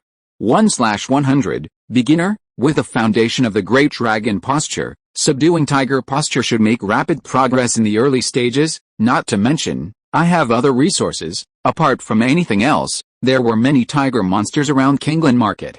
Fang Xing had even eaten tiger monster meat, and he even had tiger bones at home from that damned Meng Yi. The bones of the demon tiger, soaking them in wine should be quite effective. Besides, you can also go to Kingdom Fang and see if they have any bone-hardening elixirs like tiger bone pills. When it comes to tiger beasts, Blue Star doesn't seem to compare to the other world. If I could find a descendant with a trace of the bloodline of a third-level tiger demon, like with a dragon blood pill, and refine it into a special elixir, it would clearly be beneficial for comprehending the tiger realm. I'm sure I can obtain the dragon and tiger realm. It's the seed of a golden elixir, maybe even extra points on my college entrance exam. As expected, my Blue Star martial arts are all about crushing the immortal ways of the other world. Fang Xing has always believed in the principle that support and interests are aligned. Now that he lacks spiritual roots and cannot cultivate immortality, he remains a steadfast martial artist. As for the future, that'll be discussed later. If the benefits are sufficient, then even a simple yes will do the trick without losing a single cent. About steering is agile. Leaving the school gate, on the road along the riverbank, Fang Xing gazed at his own reflection in the water and couldn't help but silently give a thumbs up. At this moment, Liu Wei also walked out. When the two met, they just nodded calmly and went their separate ways. As the sun set, the two shadows were infinitely stretched. Xingfeng community. It's rare for school to start, so I'll take a night off first. Fang Xing ordered a takeout for himself, then put on holographic glasses and started to indulge in games. While eating the takeout, he remembered something and sent a congratulatory text message to Gu Yun. After all, it was her first day of high school today. If Xiaolong hadn't mentioned it before, he would have almost forgotten about it. After Fang Xing finished eating, Gu Yun's reply came. Huh? You actually called me? Answer it. Fang Xing put on holographic glasses, and a tea house appeared in front of him. Gu Yun was wearing a school uniform, with two buns on her head, and was slowly making tea. Seeing Fang Xing enter, his face remained expressionless, only his head nodding. Thank you, senior. Well, as a freshman, feel free to ask me anything you don't understand. I'm quite familiar with Yucai High School. I know exactly which lady in the cafeteria makes the best nutritious meals, though they're not all that great. Fang Xing sat down and took a sip of tea. This virtual tea surprisingly had a delicate fragrance. I heard today that there are several top students in the second year of high school, the kind that could go to college. Gu Yun got straight to business. One of them is you. I didn't expect the news to spread so quickly, Fang Xing said, slightly surprised. The principal's really working hard to improve the admission rate. Gu Yun looked at Fang Xing, a hint of fighting spirit in her eyes. It seems you've made a lot of progress this summer. It's just right. I'd like to give it a try too. Let's meet some other time. Okay. Fang Xing waved his hand helplessly, knowing that Gu Yun had something serious to say to him. Besides, I've also applied to the principal for an off-campus internship opportunity. If your abilities satisfy me, I can recommend you to join me. Gu Yun then went on to talk about something that made Fang Xing raise an eyebrow. Oh? Is this the prize for the martial arts challenge? If you think so, then it can be. If you're listening to this novel on a channel other than Fanfic World, it means they downloaded and uploaded it without effort. We cordially invite you to visit our channel, Mundo Fanfic Novelis. There you'll find the original version of this story and you can explore many other novels of various genres. We're waiting for you to immerse yourself in a world of incredible novels. Chapter 49 Battle. Off-campus internship. Tisk, as expected of someone living in the glorious Jiang mansion. Money is one thing, but connections are key, Fang Xing sighed, taking off his holographic glasses. Although he and Liu Wei had previously mocked the Gu family for being middle income, on Young Eagle Star, they were actually quite well off. Gu Renwang was even a true professional. Strictly speaking, Gu Yun's family was much better off than Fang Xing's former classmates. This off-campus internship was arranged by the school, with Gu Renwang's former employer as a matchmaker. It's essentially a part-time job for Gu Yun, caring for orphans of martyrs. Good pay, little work, and close to home. It's truly a great option. Fang Xing paused. Even so, he still despised it now. But character was crucial. Fang Xing, with his otherworldly resources, might disdain it, but the original Fang Xing would definitely have admired it. I'd better just join the gangs and earn some legitimate star points. No money laundering. After a moment's deliberation, he finally made a decision. This was also to expand his network here. After all, Gu Yun's background was at least much stronger than his. Fang Xing's martial arts still relied heavily on the Blue Star Federation, so he couldn't neglect his business here. The next day, Fang Xing left early in the morning, heading for school. On the road, he once again saw Jingxia doing his morning exercises. This made him sigh inwardly. Unless Jingxia happened to live nearby, his daily wandering around here clearly had other motives. He might even be specifically investigating something. Besides Yucai High School, this area was just a residential area for teachers and students, with no other more conspicuous targets. Good morning. Despite this, he remained calm and greeted. Good morning, Jingxia nodded, passing by with a bully dog. Time flew by. In the blink of an eye, it was Saturday. At the glorious Jiang Mansion, at the villa training ground, Fang Xing and Gu Yun, dressed in their training uniforms, stood facing each other. This time, I won't hold back. Gu Yun's face was serious, completely treating Fang Xing as a rival. She held a gleaming wooden sword, unburdened by any weight, ready to unleash her full potential. Well, please feel free. Fang Xing reached the wooden racks in the training ground and selected a wooden sword. I forgot to tell you, I've mastered the ghost sword technique. Upon hearing this, Gu Yun's eyes lit up with even more fighting spirit. Were you hiding your abilities before? You clearly haven't even learned the demon sword yet. You can still master the ghost sword technique without learning the demon sword. Perhaps I'm more naturally gifted in it, Fang Xing whispered. You go first. Okay, Gu Yun agreed. As soon as she finished speaking, a wooden sword pierced the wind and arrived in front of Fang Xing, as if it had arrived at the sound of the attack. The sword follows the sound. You're using a demon sword technique. Fang Xing smiled faintly, leaning to one side, holding the sword in his right hand, and interlocking the thumb and middle finger of his left hand, he flicked the blade of Gu Yun's wooden sword. Clang. Amidst the dull thud, Gu Yun's figure drifted away like duckweed, her face filled with surprise. What realm? We're all practicing tendon training. I might even be a little ahead of you. After all, I'm a few years older. Fang Xing's smile remained unwavering. His realm and swordsmanship now surpassed Gu Yun's, and with his extensive combat experience, he could already hold his own against her. After all, in martial arts, the difference between a higher realm and a higher one in actual combat can often be worlds apart. I don't believe it. The next moment, Gu Yun's eyes darkened, like a god or demon, and the wooden sword in her hand seemed to melt into the wind. Ghostly sword. Fang Xing's expression grew slightly solemn, sensing the other party's simulated state of mind. Cultivating state of mind martial arts ultimately amplified one's spirit, even transforming it into a qualitative transformation, generating psychic powers. This is the greatest difference between a fourth-level courageous martial artist and a third-level unpolished gem. In Fang Xing's view, the innate masters of otherworldly realms have actually found their path, spiritual martial arts. If one could further elevate spiritual martial arts, achieving a qualitative transformation of one's own spirit and mastering psychic powers, perhaps one could break through to a realm beyond the innate realm. A-level martial arts can even initiate a subtle transformation in the spirit of a second-level warrior, truly laying the perfect foundation for a future breakthrough to the fourth level. Federal martial arts are interconnected, forming a complete system, and a truly mature one. Is this the power of time and the collective? Even if a single individual, no matter how brilliant, were to forge their own path, it would inevitably be crude and flawed. This is true for martial arts, and it's also true for the immortal path. Fang Xing sighed inwardly, his movements not slowing at all. He swung his wooden sword, and a flash of blade light emerged. Swoosh! The two wooden swords clashed, the blade lights colliding, unleashing a terrifying explosion. It was as if each wielded not just wooden swords, but divine weapons. Impossible. Gu Yun was even more astonished than Fang Xing. Not only had the opponent mastered the ghost blade in just one summer, but the blade's gleam was surprisingly half an inch longer than hers. This meant his practice with a ghost blade was even more advanced than hers. Yet, Fang Xing had clearly asked for information about the ghost blade from her. How could he now be even more powerful than her? A look of determination crossed Gu Yun's face, and she raised her wooden sword high. Slay the ghost. With one slash, the blade's gleam radiated, its power astonishing. Fang Xing swung his sword in unison, carrying an unstoppable, all-consuming intent. In the next instant, the two figures crossed paths. Then, the wooden sword in Gu Yun's hand suddenly broke, its fracture smooth as a mirror. "I'm defeated," Gu Yun muttered. "Victory and defeat are common in war.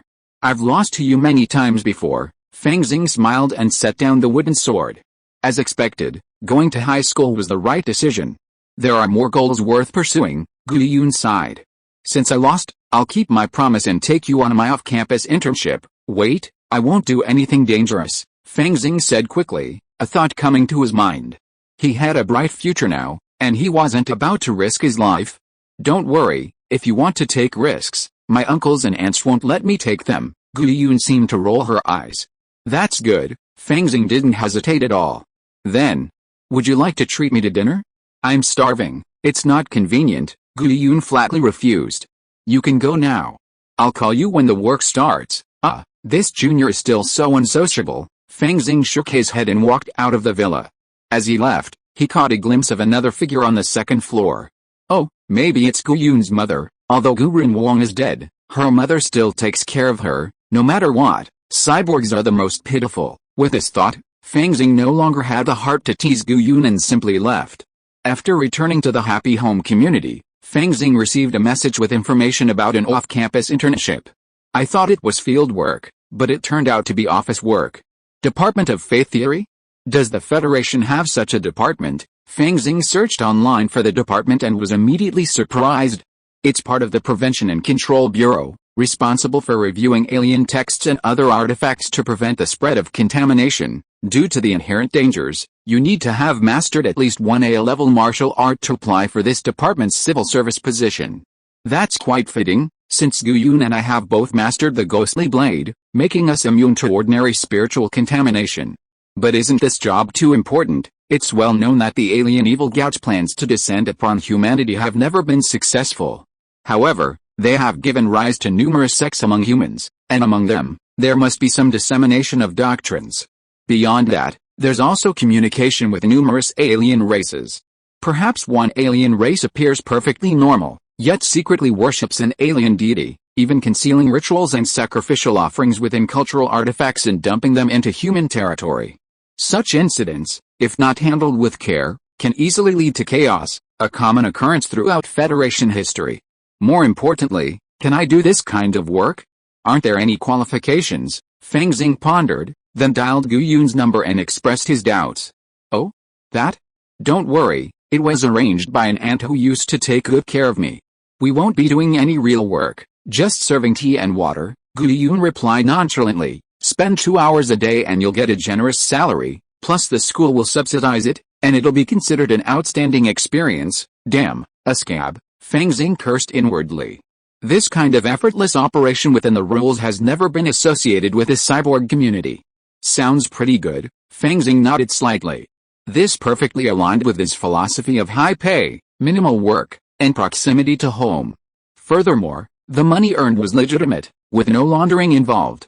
Alice, ever since I spent all my last lottery winnings on nutrient solution, my living expenses are running low again. My scholarship isn't coming in so quickly, and I really need a more visible way to make money. After all, I can't win the lottery 2 or 3 times in a row, can I? Fang Xing sighed inwardly. Okay, my mom's calling me for dinner. Chat later. Gu Yun hung up the phone with a hint of impatience on her face. Chapter 50, Surveillance and Visits. At Kingland Market, Fang Xing prepared a meal and enjoyed it alone. While the chefs on Young Eagle Star were skilled, the raw materials were far inferior to those here. For the sake of his martial arts, he preferred to eat at Kingland Market whenever possible. He only occasionally went to Young Eagle Star for takeout. Of course, to maintain appearances, he occasionally stockpiled some supplies at home on Young Eagle Star, only to bring them here for destruction. He was eating from a large bowl when a silvery laugh reached his ears. A fragrant breeze blew past, and Hua Fiayu approached gracefully. Young master, she wore a well-tailored pink dress, revealing her impressive breasts and peach-like hips. Her expression was solemn, giving the impression of a well-bred woman. Yet, combined with her alluring figure, she possessed a paradoxical aura. Simply put, it was an invitation to commit a crime. Nearby, Yu Xia, A neighbor and demon hunter who was leaving the house was stunned by the scene. "You're here. There's no food for you here. Did you bring any spirit stones?" Fang Xing quickly finished his spiritual rice and asked. "Yes," Huafiayu said with a sweet laugh, gracefully entering the house and closing the door behind her. Hiss, outside, Yu Xia, withdrawing his gaze from the interruption, gasped. Brother Fang is truly extraordinary. How could such a beauty fall head over heels for him? Then he thought about himself. He was handsome, 8 feet tall, and had a dashing appearance. How could no female cultivator be attracted to him? It's truly infuriating to compare yourself to others. He let out a long sigh, preparing to go to Tingayu Tower and give them a good scolding. Young master, 3 snake orchid fruits, 1 golden dragon ginseng, and 3 emerald bone flowers, have all been sold, netting a total of 13 spirit stones and 8 spirit sands. In addition, there are still 13 stalks of red dragon grass that are unsaleable. The market used to pay a high price for red dragon grass, but now it seems the fact has died down. Should we lower the price? Huafiayu sat upright and began to report the bill. The price of Xulan grass has dropped. Fang Xing was slightly surprised, but a little inquiry would reveal Huafiayu wouldn't lie to him. Perhaps some faction was exploring a new elixir recipe, or discovered Xulan grass's usefulness for feeding monsters or other purposes, and needed a large amount of it to try, but failed. Huafiayu tucked a few strands of her hair behind her ear. This kind of thing was actually quite common. Okay, Fang Xing pondered for a moment, then took a low-grade spirit stone from the small pile Huafiayu had given him, along with 4 pieces of spirit sand, and handed it back. You deserve it. Although he had to give Huafiayu a cut, it was the trouble of having someone run errands for him, and it would still be more profitable than selling it all to a store, so Fang Xing naturally wanted to give it up. Thank you, young master. Huafiayu played with a low-grade spirit stone, the size of an ordinary dice, her eyes widening in a smile. Earning spirit stones in the market is quite difficult for warriors, let alone someone like her. How many innate masters would envy her for having such a livelihood? The more this happened, the less she minded letting Fang Xing take advantage, wanting to keep a firm grip on the business. Well, I like fair trade. As long as you operate with sincerity, I don't have to worry about anything. Fang Xing tapped again, then returned to his room to retrieve a wooden box. Here are the herbs for this time. Huafiayu's eyes lit up, and she opened the box and began to carefully count each item. Fang Xing liked this about this woman, her knowledge, understanding, and impartiality. If anyone thought that selling her some sex and giving her some benefits meant she could become a welfare girl, slacking off on her work, or even engaging in sexual activity, then they were underestimating her. After a moment, Huafiayu carefully assessed the herbs. These herbs should fetch around 16 low-grade spirit stones. She was deeply puzzled. What kind of connections did this young man have?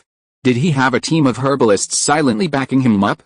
Otherwise, how could he have so many high-quality herbs so often?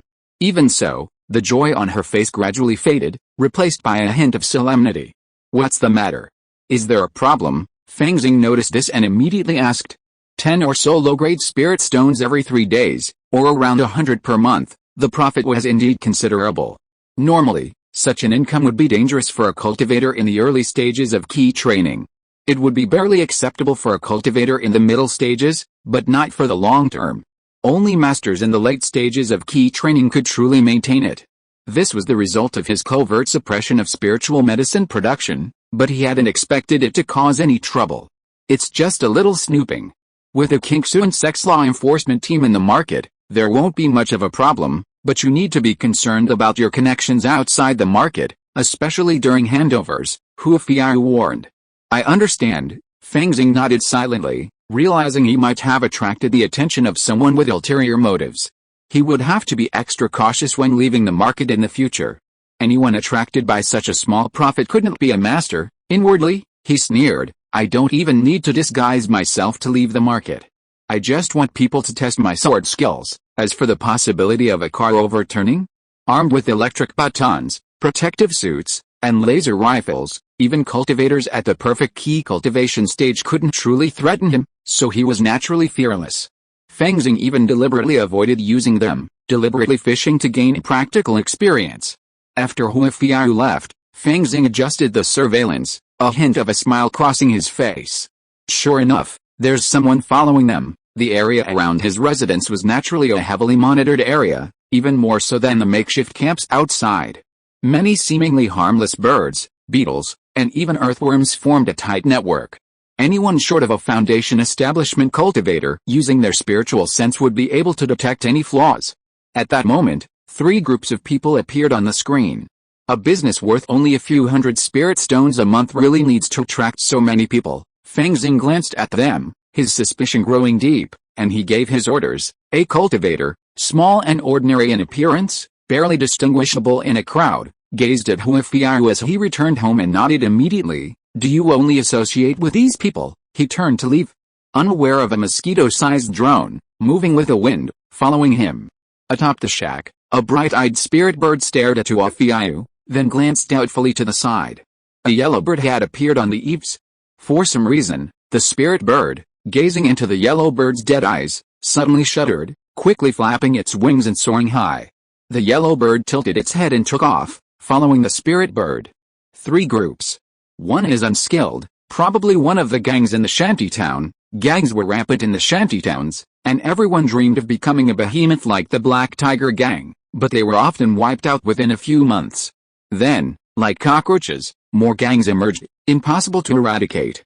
For a small gang like this, having a leader in the late key training stage is a big deal. That's the kind of guy who might be interested in my business. Fang Xing stroked his chin and looked at another group of people. The Black Tiger Gang? One of the 3 major factions in Kingland Market. Are they interested in my small business? No. The Black Tiger Gang is quite large, with several cultivators who have reached the perfect key training stage. Could this just be a personal job for one of the deacons or elders? Or, maybe they have some other reason, targeting Huafiao. To be honest, Fang Xing initially thought Chen Yi had only offended Fu Qing, but now he's not so sure. Fu Qing, a mere late key training cultivator, could mobilize so many Black Tiger Gang members. There's something hidden. It's a pity that the surveillance I set up back then could only observe from a distance, unable to record their every word and every subtle movement.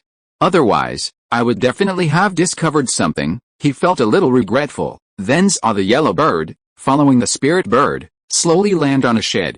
Not long after, the shed opposite suddenly opened, and a middle-aged cultivator emerged. The spirit bird perched on his shoulder, chirping. The middle-aged cultivator pulled a few pills from his bosom and fed them to his spirit pet, a thoughtful look crossing his face. Then, unexpectedly, he headed for the T-junction. Shack number 57. I'm coming, Fang Xing said, exiting the underground monitoring room and thoughtfully entering the living room. Almost as soon as he arrived, he heard a knock on the door. Knock, knock. The knock was steady, revealing the confidence of the person who came. Who is it? Fang Xing inquired deliberately. An old friend. I'd like to meet you, the middle-aged cultivator spoke, his voice surprisingly old and familiar. Fang Xing opened the door, and the middle-aged cultivator immediately slid in. Who are you? Fang Xing's face flickered with confusion, but he wasn't worried. He never gave a shrewd ear to the rules of the market town, so he always wore his nanasuit when he was here. Besides, when a cultivator comes into close combat with a warrior, the latter is never the one to worry about. The middle-aged cultivator smiled faintly at this and reached out to wipe his face. A flash of green light passed. In an instant, his features transformed, settling on a stern, aged countenance. It's you, Chen Yi. Fang Xing was surprised. Taoist Chen and I only met once. Why are you looking for me, Alice? Back in the 5 Scorpions Valley, a moment's thought caused me to become estranged from my sworn brothers. Now that I think about it, I truly regret it. Chen Yi's face was filled with bitterness. It's just that I have something to hide. I heard that Taoist you saved my 5th sister's family, an orphan and a widow, and later took in my 2nd sister, so I came to thank you. Thank you? Aren't you here to silence us? Fang Xing muttered inwardly. However, he keenly sensed that Chen Yi seemed even more dangerous than before. He wasn't a cultivator, and he didn't possess the clairvoyance to clearly discern the other's cultivation level. He only had the intuition of a warrior. But he believed in his intuition. Isn't this Chen Yi a cultivator in the middle stage of key training? Even if he is at the 6th level of key training, he doesn't give me a sense of danger, unless he has recently broken through to the late stage of key training. Fang Xing's heart moved slightly. This was a very incredible thing. After all, most of the immortal cultivators in the market have poor spiritual roots and aptitude, and some are even stuck in bottlenecks for their entire lives. Chen Yi had been trapped for half his life and could only associate with innate warriors and call them brothers. This shows that not only is his aptitude not good, but his luck is also not good. He may die in the middle stage of key training. How could a true immortal genius be willing to associate with warriors? But nothing is absolute in this world. At such an age, he can still break through the bottleneck from the middle to the late stage of key training. Obviously, he has encountered a great opportunity. End of this chapter. Thank you very much for reaching the end. Don't forget to like. Looking for more exclusive content and immediate access? Subscribe to our Patreon. Remember, every like, subscription, or donation encourages us to continue. Thanks to everyone. See you in the next video.